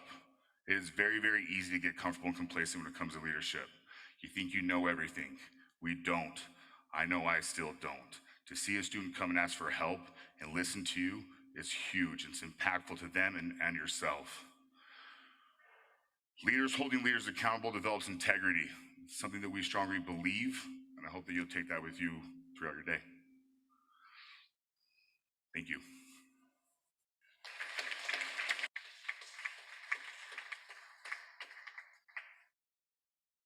Let's go through all the presentation, then we'll have questions for all three at the end.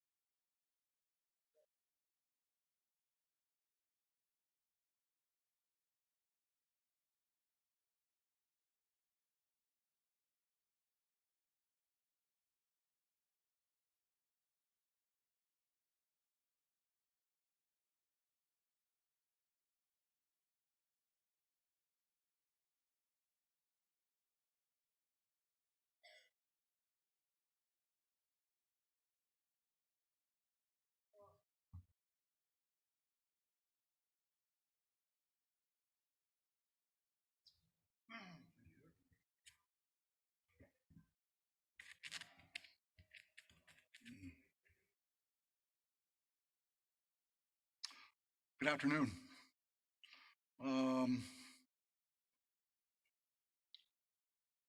Preparing the next generation. I can't stress enough how important this is.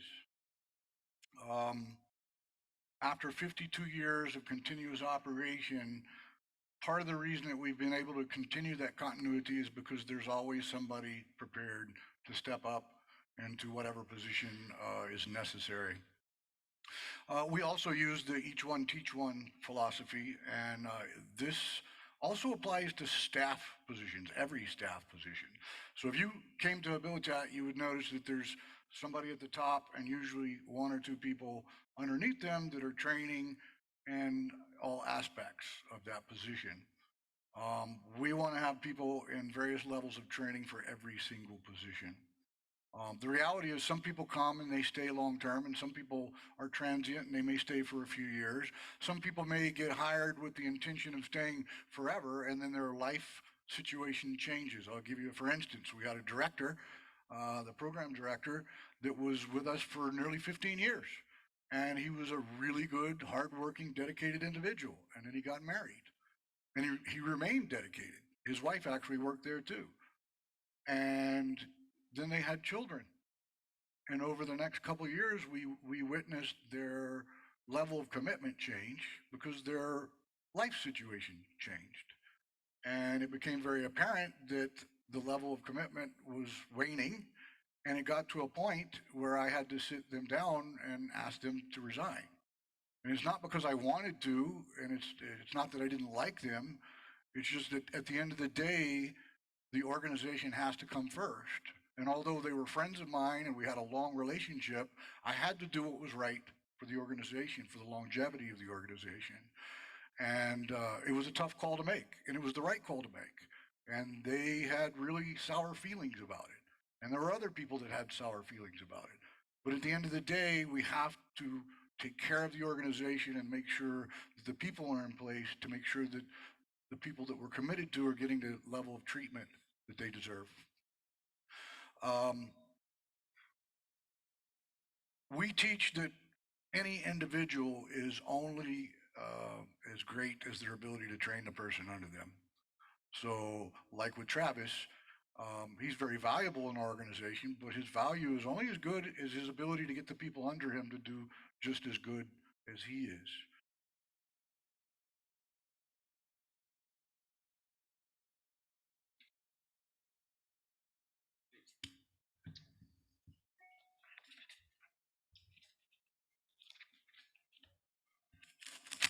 Several years ago, or many years ago, after getting kind of caught short with open positions and nobody trained, we kind of shifted gears and decided that there would always be a second for every single top position over there.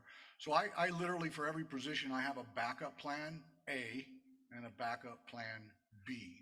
So if Travis came to me tomorrow and said, look, I'm going to be moving on, I already know who's taking his place. I know the level of training that they're at. And we also do a thing where we cross-train people. So like in Travis's case, if I found myself without a program director, which isn't going to happen because there's someone else training, but if we found ourselves in a pinch, he has been cross-trained, he could step in, run the treatment part of the program or apply the program as the senior staff member if necessary. And his training continues. So we have to have a backup plan for everybody. Never put all your eggs in one basket. Cross-train wherever possible. Hope is not a strategy. I've seen other programs, especially right now in Hawaii, we're not, but a lot of the programs are hurting for staff. They can't find qualified people. People don't want to work. There's a employee shortage. We have a saying at Habilitat that you've probably heard this, but prior proper planning prevents poor performance. Murphy's Law, you heard somebody talk about Murphy the other day. Murphy's Law only applies when you become complacent. We plan for every possible worst case scenario. And it's kind of a jaded way of looking at it, but it becomes kind of necessary. When you start to think about all the possible contingencies, you typically don't find yourself getting caught with your pants down too often, for lack of a better joke here. Yeah, it is totally a metaphor. Nobody's allowed with their pants down except in the shower, right? We're in a people business. And the people business is fraught with surprises, and both good and bad. Things happen. People get sick. We have a longtime staff member right now that's dealing with a severe illness, and he's probably going to have to retire. And it's sad, but we are prepared for that. A couple of years ago, the board came to me, our board came and said, well, what is the plan for you? And I looked around and thought, oh, everybody thinks that the executives are going to live forever, or sometimes the founders are going to live forever. Our founder was very methodical and purposeful in the way that he prepared for his eventual transition, and we never skipped a beat. A lot of people thought, oh, Vinny Marino is Habilitat, and when Vinny's gone, Habilitat won't last. To be real honest with you, we're more successful today than when he was alive, thanks to his planning and meticulous preparation for his eventual demise. Anyway, the better you plan for Murphy, the less you get caught off guard.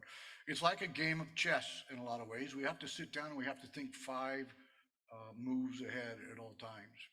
When it comes to leadership, we immediately begin to screen for strengths and weaknesses as soon as they get there. And there's an ongoing, and I'm talking about the clients in the program, there's an ongoing assessment that goes on throughout the entire time that they're there. So we start on day 1. We begin to cultivate leadership very early on, as soon as they get there.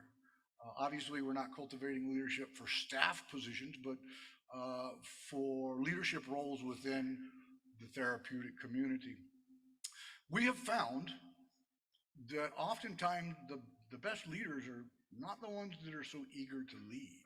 Sometimes it's the reluctant leaders that have the best leadership qualities. I know this probably goes without saying, but I felt that I should probably say it. In the people business, it's really important that people that are going to be leaders like people. I have been to visit other organizations where the people in charge seem to not really enjoy interacting with other human beings. And obviously that creates a problem.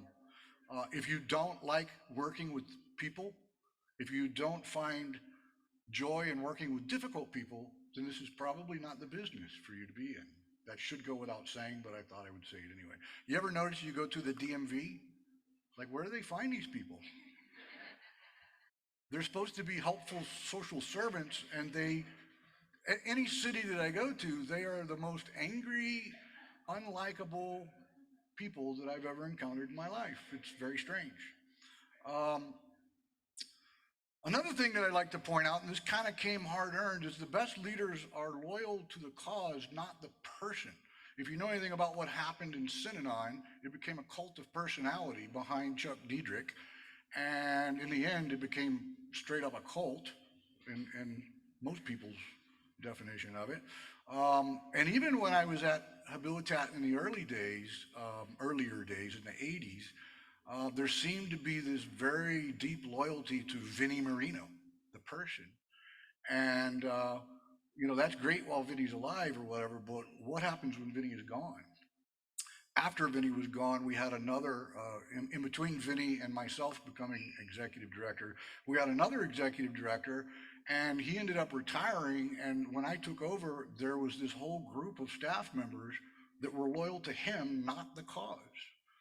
And over the next 4 or 5 years, I had to get rid of each and every one of them because they would not get behind my vision of where we were headed. They were still loyal to the former executive. So now, when we start to cultivate staff, I make sure that they understand that it's great that you're loyal to me, but really at the end of the day, you need to be loyal to the organization. What happens if something happens to me?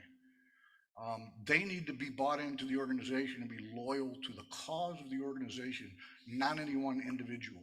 It's okay to share some loyalty. I definitely want them to be, I don't want them to be disloyal to me, but the main loyalty needs to be to our mission and our cause. I will always choose loyalty, honesty, and integrity over any other attributes. I don't care if I've had people with PhDs that have worked. It's always funny because I'm a high school dropout. I did end up going to college, but I dropped out of high school, 9-time felon, addicted to heroin for many years and been through 14 different treatment programs. And I have lots of people with degrees that have worked for me. In fact, my accountant, and she's a good accountant, but she has a licensed CPA and all this other stuff, but she works for a high school dropout. And there's something to be said for the A students sometimes end up working for the C students. But that's because of leadership ability.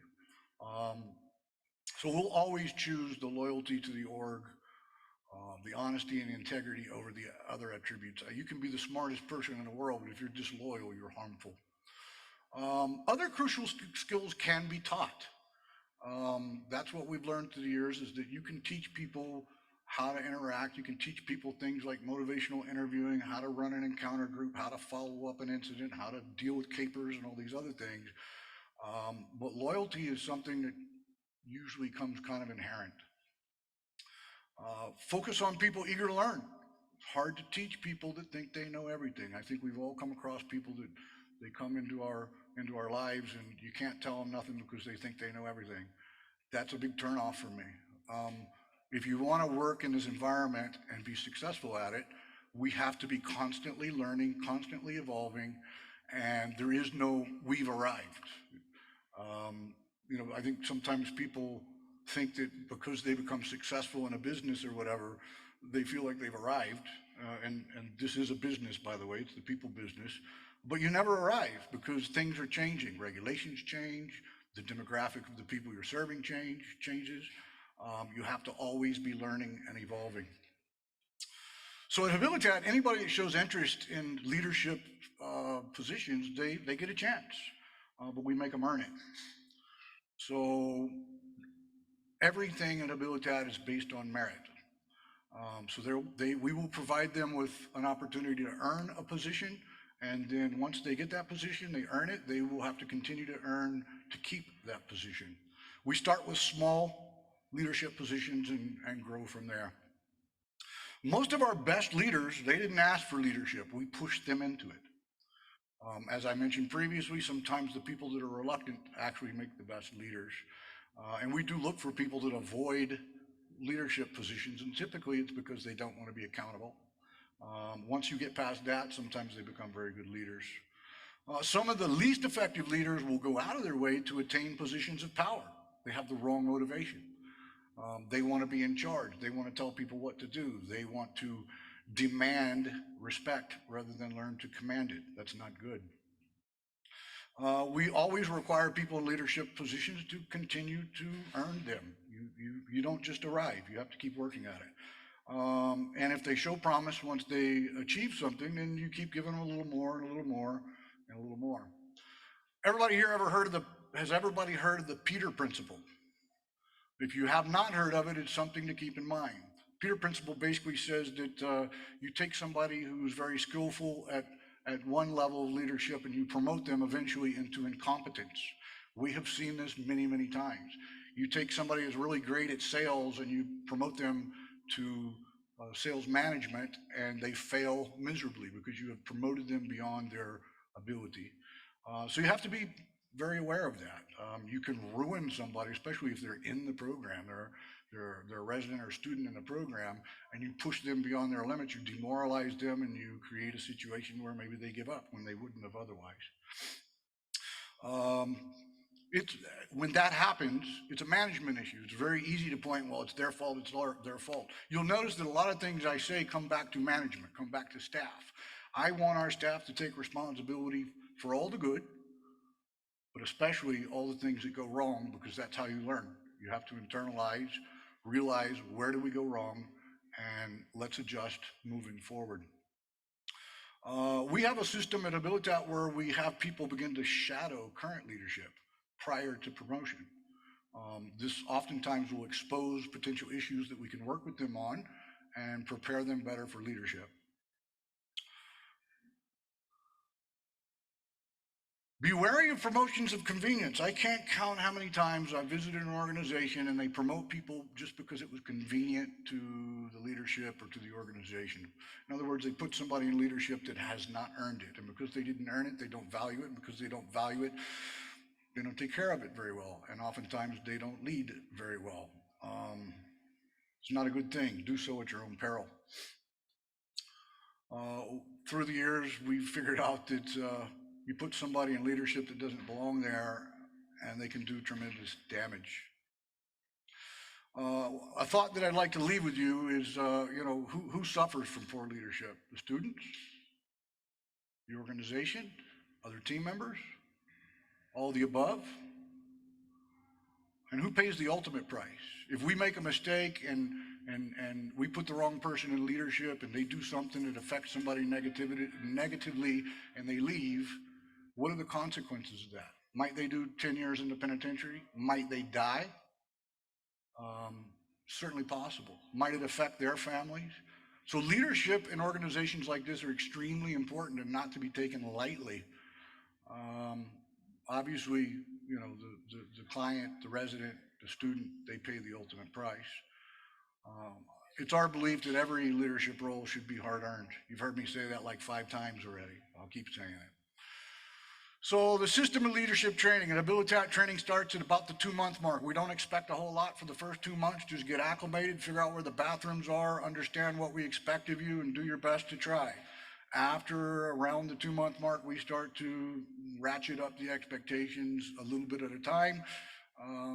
What we like to say is that the change happens right outside the comfort zone. Obviously, change doesn't happen when people are comfortable, so it's our job as a team of staff members to gently push people right outside the comfort zone. You push too hard, you lose them. You don't push hard enough, change doesn't occur. So leadership training begins right after about the 2-month mark. We have built into the program different levels of leadership positions throughout the entire program. And leadership position could mean, we literally have a guy who we put in charge of opening and closing our back gate. And he's responsible for that. I have another group of people that are responsible to feed we have 9 parrots at Abilitat, rescued parrots. I have a group of people that are responsible on a schedule to feed the parrots at a certain time of the day. Other people have to wash the cages and so on and so forth. And that goes on throughout the whole program. Each dorm has a leader. The bathrooms have people in charge. There's leadership roles for everybody. Most of it made up in the beginning. We believe that leadership comes with a higher level of expectation. So if you're in a leadership role, we're going to expect more of you and tolerate less nonsense. So somebody that assumes leadership will be held to a little bit higher standard than the people underneath them. We do pay very close attention to those that avoid leadership, because sometimes they can be cultivated into real gems. Believe it or not, I never wanted to work in the capacity. When I was being trained to be the program director, I had no intention of doing that. And then they cultivated me and I found that I had a knack for it and I got great joy from it and decided, well, if you can't beat them, you might as well join them. And here we are 27 years later. Once we identify those potential leadership qualities, gradually we provide more and more responsibility. Sometimes we'll actually pile it on until they trip up, and we do this on purpose because we want to see where the limit is. And then we back up and we begin to work with them from there to get to the next level. As I mentioned, we design leadership roles at every level, including even our pets.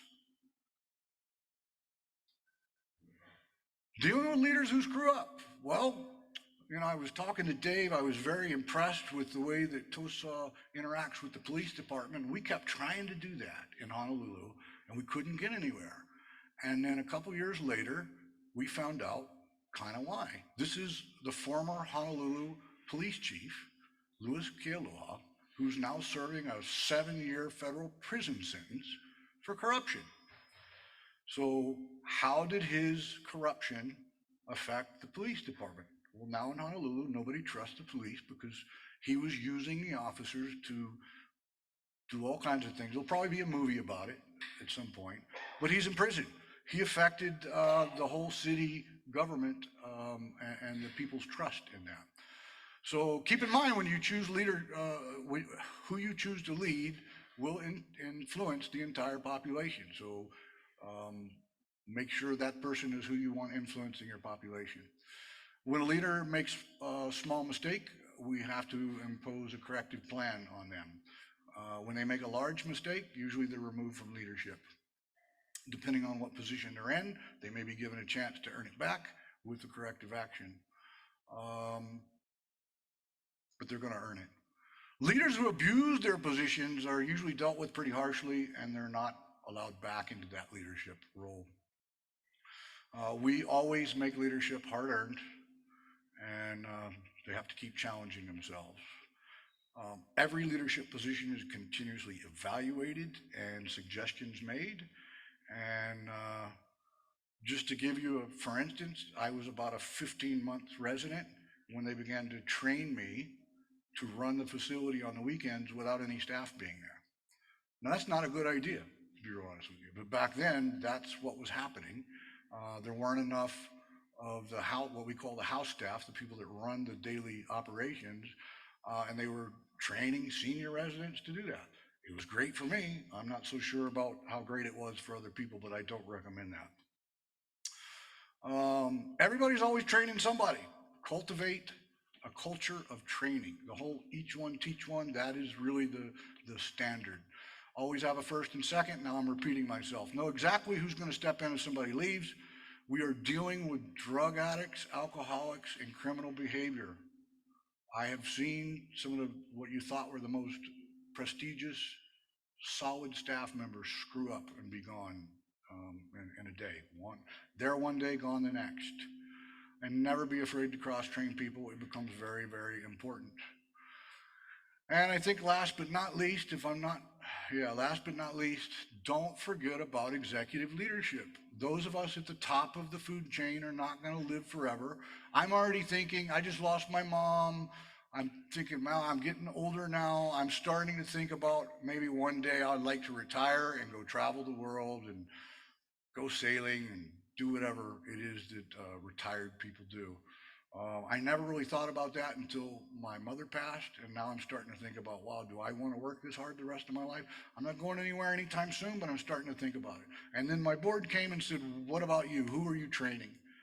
And I had kind of an idea, but after they questioned me, now we have a full-blown cross-training thing going on. I'm teaching multiple people how to do different aspects of my job.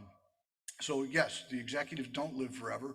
And if you want the organization to survive, the top leader needs to have the ability to take on that role and do a good job. As I mentioned earlier, when Vinny died, everybody thought Habilitat was finished. He was a little bit smarter than the average rock. He had trained multiple people to take over and had instilled in us a sense of work ethic and commitment that he knew that the program, he used to brag, this program will be going on long after I'm gone, and it has been. He knew better. He trained a bunch of people. Now he's been gone 23 years. The program's got better outcomes than when he was actually alive. We've learned, we've evolved, just like he taught us to. We keep learning, we keep doing better. I am the third generation of his training and the last person that he ever trained personally. So when I'm gone or when I leave, it will no longer be a founder trained individual. It will be the next person. I'm currently training 4 different people in various aspects of my own position. This work is bigger than me, much bigger than me. It's bigger than my personality or my relationships with important people. All those things help run the organization well, but the work that we're doing and the people we're helping is much bigger than all that. A really great leader is going to make sure he's replaceable and he's going to train others to perform his job. Now that's almost counterintuitive. When people get in positions of authority, they want to keep it, and it's almost human behavior to make sure you don't train anybody that could take your position or whatever.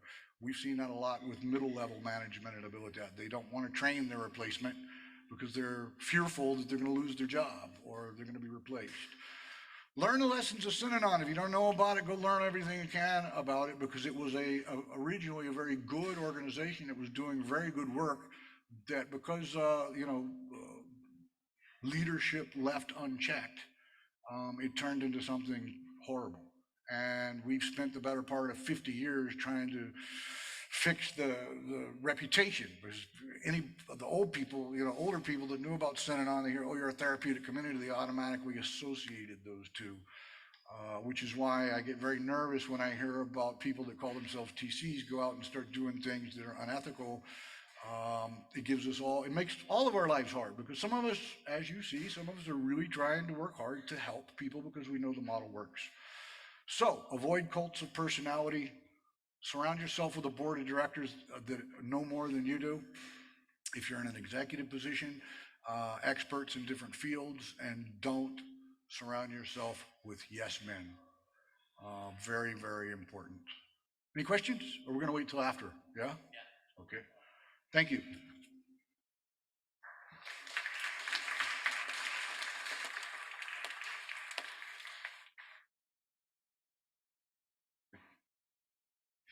So like yesterday when we were talking about capers, I'm not going to show a slideshow, but I want to talk to you about the perils of leadership in an organization like this. So this is not the Other Side Leadership Academy, and I think sometimes that gets lost. The double-edged sword is we absolutely need leaders in these organizations. And we don't have the luxury of going up here to the U, which is a mile up, and seeing everybody graduate and going, U20, let's go, we're hiring you.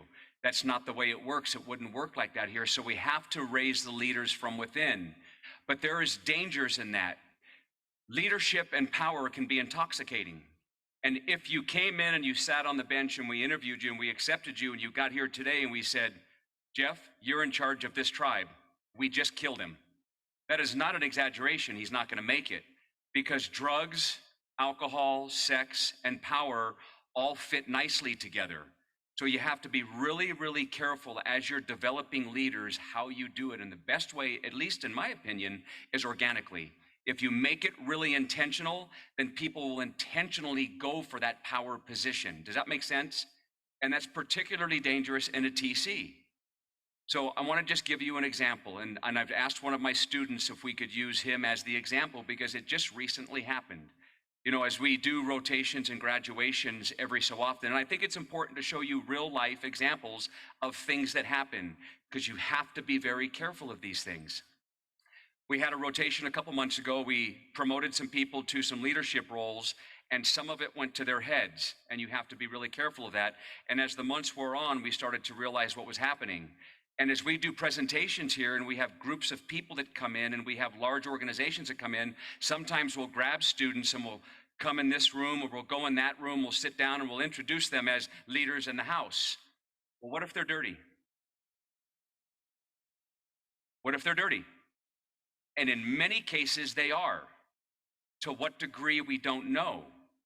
But this recently happened where somebody was very, very dirty and he's being brought into these things, and we'll introduce him as somebody that's a leader in the house. And when that happens, what happens to the student? Alejandro, do you want to share? Wait, hold on a second. So being dirty and getting put in the spotlight, it let it get to my head.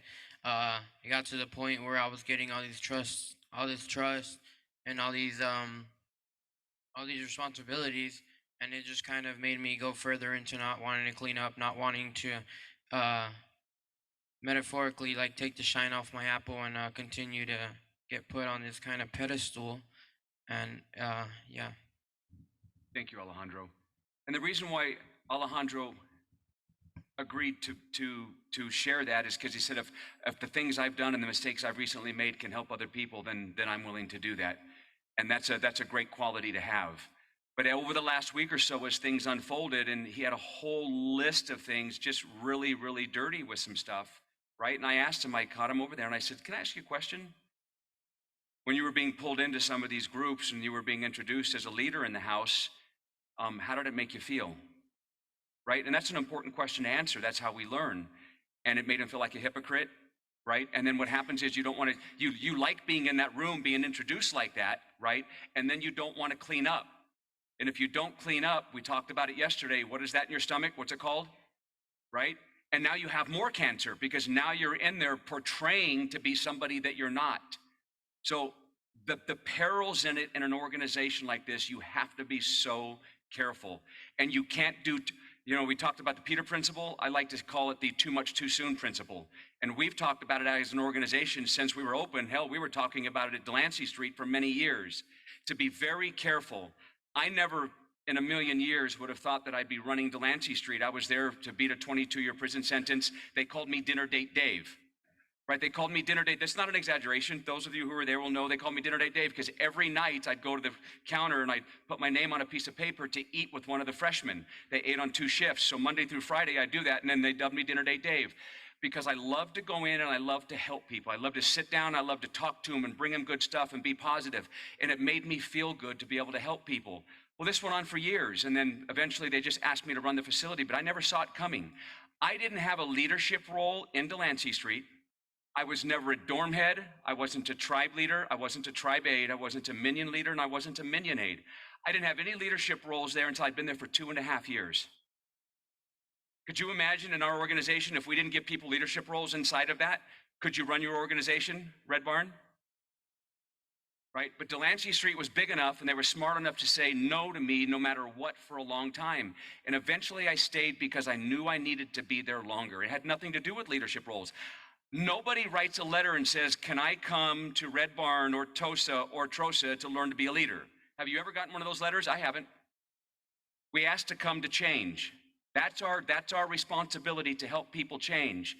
And we develop leaders when they become leaders of themselves, not when they become leaders of departments. Those things will happen, but we have to be careful how we do it.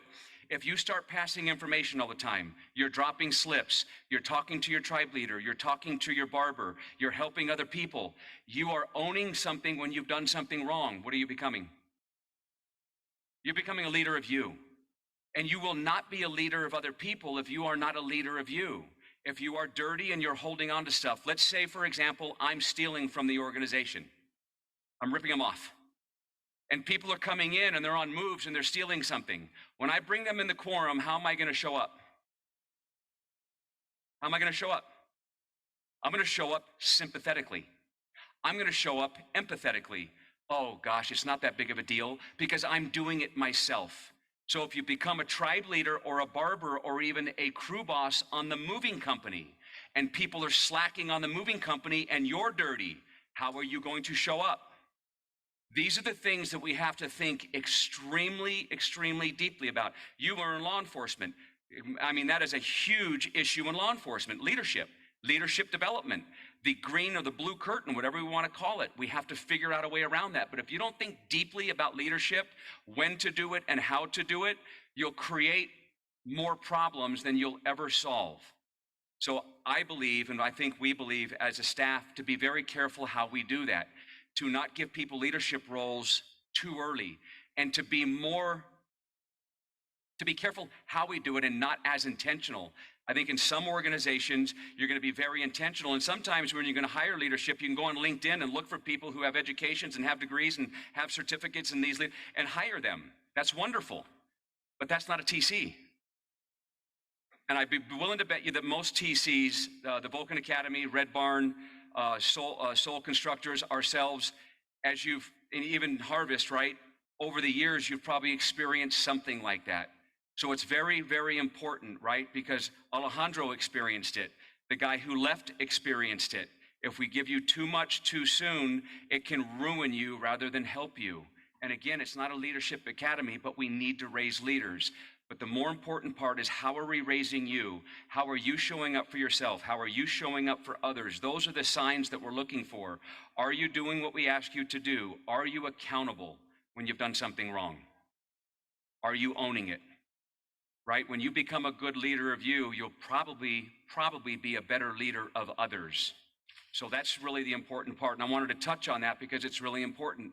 Because it's really easy in an organization to go, well, we need tribe leaders, we need barbers, we need crew bosses, we need crew bosses at the thrift store, just give them the position. Well, that's not what we're in the business of doing. We're in the business of helping people. And if we kill them off in the process of trying to help them, it's our fault. So be careful as you're raising leaders, right? Jeff touched on something really important. I have people that come in my office, and the rest of my staff does, or our staff does here, right? That come in and say, I want to be a barber. That's risky, right? I want to be a barber. A barber is somebody who is in charge of discipline, that might bring in the quorum, give you a few hours, give you a contract, maybe a verbal haircut. Those who want to do that, be skeptical of why. That is not an easy leadership role. That comes with a lot of responsibility. If you mess that up, you could destroy somebody and they could leave. So be fearful, and Jeff touched on it, right, of those who want to be in those positions juxtaposed against those who have earned those positions. Okay? Thank you.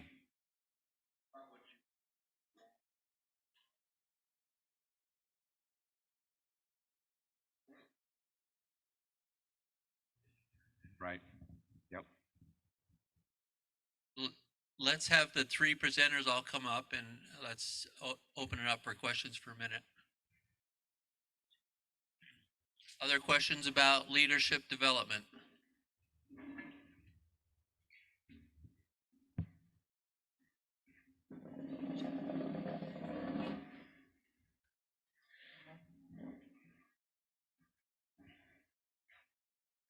I'll start off. Dave, you said you often say too much too soon. How do you know when that when it is when they are ready, that it isn't too much too soon?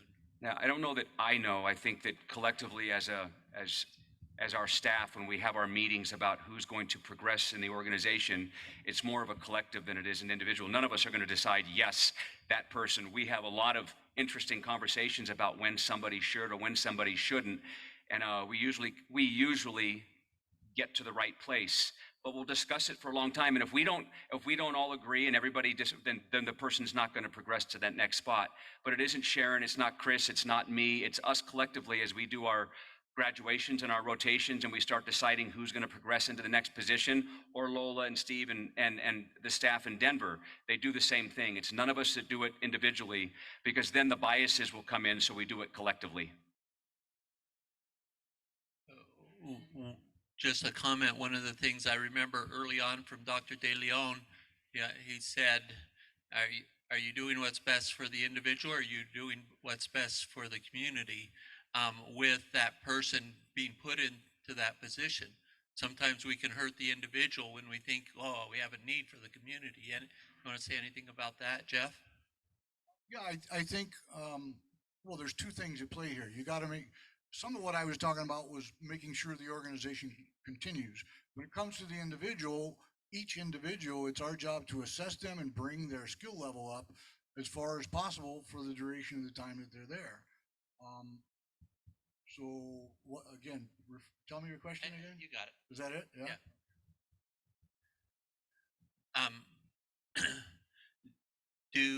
Does Red Barn have a formal leadership training process to bring up the next generation of leaders? Formal, no, but we're constantly having the same meetings in our weekly leadership meetings. We have a house manager or barber meeting with the program staff. You put up. Formal training, no, but it's the guys that show that they have an interest in it. They're doing the next right thing when nobody else is paying attention. They're actively trying to be engaged in the house. The guys that are disconnected and not trying to have connection, those are guys that aren't ready for it. I know TROSA has a very intentional staff and training path and process with check-ins and evaluations through that. So if you're interested in looking at that, I'd recommend you talk with the TROSA team here. Other questions?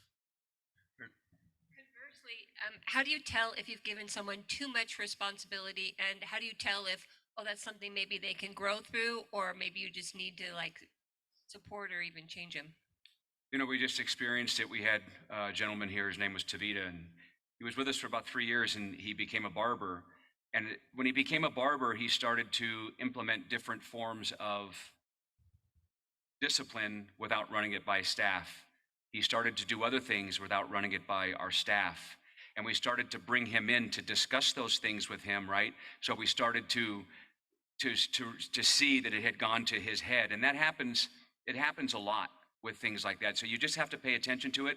And then oftentimes you can coach them through it. You can mentor them through it. You can influence them. You can have those conversations and get them to a better place and make them see that just because you're in that role doesn't mean you're entitled to anything above and beyond that. Nothing's changed. It's just your role's changed. And the more responsibility you have, the more careful you have to be with that responsibility. I'd like to share, can I share something? When I was in Delancey Street, I shared with you earlier, I didn't have a leadership role for 2.5 years. And I remember we'd have a call off. It was a setting very much like this, the whole house over here and people getting called off to minion leader, minion aide, tribe leader, tribe aide. And I remember sitting in the group and watching my peers get called off, one peer after the next, right? And pretty soon they were all passing me up. And I remember how that affected me. And I didn't realize it then, like I did a couple years later, just how important that was. I didn't go there for that. But it's easy to latch on to that once you're there and then strive for that. And then that gets in the way of what you came there for, to change. So it's very nuanced. You have to pay attention to it. You got to be very careful. And like I said, it was 2.5 years. I asked to stay a third year in Delancey Street with no leadership positions whatsoever, nothing.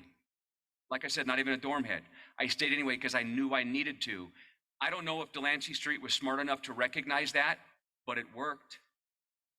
not everybody should get a leadership role inside those 2 years, especially if you're going to leave that early. So it's hard to really articulate what's best because it's on an individual basis, but collectively with your staff, you guys will probably come up with the best solutions for those issues. I have a question for you, all three of you.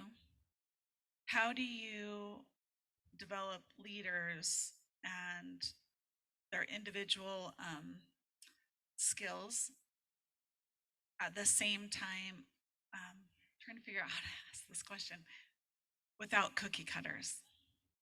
So it's important that they're loyal to the program and they understand the program and all of those things. But are you able to help them, develop their personal skill sets that are unique to them or is the need to contain them in their leadership skills and in the program more important? Do you see what I'm saying? To avoid cookie cutter leadership? I think you have to make them uncomfortable more than anything else. If they're not embracing comfortability, they're not going to find their own voice when it comes to their version of leadership.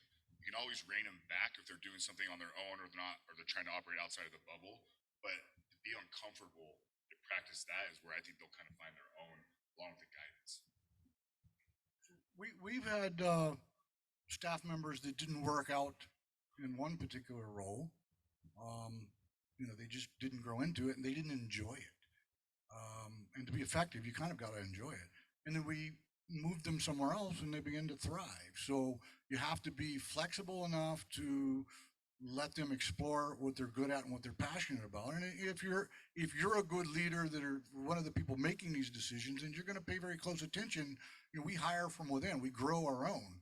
So by the time they get to the point where they're possible staff training material, we already know pretty much what they're good at and what they're passionate about and where their compliments are, and we try to place them accordingly. But we have a specific woman right now. She's a female role model, and I thought, well, she'll be really good as like the day manager for the program, and she was, as far as I'm concerned, but she didn't enjoy it. And then we moved her to the administration, put her in charge of administration. And unbeknownst to her, she's more influential there than she was in the daily role. And all the girls look to her for guidance. So, she's getting what she needs. The organization's getting the influence that it needs, and it's working out for everybody. Does that kind of answer? One of the most important things, at least I feel this, is the longer you're here, the more autonomy you get. One of the ways to gauge a leader is what do you do with the autonomy? The more freedoms you get, if you're screwing up and making poor choices, then you're not going to be in a leadership role of people, because really leadership in this organization, we're not building widgets with an assembly line with millions of widgets going down, and one of them comes out crooked and the bearings aren't, you just stop the line and straighten everything out. That's not how it works. A leader here is an influencer, and if you're not doing the right thing, you're going to influence wrong. Right? And that's going to impact people. So one of the best ways to gauge that is when you have autonomies, you get a phone, you've got more freedoms, you've got more money, you get to leave more often. How are you dealing with those autonomies? That tells you a lot. You just answered one of my questions, but that was regarding competency. I'm assuming you're looking for folks that are competent, have a knowledge and a skill set of what you're doing here, but are you looking at leadership style? Are you looking into, are they autocratic? Are they, sorry, I'm looking for my other one here. Are they a team builder? Are you looking, I'm sorry, collaborative. I'm sorry, I had a brain lapse there for a minute. Are you looking at leadership styles? Are you trying to blend styles as you put together your team? That's super important. So I might be heavy-handed. Lola might be heavier handed. Sharon might be more practical. Chris might be more empathetic. Robert might be more sympathetic. All of those things come into play, especially on serious issues or even with capers. When it comes to that stuff, is having everybody in the room to discuss those things. So it's just not one person. So on this last one, we were pulling all kinds of staff members in here, right, as we were going through all of that stuff. And it does take, no one person can do this the right way. It's difficult enough to do it the right way in concert, right, with all the people together. But having everybody together, you're going to be much more effective when you bring those personalities together. Collective intelligence. That's what we teach all of our people. Utilize the skill sets and the people around you.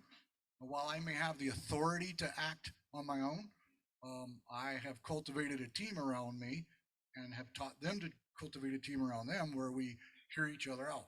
Even all my subordinate staff, if they disagree with some decision I've made, they can get a meeting and argue their point, and then we discuss it. So collaborative leadership. Let's give a big hand of appreciation to our panel.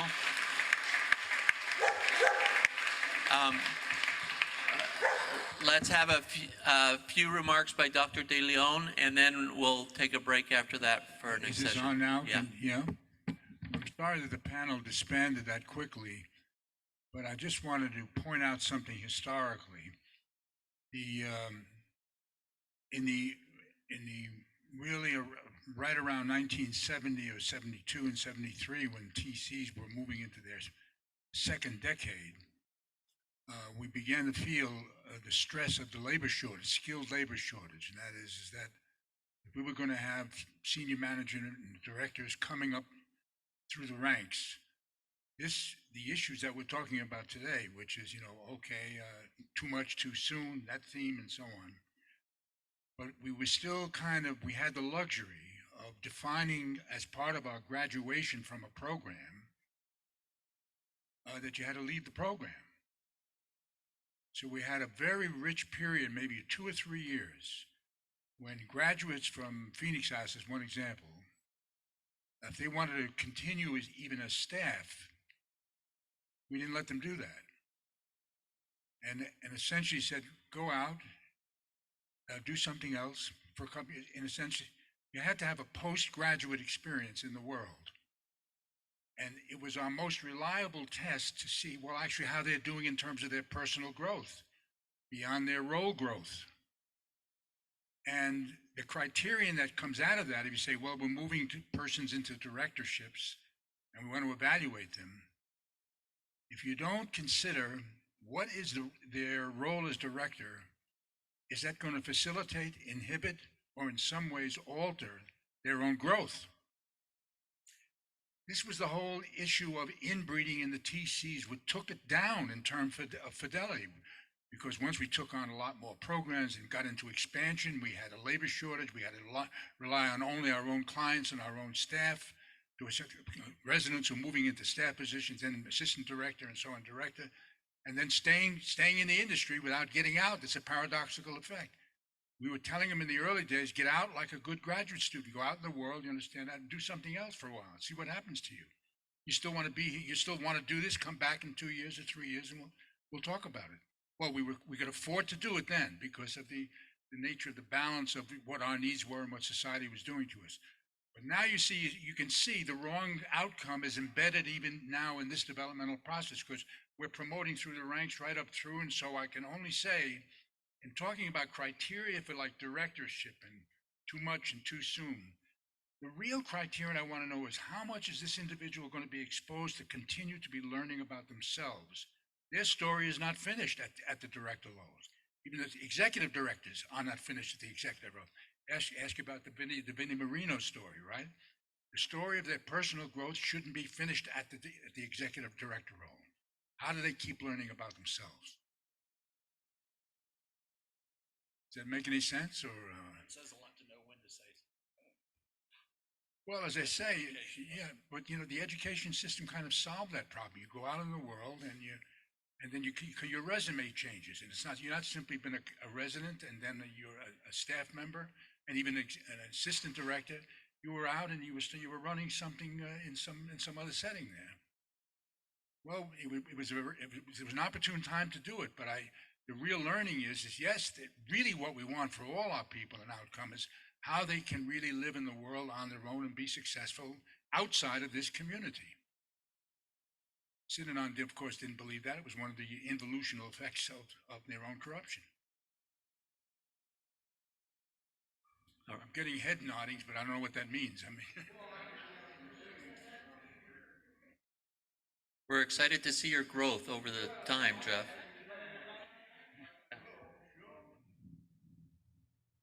So I agree with what you're saying. In a perfect world, that would be the thing to do. I think our reality these days, if you send someone out, and I think that you would have a hard time. I don't think they would want to come back. Of course.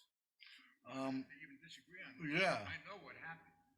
And that is that We can't. I mean, some orgs might, but no, yeah, I don't think so. but what we can afford to do, we kind of agree on what I'll call the problem or the Yes. condition. And we also agree that we can't do it in the ideal way. So what can you build in the evaluation process when an individual is going to go to be in a director role? What else do we want to see about that person while they're in this role? I think, much like what you mentioned with the aftercare thing, there needs to be a component that requires people to continue to learn and to grow. Right. And whether that can be done through, we try to address that by, if someone wants to go to school, we will pay for it as long as it's, reasonable. If someone wants to go learn techniques, we'll pay for it. If someone wants to get involved in community things, we support that.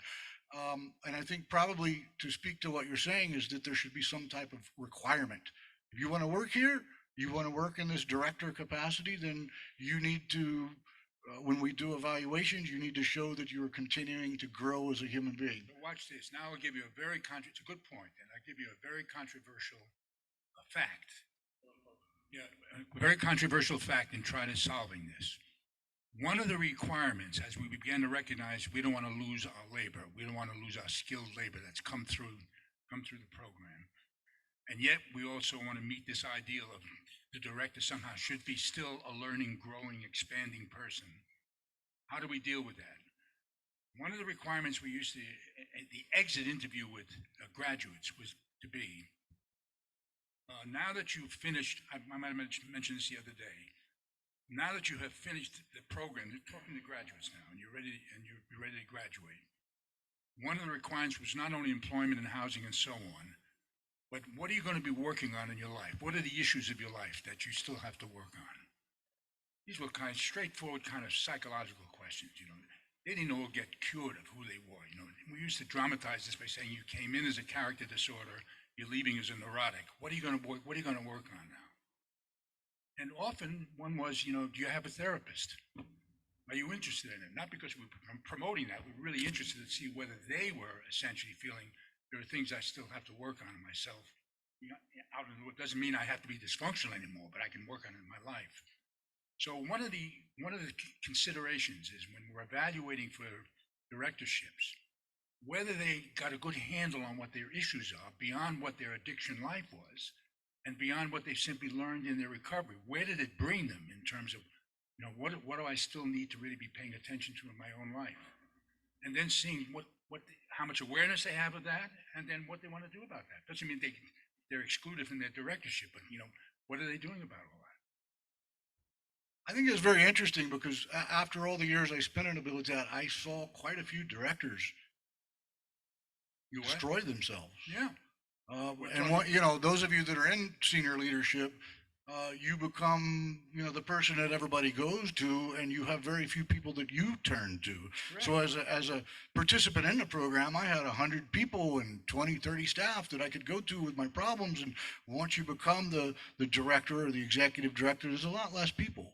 I think that you're onto something. In my life, I actually do have a therapist, actually here in Salt Lake City, that we treated her daughter, and then she became my go-to person for my own personal things. Do you see what we're talking about? I do. I know exactly what you're talking about. But we have not required that for the staff, and that might be a really good idea. That's why I'm talking about it. In the last days of my tenure at Phoenix, and near the last days, we were running senior staff encounter groups, only for staff. In at least some attempt, even though they were in upper level positions and they had a lot of responsibility, in some attempt to have to foster an open, quotes, therapeutic process of some sort. So there would be ad hoc groups. It wasn't a weekly group, but it was an ad hoc group. and it would be staff encounter groups, more moderated because they were no longer early residents. They knew how to really use this process, the group process, to get into it, as at least a way of taking the pulse of where all those staff were and also giving them an open vent where they knew they had something immediate at hand that they could use to deal with themselves. It also increased the mutual trust across all staff. It was a cohesive strategy also. So I'm raising it in the context of the discussion of this theme. Okay, let's take one last comment and wrap it up for our next session. I haven't heard anybody talk about business yet. And as we talk about a leader, I'm glad we need somebody that's capable in the therapeutic side. But in order to have the competent leadership, somebody has to have an understanding of the business, have to have an understanding of their community, the ability to build relationships, both internally and externally.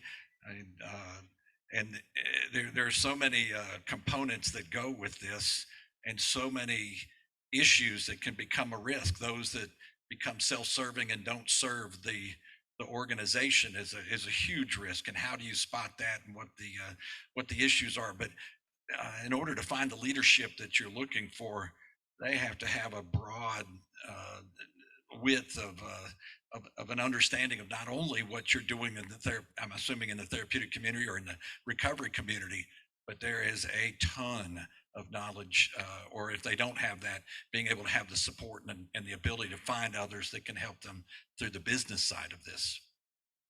Yeah, it's really a unique position that we ask many of our department heads to be in, of being in the people business, but also figuring out how to run a business.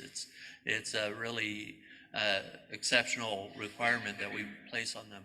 Let's take a 5-minute break. We went a little long this session, so let's keep the break short, and then we're going to have a panel of some kind of rapid fire questions about issues facing TCs today.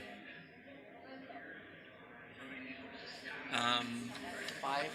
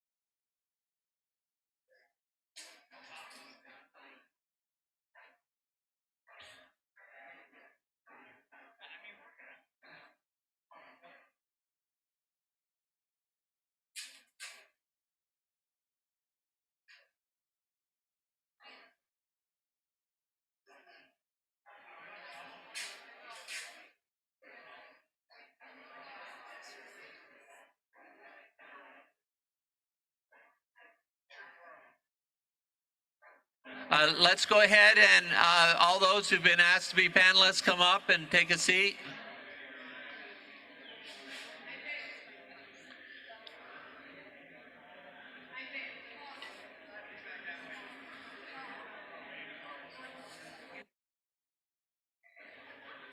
Wayne, you're going to help us? Yes. Thank you.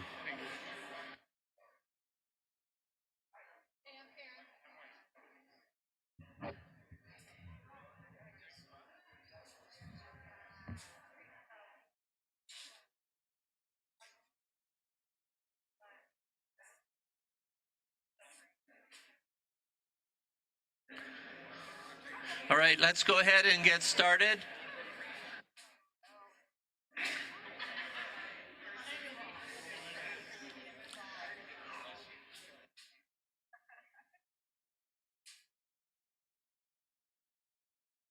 Jeff, you want to join our panel?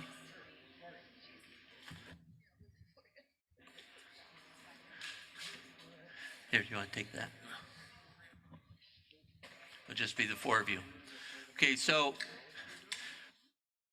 there's always more topics that we want to cover than we have time for. So we're trying this format out. This is the first time we've done it this way, but this is for a rapid fire answers. So that means keep the answers short so we can cover a lot of topics that we didn't get time to develop in the larger sessions. So I've got a number of issues that got brought up as possible topics that we could talk about, but we haven't spent a lot of time on that. So I'll ask some questions, then we'll open it up to the audience for additional questions. Let's start off with you, Karen. How is TROSA serving our trans and non-binary participants? It's going to be really hard to do that short, but I'll do my best. So we think everyone deserves recovery if they want it. And so we don't really care who you want to kiss or how you identify. So that's kind of our approach. We had a lot of fear about serving trans clients, what that would mean in the house. And we had a lot of fears. And I will just, to make it short, if you want to talk about it, it's a topic I'm passionate about. We realized that most of what we were afraid of actually never happened, and it's worked out great. And we have, I don't know, 6 or 7 trans women in the program right now. We have a lot of non-binary people. We don't have a way to serve trans men right now. Actually, we do right now because we got our ability to open up new people to go to the triad, but I would love to be a resource for anyone. It's not a simple thing, but it is something that can be done if it's something you want to do. Well, if a person is a trans woman, they live in the women's house. If they're trans men, they'll live in the men's house. If they're non-binary, we have a conversation about it because we don't have a non-binary house. But most all of them choose the women's house. What we learned, and there was a lot of fear around this, about what that would mean. Would be people be trying to get into a house and what would happen. And what we've learned is we don't allow anyone to kiss anyone at the beginning of the program, so it doesn't really matter what house you're in. So all these fears we had just didn't really come to fruition. Okay, thank you, Karen. I know that's a challenging topic that we're all trying to get our heads around, trying to figure out how do we serve everyone. Jeff, can you explain what a refresher course is and who you offer it to?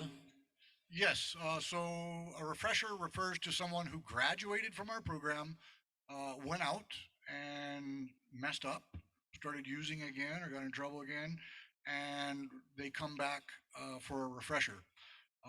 Oftentimes, depending on the circumstance, the person doesn't need another 2.5 or 3 year stint back in the program. They've already been through the program, they know the basics, and they need to be refreshed. In fact, we just had one from Salt Lake City that came to us 10 years ago with a heroin problem, and he began drinking and saw that it was going to be a problem.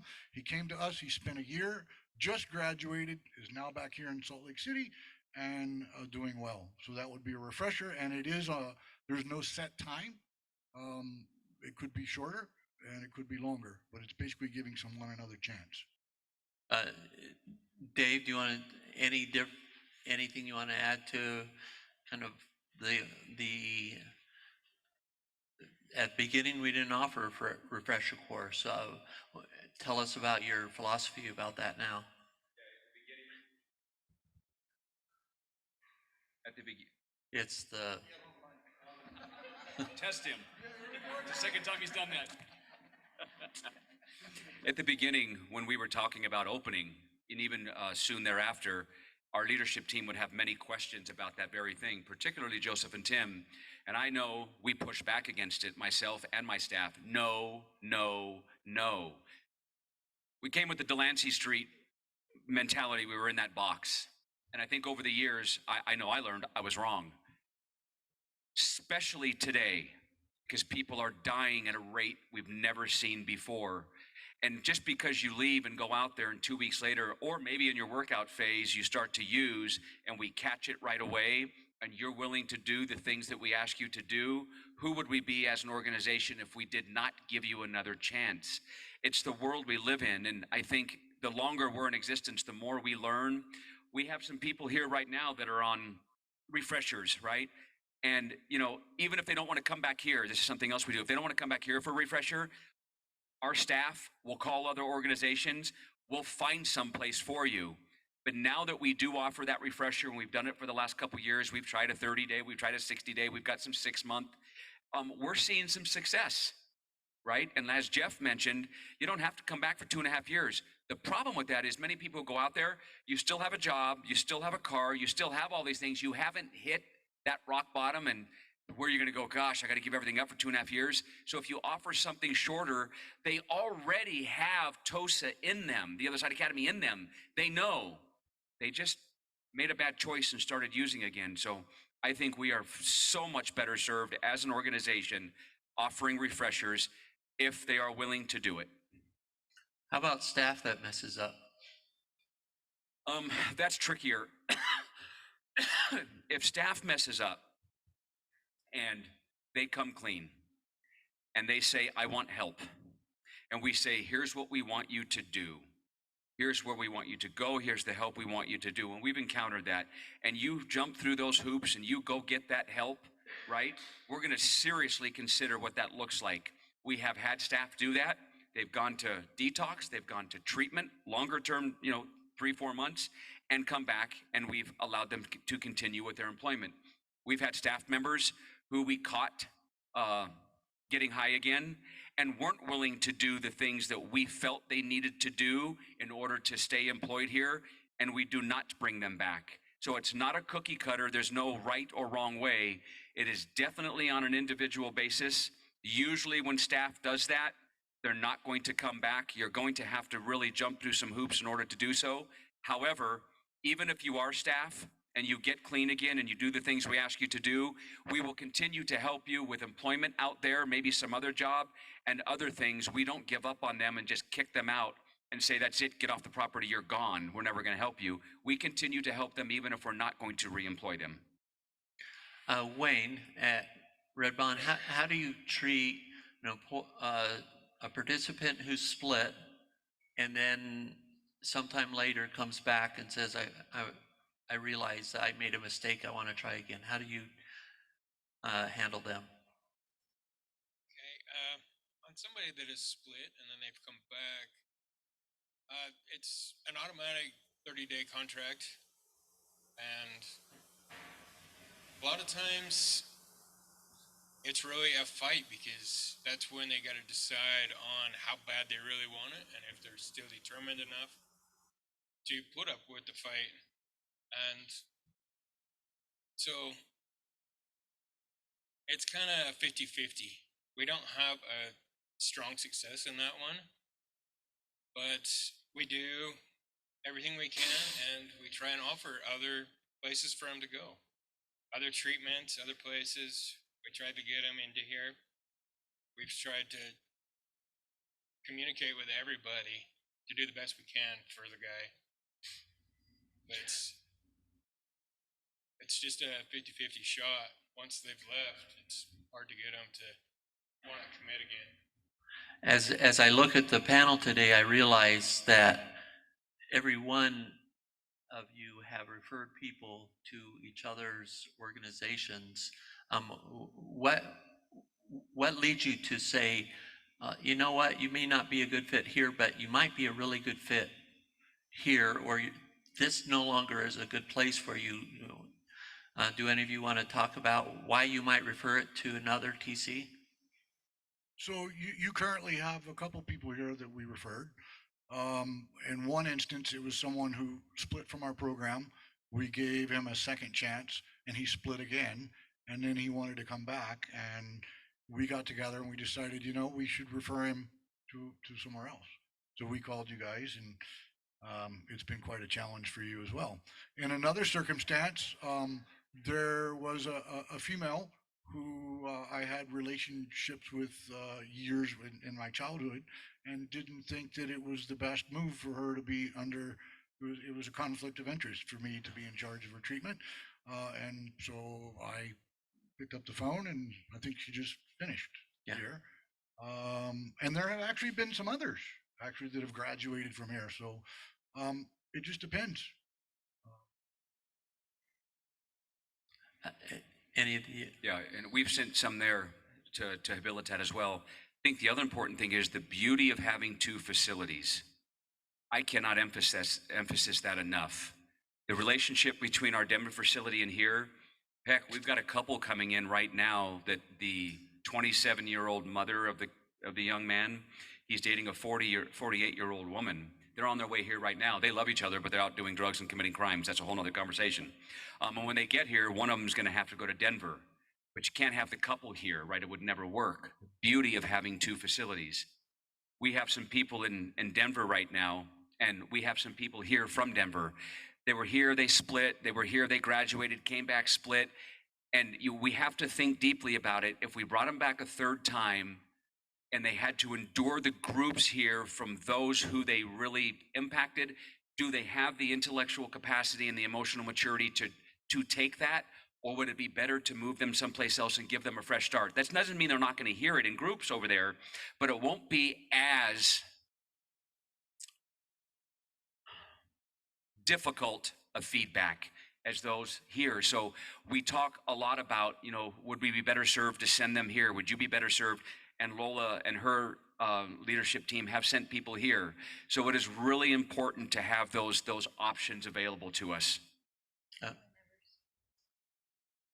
Yeah, family members. We've had family members. We had 3 brothers in the program at the same time. And actually, Luana and her husband were at Habilitat at the same time as well. Didn't work out very well, but. That's an important piece, the family members, again, in Delancey Street. And really, that's the model that we knew, all the leadership team that came here. There was no family members in Delancey Street. Right now, currently, right here in Salt Lake City, we have a brother. We have Nicholas, who helps run our IT department. His brother is currently here. And we've had others. And we're realizing that it can work. It can work. I had a question. So if they split here and you refer to Denver, does the contract carry over? Or is that a fresh start in Denver? Yeah, if they split from here and they go to Denver, the contract does carry over. Sounds good. Yeah. So when you refer your splittees to us, should we put them on contract? That depends. There are times that we haven't. The gentleman that went to Red Barn that split from here stole something, a watch from another student when he went there. They put him on contract more for that than for splitting. That doesn't mean that we wouldn't. There are different factors that we take into consideration. It just depends.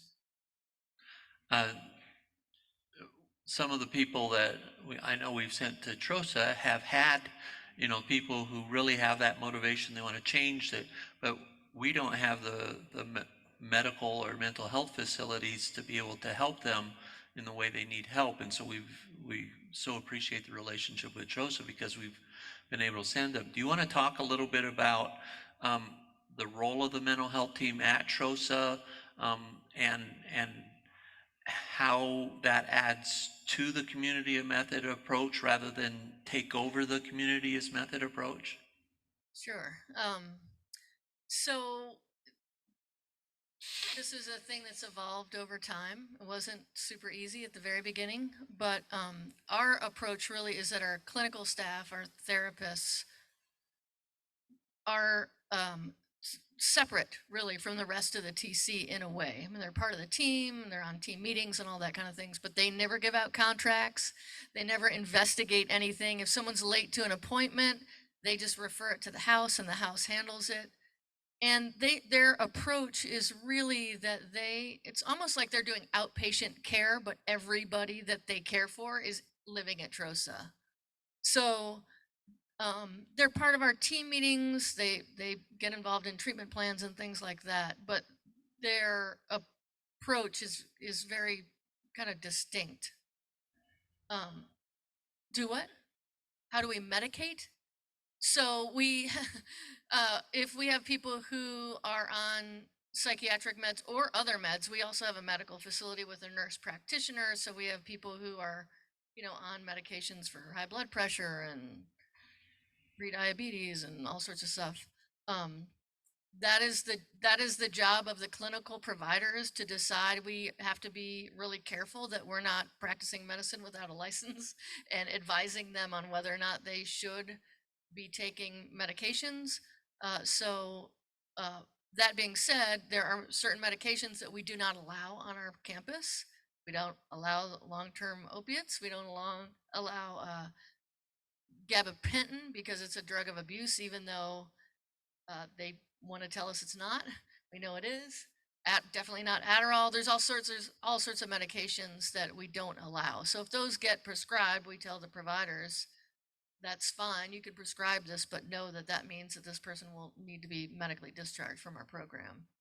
And then our job is to monitor and make sure that people are taking their medications as directed and all that kind of thing. Did I answer your question? And is there ever tension between a therapist saying, boy, those groups seem like you're really having a hard time, and so I don't think you should go to groups anymore? Sure. Always. Yeah, there's always tension, but I think tension is great. I love conflict because I think the outcome gets us to a better place. But especially the newer clinicians, people who are new employees of ours, it takes them a while. The biggest problem they have really is confidentiality and the fact that we don't believe in anonymity or confidential. It's a lot of places what's said in the therapist office, it stays in the therapist office. All our therapists understand that that is not the case, that every staff member at TROSA is on the clinical team of every resident. So it's not like, well, you don't, you work in the moving company, so you don't have the right to know what this person is saying in therapy. That you can't have that if you want to actually have a therapeutic community. Everyone's going to be part of the clinical team. So definite growing pains, and if anyone is interested, we could talk forever about that. Yeah. When it comes to okay, sorry, because I'm from Canada and I don't know about your laws down here in the States. When it comes to the medication part, do you, or even when you deal with the other resources, is there anything in place that, like, we call them ROIs, a release of information, that so the different resources can actually talk to each other about personal information of said client or student or? Right, so we don't have to do that internally. So the people who are employed by us, or our nurse practitioner is actually employed by Duke University, but we have a contract with them.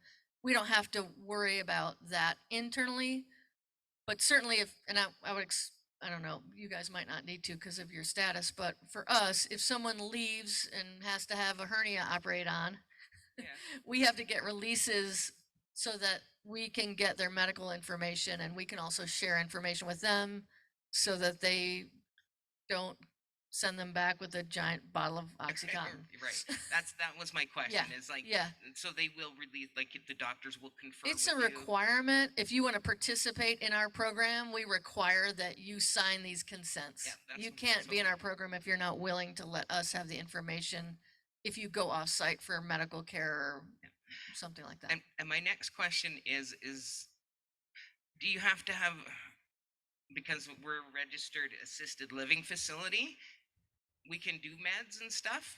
So is that a possibility here? I don't know. Is what? I'm sorry. Well, the distribution of meds, right? Like at the recovery house that we're doing, because we're assisted living registry, Right. we can do the meds on site, Yes. right? So is that something that you could do here? We could, but we are very careful not to because that opens up a huge Can of worms for you? nightmarish oversight thing. So we're very clear that everyone at TROSA is authorized to self-administer their own medications so that we don't ever, because I don't want my staff to be responsible if for making sure 500 people are taking their medications right, or Yeah, you got 200 way or more however people many. than I do. So but we can't handle the meds at all. They have to be self-admin. Like we just can observe handle and them. monitor. What we can do is administer them. Mhm. So I can Like we have hand MAR you a sheets. basket and you're responsible he's responsible for making sure it's his basket and it's his pills. And I can watch him Yeah. pour the pills out into his hand and I can watch them take it. But it is true. I can't be the one that takes the 2 pills out of the bottle and puts it in his hand. So do you have they're not allowed to keep their medications on them though? We allow people at a certain place in the program to keep their medications on them because I'm not okay. worried that someone's gonna abuse their high blood pressure medication. Oh no, I'm talking Right, different, so we- different kind of meds, like with more mental health and stuff. We'll Yeah, get and, into and the mental health meds that are drugs of abuse, that. Mm-hmm. So we you don't won't- allow anyway. Don't allow it. Don't But touch like, it at all. Prozac and things like that, those aren't drugs of abuse. You can't take a handful of Okay. Prozac and feel anything. Mm-hmm. Yeah. We remedied that we used to do it similarly. We don't administer psychotropics, but, blood pressure meds, cholesterol meds. We used to do it that way, and we found that it was more efficient to hire a nurse. So we have an RN that works Monday through Friday, and then has an assistant usually that helps on the weekends. Okay. We just have found, we used to have more oversight, and over time, we realized that as we relinquished some oversight, the residents weren't misusing their medication. So we were just doing a lot of extra work that we didn't need to do. And so it's easier just to give them like a I said, week of meds at a time. We're on a smaller scale, so it's like, Yeah. but it's a whole different process. We have to keep the meds on site in locked cabinet, and they come to us for their meds, and we have to document it and record it in the MAR sheets and We've medical worked our administration records. whole way around so Yeah. we don't have to do that. Very good, thank you. I'm happy to share that with you later. I have, are you under HIPAA? Are you under HIPAA are you under HIPAA regulations? We're not under HIPAA, but we are under CFR 42 Part B, which is higher and harder. Right. So the privacy and the. Yep. Okay. So and then the other thing, we may be able to share something from Alabama that actually works, and that is a medication disbursement program that's under the supervision of an RN. And it has been, we started it in the jails about 20 years ago. Then it was picked up by mental health, but it actually works. So we may be able to share something that works that could help you. Wayne, I believe this is the case. In case I got it wrong, correct me. I had heard one point that Red Barn does mindfulness practice. Is that correct? Yes. Do you want to explain what that is and how it happens? And close to you. Yes, we have a class that is called mindfulness that Rich, our co-founder, has started it, and he teaches how to have breathing practices before so that you've got a clear mind and just bad at explaining. It's just really mind opening because we have different stories at different angles to every subject. How often is it done? We do it every 2 weeks. And how long does it go? It's just for an hour. Yeah. But we do it as a whole group. Uh,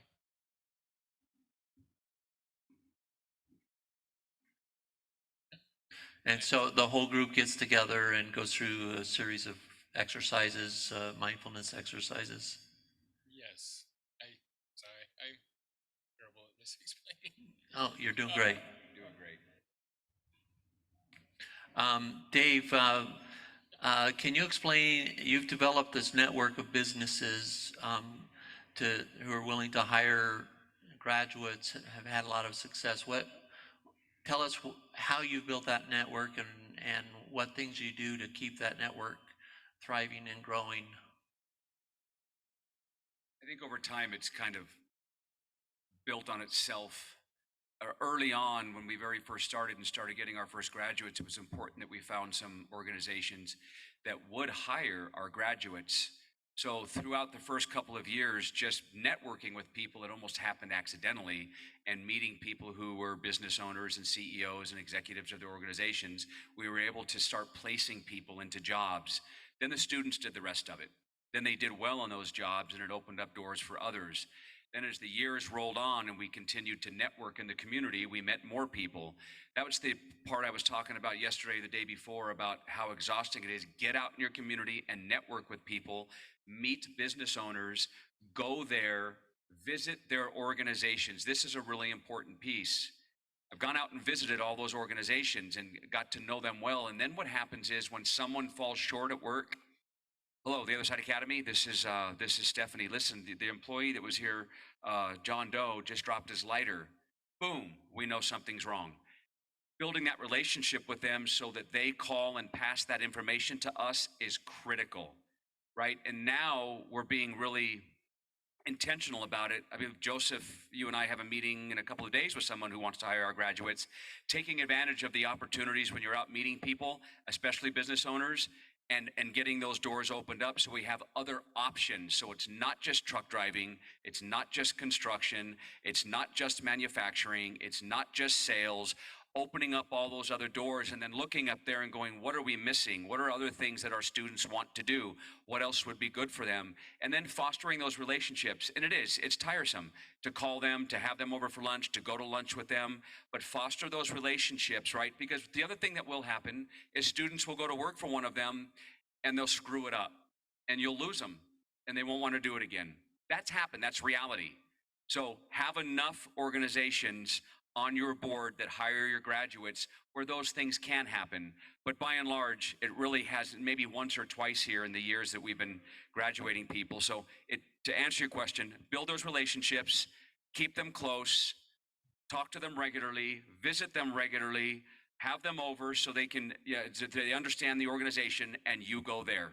So you know where you're sending your graduates. Have you ever said, boy, this is a place we don't want to send graduates?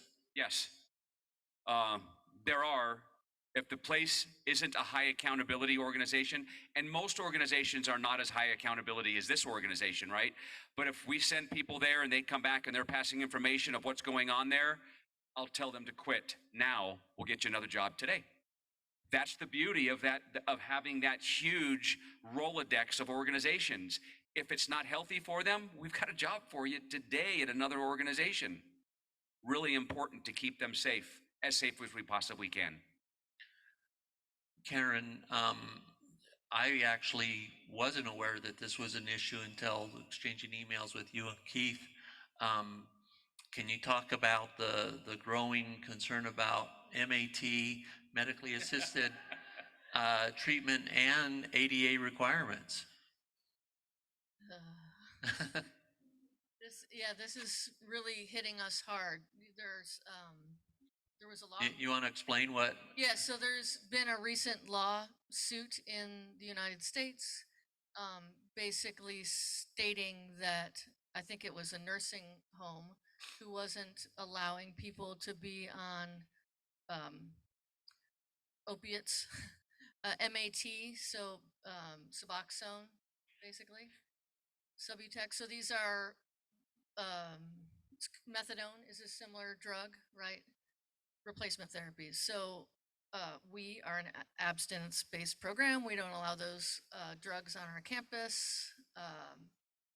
But it looks like there have been some lawsuits against facilities similar, but not exactly the same as ours, saying that we are discriminating against people if we don't allow this sort of treatment at our facility. So so we're trying to figure it out. We know what we don't want, which is we don't want people taking methadone every morning at our facility. So we're trying to figure out what exactly to do. We have had some people come in with Subutex, which is an implant, because they got it and then they're still on it and it's in their system for several months. We have had some staff members who have had success with taking Suboxone long term. So we're open-ish. And we will always do what we have to do to be in compliance with the law. Yeah. Dr. DeLeon, did you have?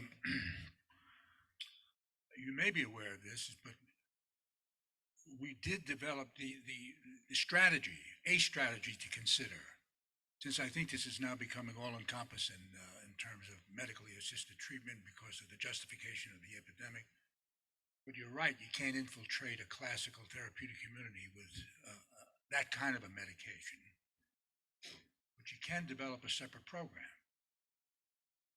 as we did. In fact, I might have been talking about it very recently in the past day or so. And that is, we faced this problem 25 years ago. And the way is to think about it now is essentially developing yet another strategic treatment approach for a certain subpopulation of clients, instead of getting into fratricidal adversary relationships between drug-free, abstinence, non-abstinence. It's a dead-end dialogue to go on. What we can do is integrate. There's a subgroup of opiate-abusing addicts, right, that's been their problem. They can't be successfully helped in this kind of a TC, we know that. But it doesn't mean they also have to be sacrificed to an endless harm reduction concept. You understand, that may simply stall their lives. They should have access to what we understand as the recovery-oriented principles and insights that seem to be borrowable from the TC to the world. So with that background, the first demonstration of this, and one that's preceded mine, which is Samaritan Daytop for now 30 years, has had a long-term residential set TC for methadone clients called Methadone to Abstinence. And the issue was, and it still exists, even though the political argument goes on, but they can't argue against the empiricism of this program. It's been around 30 years. And they essentially have a planned duration of stay where the client comes in and they know what they're doing. And that is, what they're doing is they got a long period of time. It's recovery oriented in terms of the TC's understanding of recovery, but it handles the methadone phase and the Suboxone phase through the first 6 to 9 months. So that's one of the first kind of treatment targets, but that's all conscious planning. And just so the client who comes in there is kind of signing up for that, in that sense. And then they gradually detox, and it's a very carefully measured, wisely managed approach, because we all know that detox can get down to a profound psychological level of 5 milligrams can threaten the client, in terms before they'll get off that. So the issue is setting up an alternative program, which is the recommendation going forward for TCs in the world. Remember, subpopulations, you don't have to poison this here, but just create something new for these clients and then empirically demonstrate whether it works or not works. Well, Samaritan has been around 30 years doing it. So that's one version, a long-term TC, where really the first year is involving them gradually taking them down from their methadone, but they're living a TC day. They run the total TC day, but with their methadone. The easy clinical criterion is you got to participate. If you're nodding off, you're not participating. We got that part. There's a second version, and it's the one what I thought was going to be radically needed in terms of the methadone clinics that exist. So and the Queens project was essentially a very active 700 methadone clients in that Queens facility, negotiated a property across the street, a 10-hour a day treatment TC model, 10 hours a day. So they didn't have residential problem. But when they get their orange juice in the morning and then come right over here and then live a TC day over here with their methadone. And not only that, one of the underlying objectives was not to demand abstinence at all. This was not an abstinence program. This was a recovery-oriented program, which means with your medication, this is the routine. And the criterion was the participation in that routine with all the same criteria for change. Are they learning? Are they changing? Are they taking responsibility? And there were the percentage of those that couldn't tolerate it. There was not much, because this is a published study, as a matter of fact. So what we found is that's a feasible thing to do. Not only that, not only is it a case where you don't essentially collide with methadone maintenance, in reality, 35 to 40% of those clients got off their methadone anyway as their own personal therapeutic goal. So within 6 to 9 months, 40% of them essentially had personally wanted to become abstinent on that. So the concept behind, these are two empirical examples, they're both written in the literature. But the concept for our setting here is this: get out of the adversarial mode on this, and you can decide, instead of this is our philosophy, that's your philosophy, you're all right as long as the world will leave you alone, all right? But they don't leave you alone, is that right? So the way to think about this is creatively. This is actually the real way to expand in a changing society. If we've got something valid, we got to keep demonstrating it that has kind of a cosmological validity. And so you keep trying new attempts to do this. These are examples around on methadone. I can send you some literature if you're interested. Yeah, that'd be great. I think for us is figuring out, we don't have any ethical problems with medication assisted therapy at all. The question is, do we want to be the providers of it? That's right. And what we are feeling a bit under attack about is that we're not feeling adversarial, but people are being adversarial towards us because we aren't that this is not an aspect of our program. And we've had high profile people tell the media that Trosa is killing people because we don't allow people to come on Suboxone. So for us at least, it's a real serious issue for our level and just how we're It seems like there should be a place in the marketplace for a non-medical approach that because every other place is a medical approach to addiction. And it seems like that we should be able to protect our model from that. And maybe that's something that we can collaborate on and see if we can have legislation and other things to explore that possibility. Yeah, Jeff? The state of Alabama requires that we offer MAT for those that come to us that have MAT prescribed to them prior to arrival at our facility. My question would be, what's the difference between that and giving somebody their blood pressure medicine? Because I'm not worried that people are going to misuse or share their blood pressure medication. and I know that the people in our program will share their Suboxone. I know this, and sell it and trade it for sex with each other and all sorts of things. So we don't allow any dangerous drug. We allow blood pressure medications because we're not concerned that that's going to do harm to our community.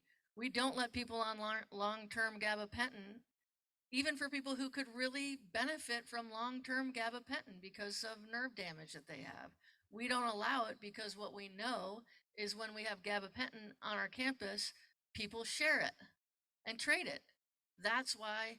So we do allow people who come in with Subutex, which isn't a thing anymore, but it was for a while, where it was once a month or once every 3 months, you get it implanted under the skin.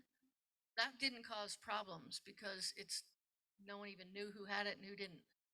But the daily dosing is dangerous. We don't have the capacity to deal with daily dosing, and we know what's going to happen if Suboxone is on our campus. And may I say, I agree with you wholeheartedly. I wish we were not required to do it because there are issues. And it's for the same reason that we don't allow people on psychotropics. We're not that kind of a program. If you need that kind of a program, there are programs that do that. It's very unfortunate because we haven't been confronted with lawsuits or media or whatever, but the pharmaceutical industry, if you've been paying attention, created an opiate epidemic. And now the pharmaceutical industry has created the cure that they're pushing. And they're very powerful. They're the biggest lobby in the United States Congress. And they have a lot of power. They've infiltrated the medical schools. They push prescription drugs. And if we're not very careful, we will be regulated into succumbing to their wishes. So, yeah, I'm opinionated about that. Sorry. But we're just not that kind of a program. There are programs we can refer you to, and we will, which is why I need to talk to you, because we get referrals. They're on psychotropics. I want to help them. Can't Habilitat, but let's refer them somewhere where they can get help. We need a variety of programs. There is not one path to recovery. There are many paths to recovery. So if one of you who's starting a program wants to start one that lets people have Suboxone, that would be great. Yeah. All right, let's hear for our panel. Thank you so much. Let's take a 5-minute, before we take a 5-minute break, we're going to try our exercise from yesterday again. If you can pick up your chair and make a circle. And then we'll take a 5-minute break and be back at 3:15.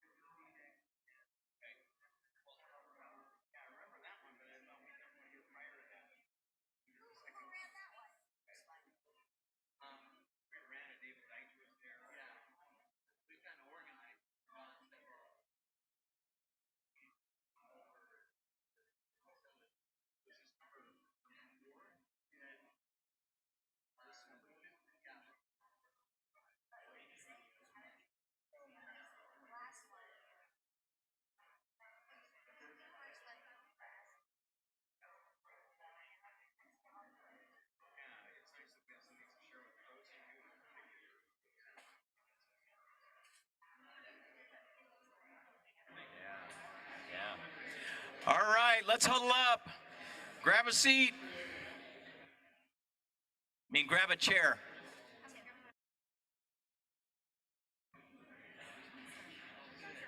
Thank you so much. Sorry. Thank you so much. Okay. Yep. Take off when you take off. Oh, yeah. Okay.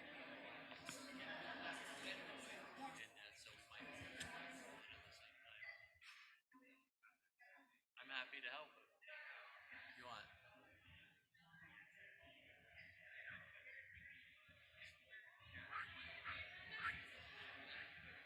Comments of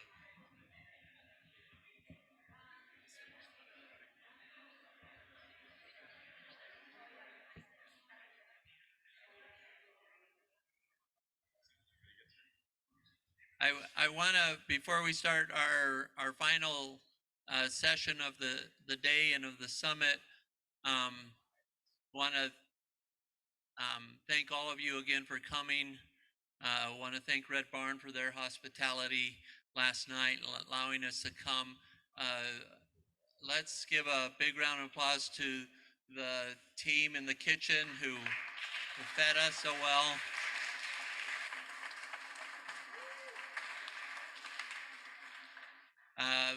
Kathy has helped tremendously with logistics. Thank you, Kathy, for all your work on that. Lindsay has helped out as well. I appreciate this is an intrusion into the daily schedule, so thanks to Dave and the team to allowing us to interrupt the day and work out all the coordination of where students go in between when we're invading their space. I hope this has been a benefit to you. I hope it opens up conversations, not just with us, but between each other, between different organizations. That's what we hope happens with this. And continue to learn, continue to grow. How can we all be better at our craft? A real special thank you to Dr. De Leon taking the time to come out from New York a long way on a long plane flight that they don't even serve a meal on. Thank you, Dr. De Leon, for helping. We are always enriched and inspired and challenged by what you have to share with us. So really appreciate that.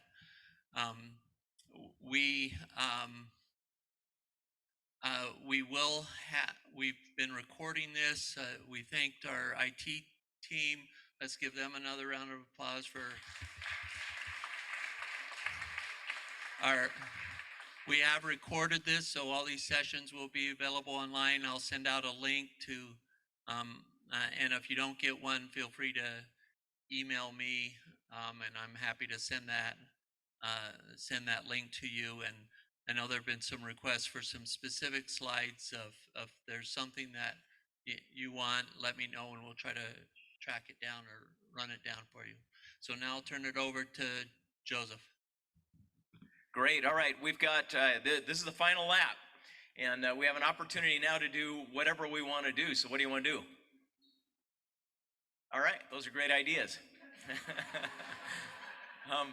Want to make sure we sprint to the finish line because there probably are questions that are still kind of worming their way around in your head, and feel free to ask any of those. So 3 options that I'll offer, and you can add to these if you want. Number 1, feel free to express anything that you're grateful for. So if there's somebody you want to thank, somebody that you want to acknowledge, or something you're grateful for, feel free to do that. Secondly, a commitment that you want to make.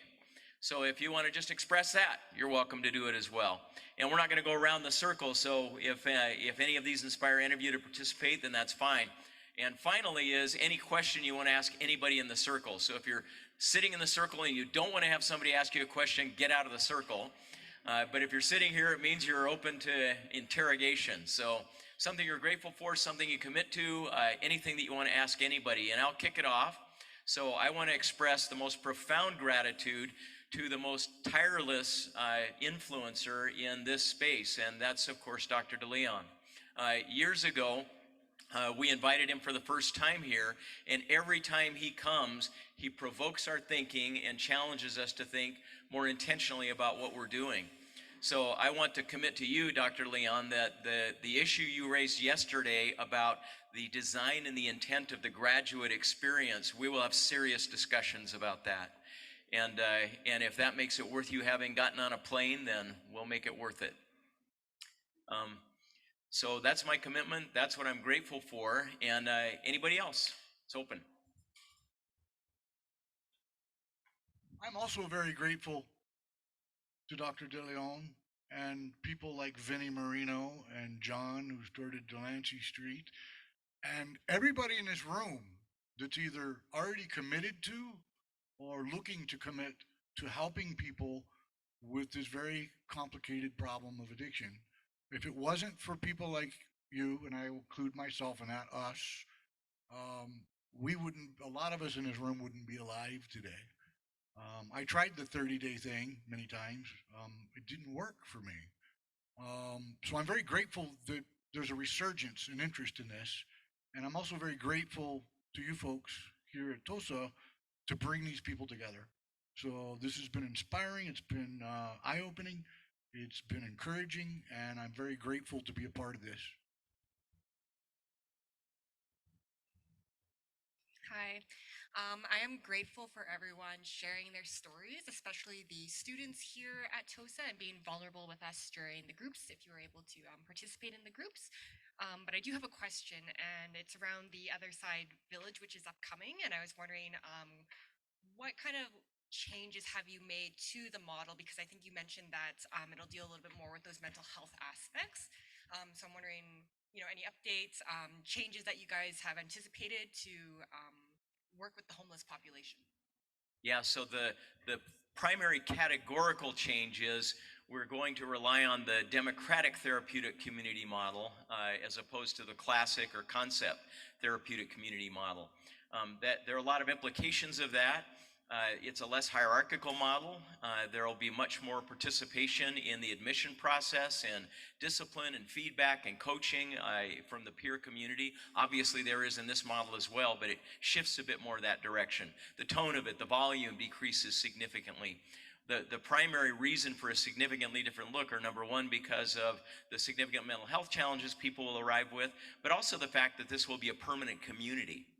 So the fact that it's not a program that you graduate from and there will be a continuing hierarchy that just sustains that program, but rather it'll be a community that has to evolve and adapt as the years progress. We felt like that it was more appropriate for us to look that direction. And we're happy to share more of the details of that with anybody that wants to explore it, but that's fundamentally the big change. I just want to say thank you to the hosts, everybody who hosted this, Dr. DeLeon. You're like a walking fountain of information. I mean, everything you said, I found very beneficial, and thank you for that. I am grateful just to be here. I've learned so much possibility that we can take home with us and try to implement some things back into our program. And that's what I'm committed to doing. I'm really motivated and ready to get back to North Carolina and start trying to implement some new things, some things back into our program, some of the things that we veered away from and we needed to bring it back and tighten our program up. I am thankful for, my team that I'm here with, everybody on my team, Karen, Kelly, Susan, everybody from TROSA that I'm with, and just being here, listening about the things that we're working on and how myself coming through a therapeutic program has been impacted. Listening to the leadership, listening to the section about the leadership and what we're looking for in leaders. And while I'm listening to it, I'm remembering how it affected me and where those leadership skills took me in my life.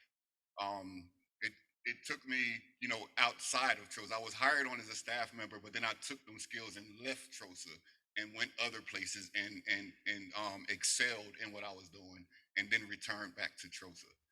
So everything that we do in the therapeutic community can affect people's lives in ways that we don't expect, in ways that we don't see. So I'm just, thankful to be here and be a part of this.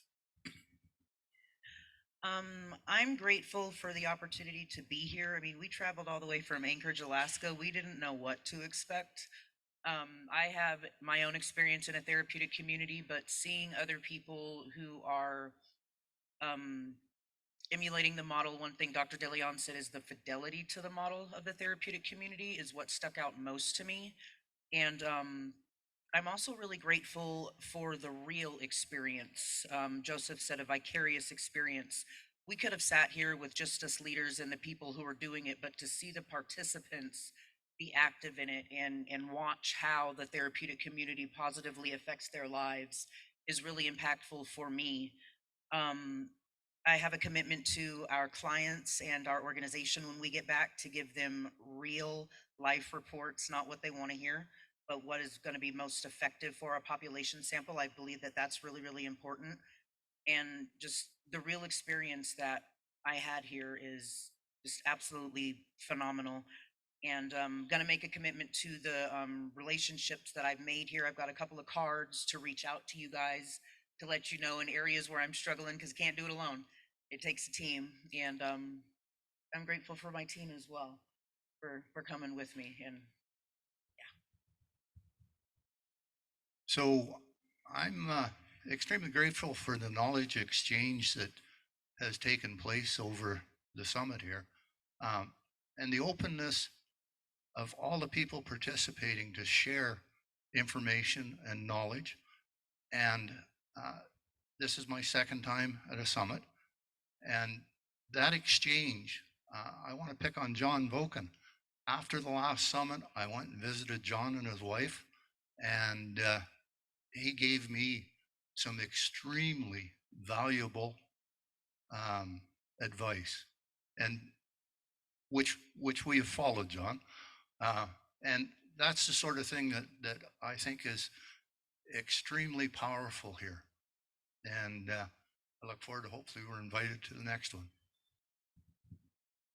So I'm super grateful for this program that I have back home that we learned from TOSA. The opportunity to be here today. The way my life was 2 years ago, I would never expect to be somewhere this beautiful.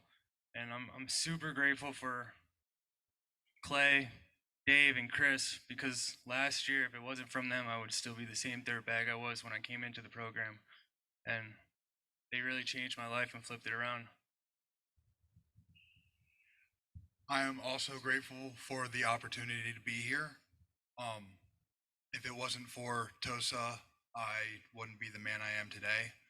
The program I'm in wouldn't be the program that it is today. I'm grateful for everyone here for the information that I've gotten, and that goes into my commitment. I learned a lot from being here, from everyone here.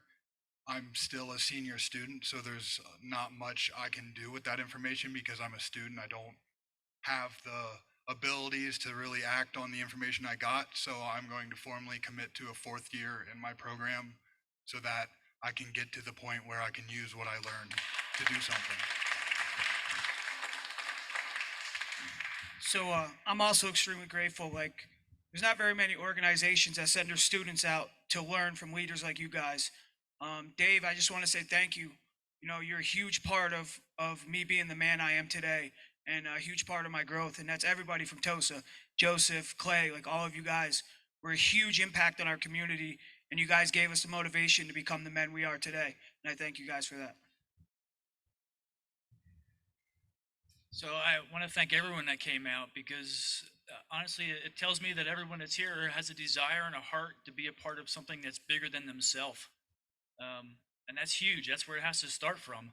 If you don't have a heart for it, you're not going to have a successful program, which the basis of that has to be that you want to help other people. Your heart has to be in it. So I'm thankful for everyone that came out.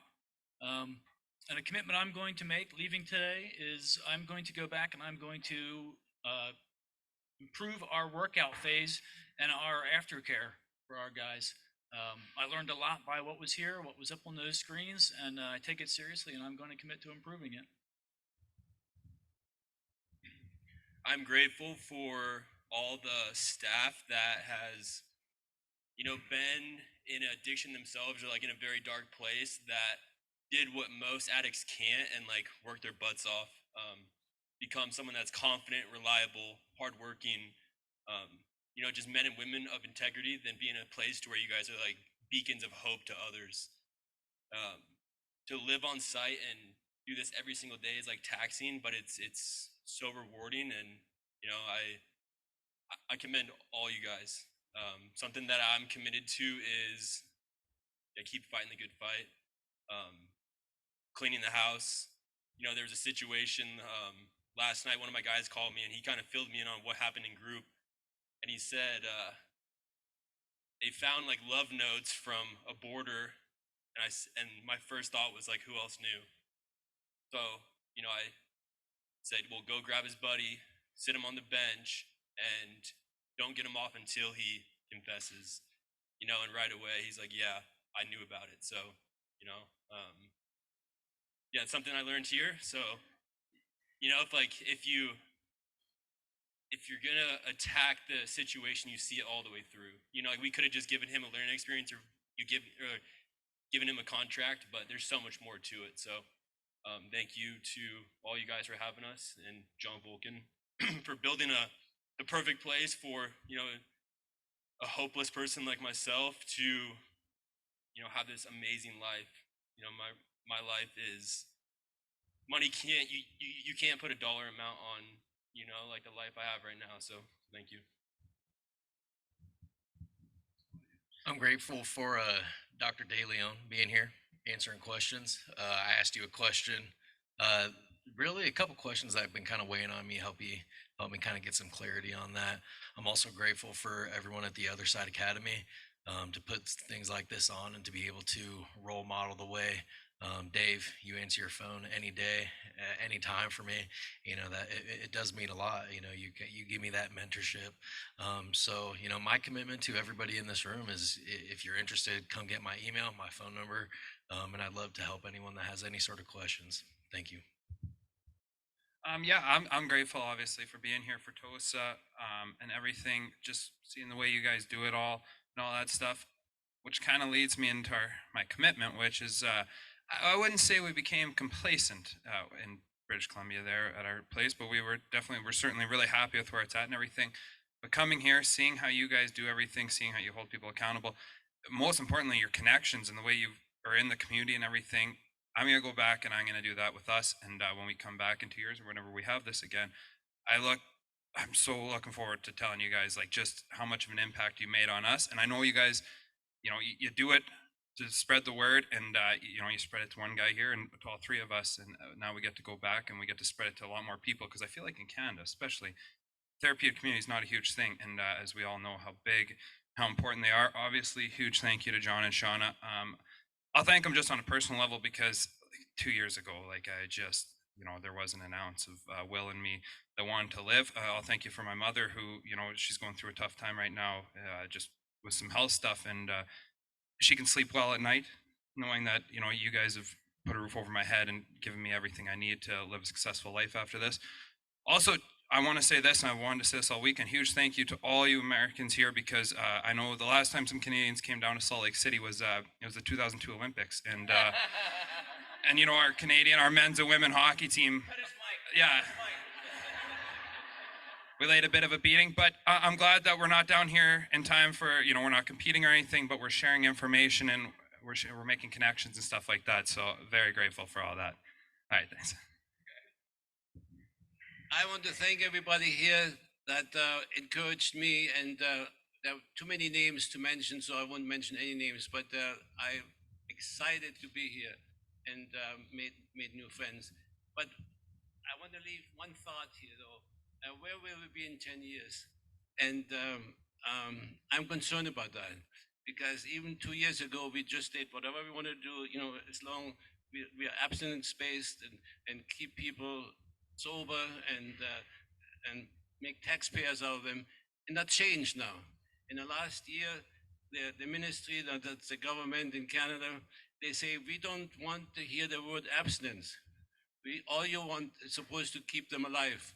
And if they want to use drugs, that's fine with us. So the thing is that the beginning of the end? And I want to encourage your leadership to think about that.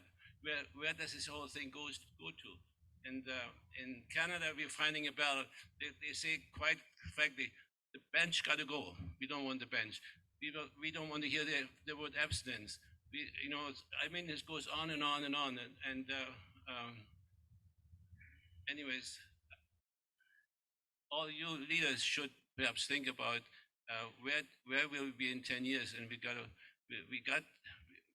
we're on the right side for sure, no question about it.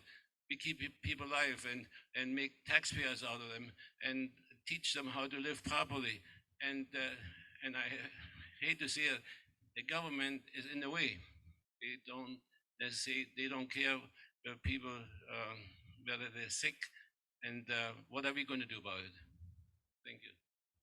And I think that's why it's so important that we're all here and collaborating, because we're stronger together. So thank you. Thank you for everyone who made this happen in the struggle together. I've got a note. This is not from me, but we've had Joanna Z, who's done the hard job of trying to watch all of this by Zoom. Joanna is in Oregon, and she sends this message. Thank you to all. Love this summit. Oregon Life Academy looks forward to creating a program in our state. Inspiring, informational, and heartwarming. Much gratitude. So the camera's up there, so we can all wave to Joanna.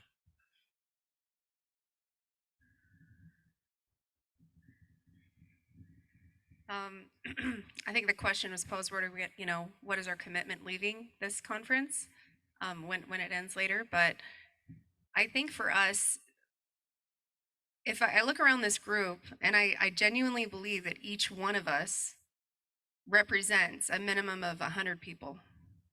100 people that need us. Maybe even 1,000 people. We don't know that number. But there was a picture, a visual aid on one of the earlier presentations that was really cool. And it was the difference between a boss and a leader. The boss was sitting back and everybody was pulling him, but the leader was out in front. Out in front, leading and directing the group. And I think it's upon all of us to go back and recognize that individually we are that leader for that group of 100 or more. And what are we going to do about it? A lot of the ideas and the quotes and the stories and concepts are all like a seed. And if they just go by the wayside, then what's the point? So it's our responsibility, and it's my commitment to take the time, read the notes, and do the work to try to implement those to better the people that need us. Am I on here, or is that John? You're worried about 10 years.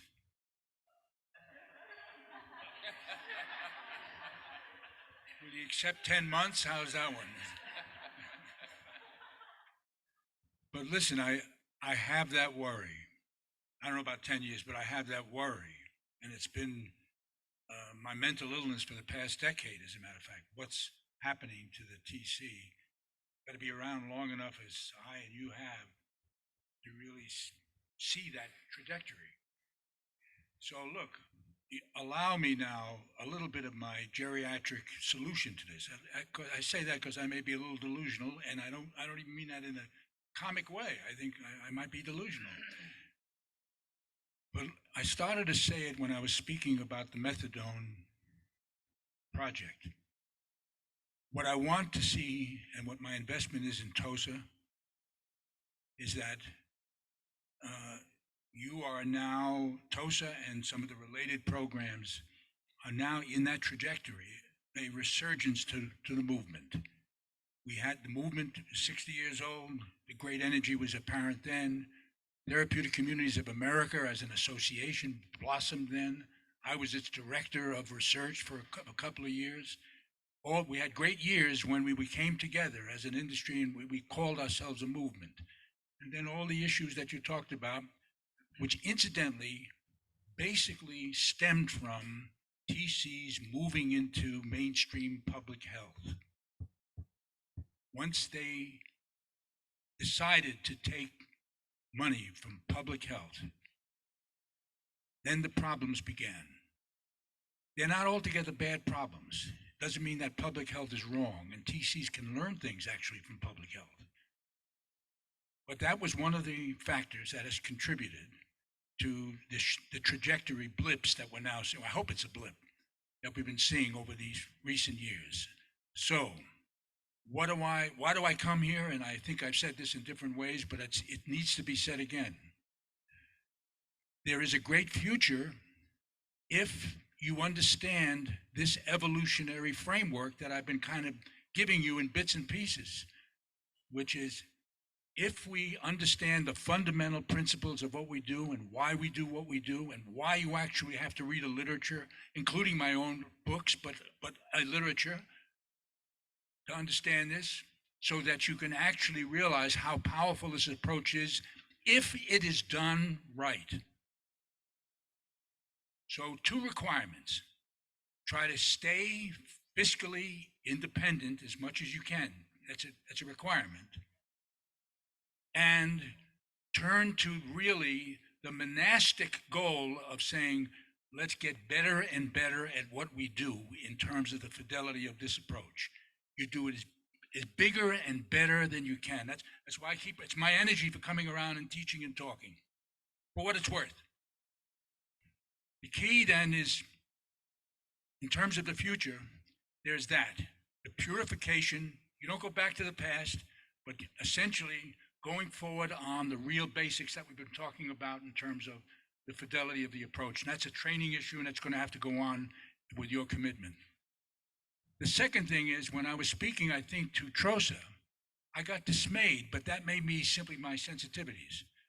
But my dismay was, I had pointed to the issue of these strategies of how do you reconcile methadone and buprenorphine and therapeutic community treatment. How do we get out of this box of abstinence versus harm reduction? How do we get out of that box? Well, the therapeutic communities, this is the second requirement going forward. If you don't see yourself as what we are doing and how we are doing it and the results that we're producing, which is the research evaluation mandate that you have to have, essentially will have and should have positive influence for all treatment. I can tell you now, as a matter of fact, the first generations of counselors who came out of TCs populated the first drug treatment labor force. As a matter of fact, in the late 70s and early 80s, those were all, that labor force, the whole drug treatment industry came from recovered people in the first round, before essentially the more traditional professionals took over. But now you have another version of this chapter. What is it that the therapeutic community is teaching and working with its clients and getting its outcomes? What's the relevance of that for the rest of the treatment field, including harm reduction, methadone to abstinence, and so on? So one example was the methadone experiment we talked about.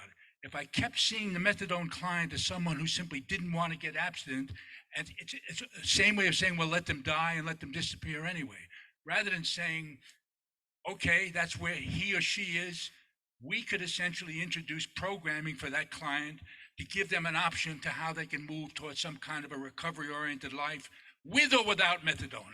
I'm no longer interested now whether you take your methadone or not. I am interested in how you live as an individual. So the key is, can we teach that? So that the future, the second point of the future of the TC is stay essentially as pure, as classical, and as dedicated as we've been kind of teaching each other. But remember that this idea is we want to get out of the adversary relationship with mainstream society. You want to get out of that relationship. You want to be essentially seen as an asset to the society. 2,000 years of history have shown that great communities were formed and they disappeared. They were co-opted because they did not really fundamentally have the capability of learning the lessons that we're now learning. We come out of a 2,000-year-old community tradition. And the way we can essentially preserve what we do is what we're trying to do now in terms of how do we really go forward? What's our relationship to the mainstream society? And again, just to keep the repetition, stay fiscally as independently as possible, and then know this treatment, this whole approach in all of its fundamentals and all of its principles. And the guiding statement is why we do what we do.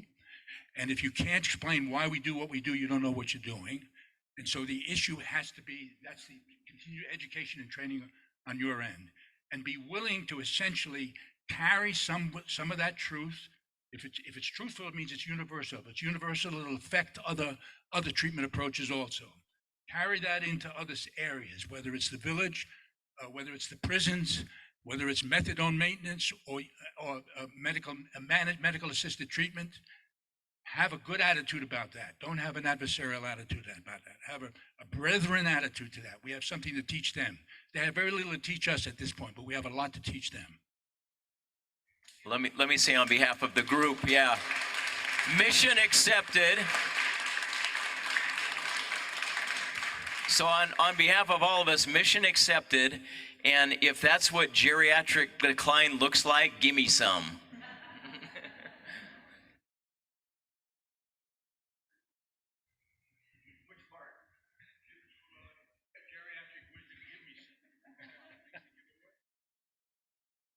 So I know John mentioned, 10 years he's worried.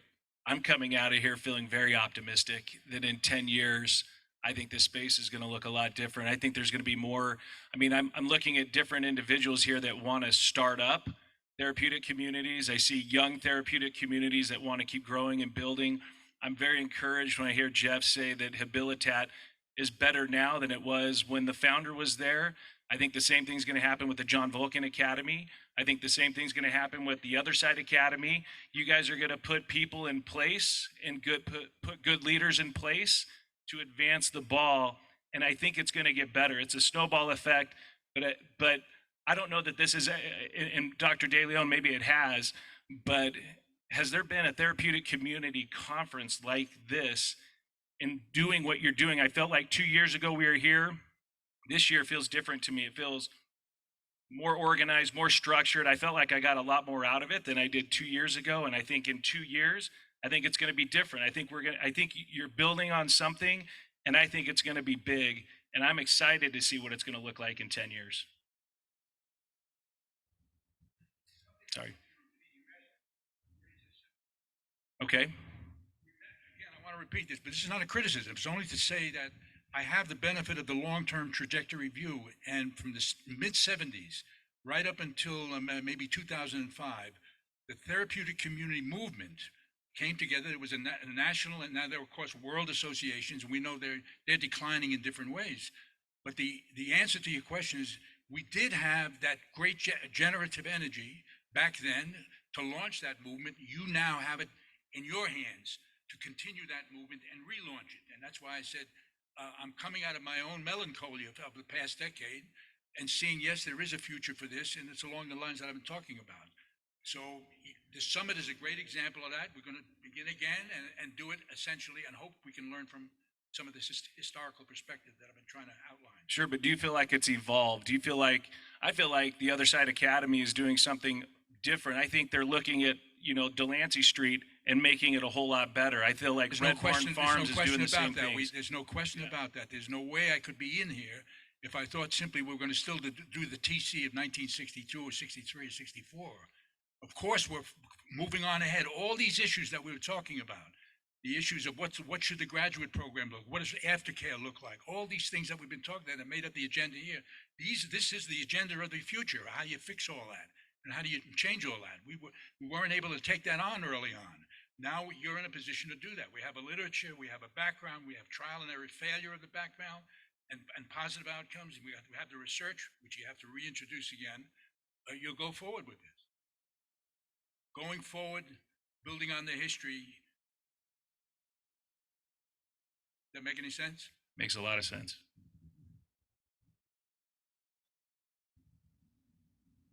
Anyone else?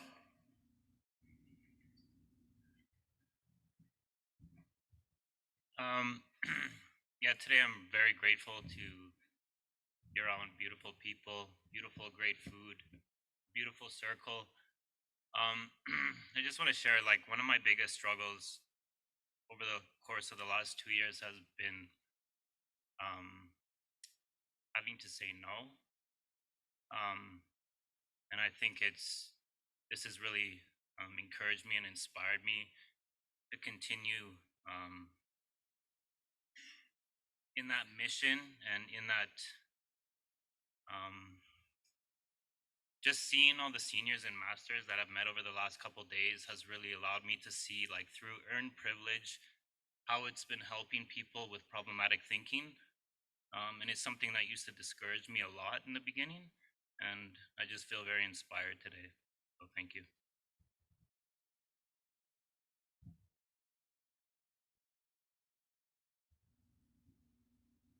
Any others? Final questions?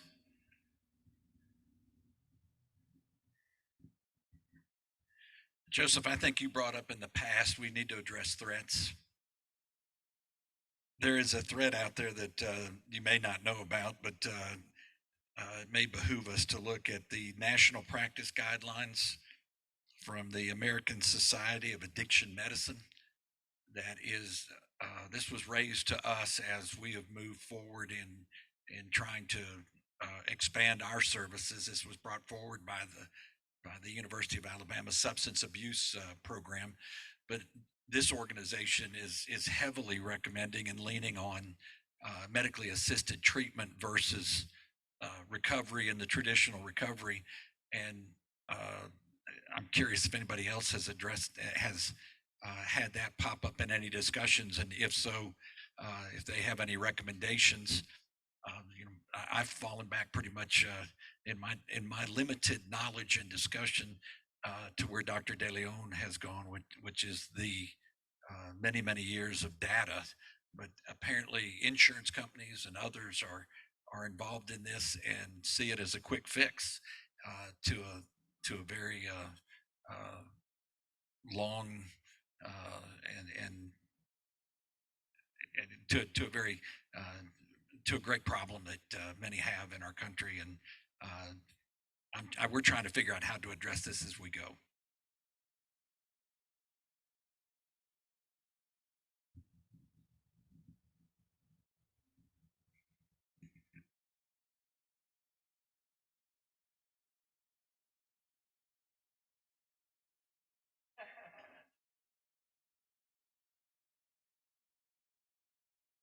I'll make a general response to that. So you talk about existential threats. We talk about this. We talk about, or just challenges.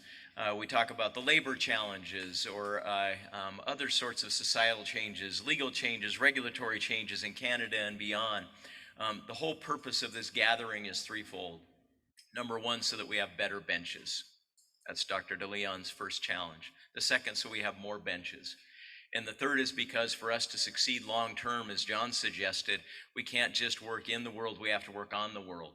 We have to collectively go after some of these challenges, and I believe that we can.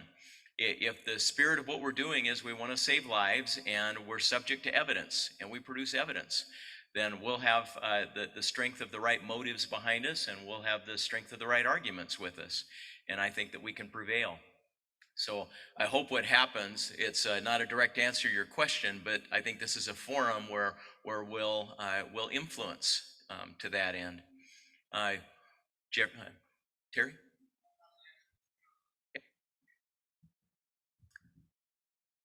And I didn't mean to cut that off, but so I just wanted to say, because as we end, and my gratefulness for my time here comes from the humility that is present.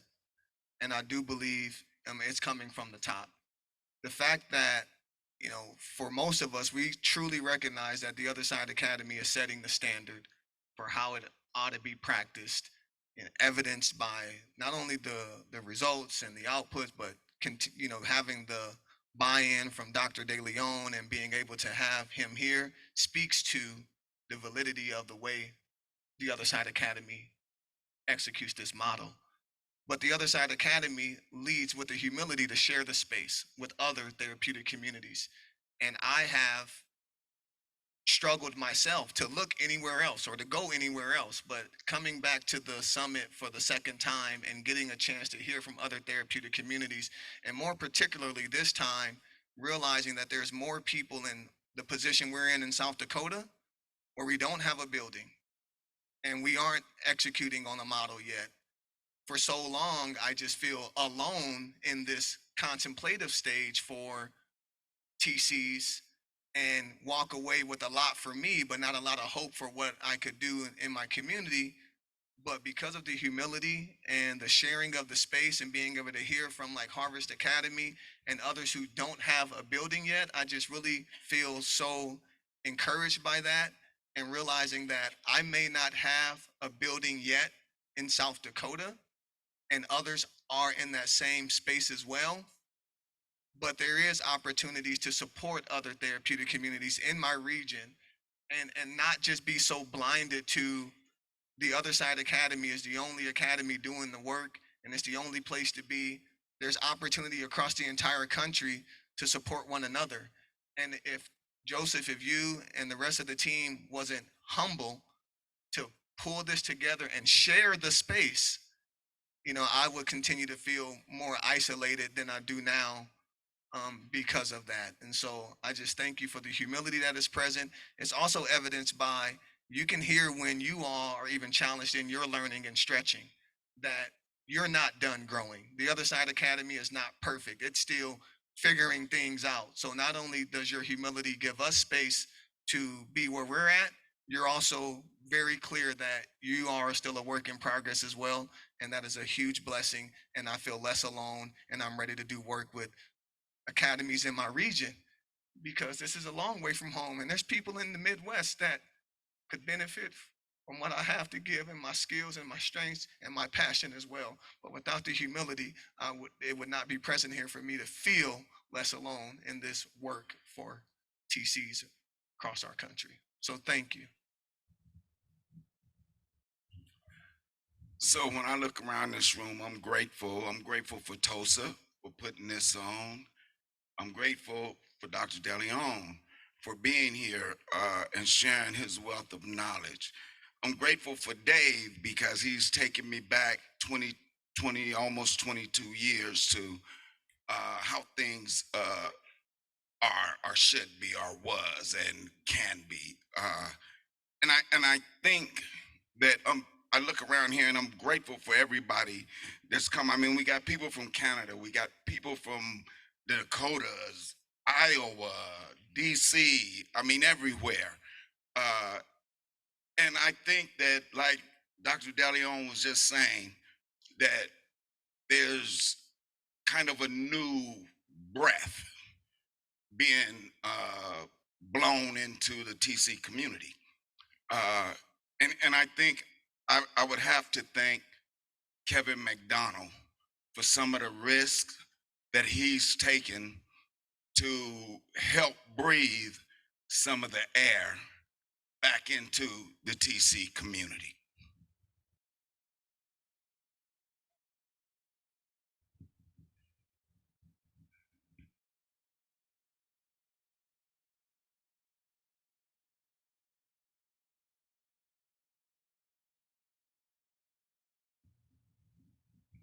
Thank you so much for opening your door to both me and my son. I guess in front of you all, I'm not gonna say my son just humbled me this weekend with the fact that he sat here for 3 straight days and he soaked this all in.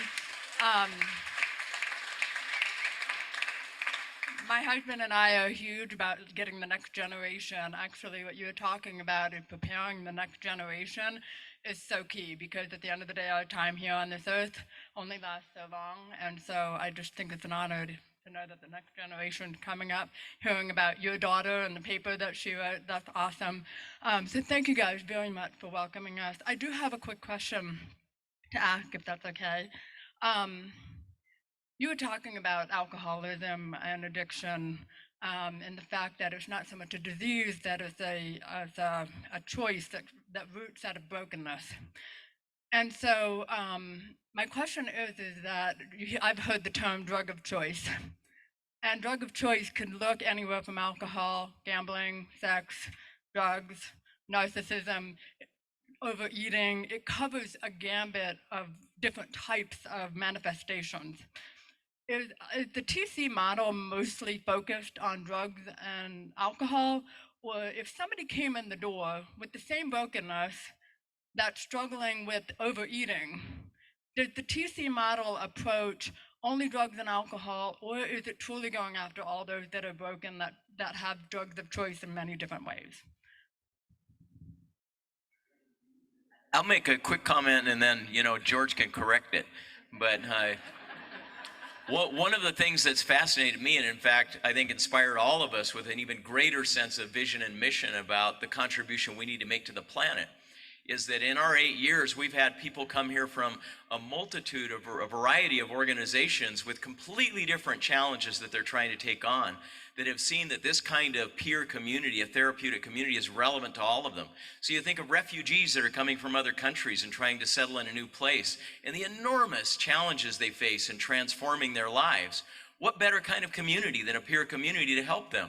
You think of people that have been sex trafficked, and the kind of damage that's done and the healing that's required. And what better community to try to help them? People in generational poverty, the same thing. We need to think of our mission as so much broader, that what we have is the capability of unleashing human potential. And what we need to do is see ourselves in more general terms so that we can generously share that with people that are facing many different sorts of issues and challenges. So I think what we have is something that is the way the planet ought to live.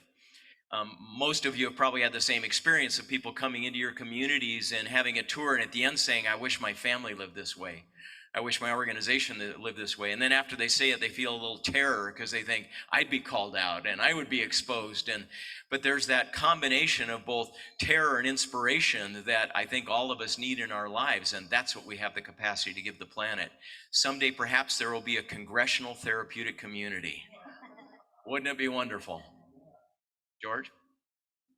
Look, your question is a good question. It's actually an empirical question. It's not even a theoretical question. And the empirical question is, has the TC model been applied to various populations? Well, we know it's been widely adapted and applied for a number of populations, but in all of them, they have had as part of their presenting disorder some kind of substance abuse, but they've also maybe have had other kinds of abuse. So we know that it has even existing now wide range adaptability with suitable modification.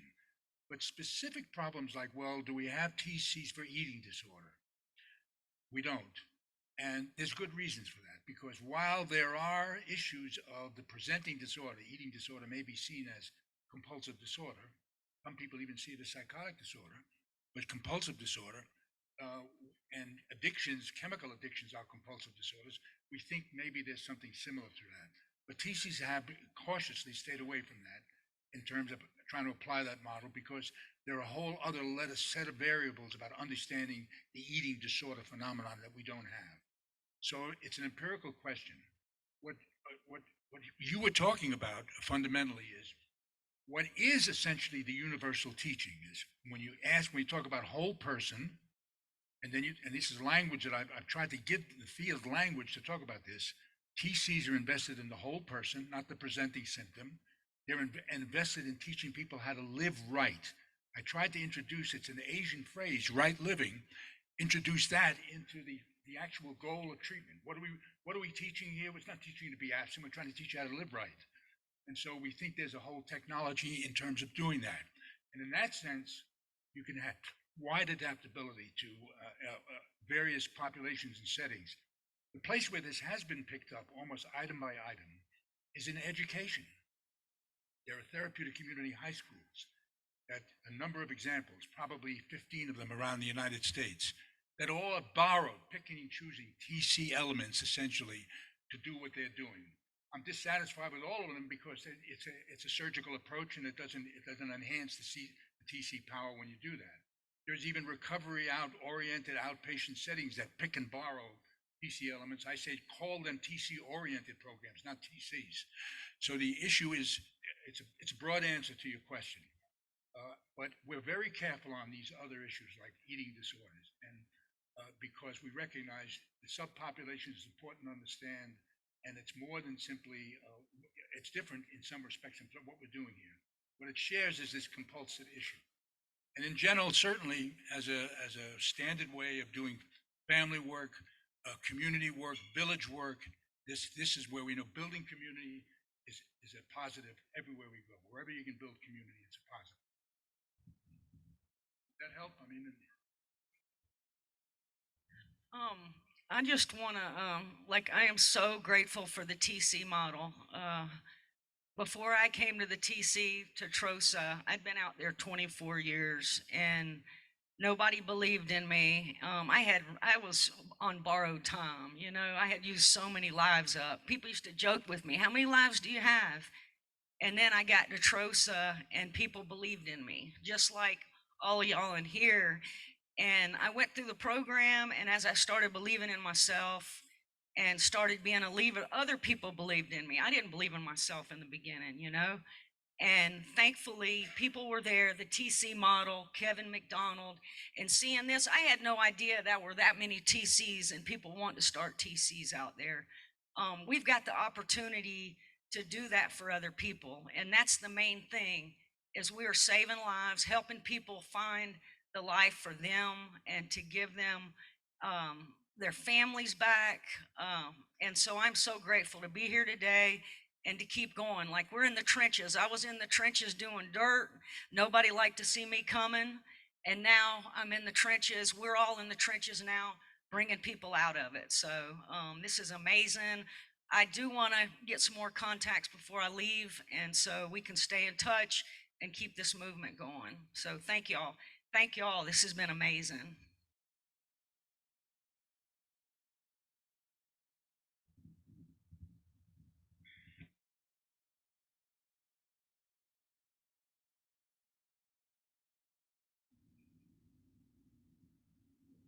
All right, we'll call it.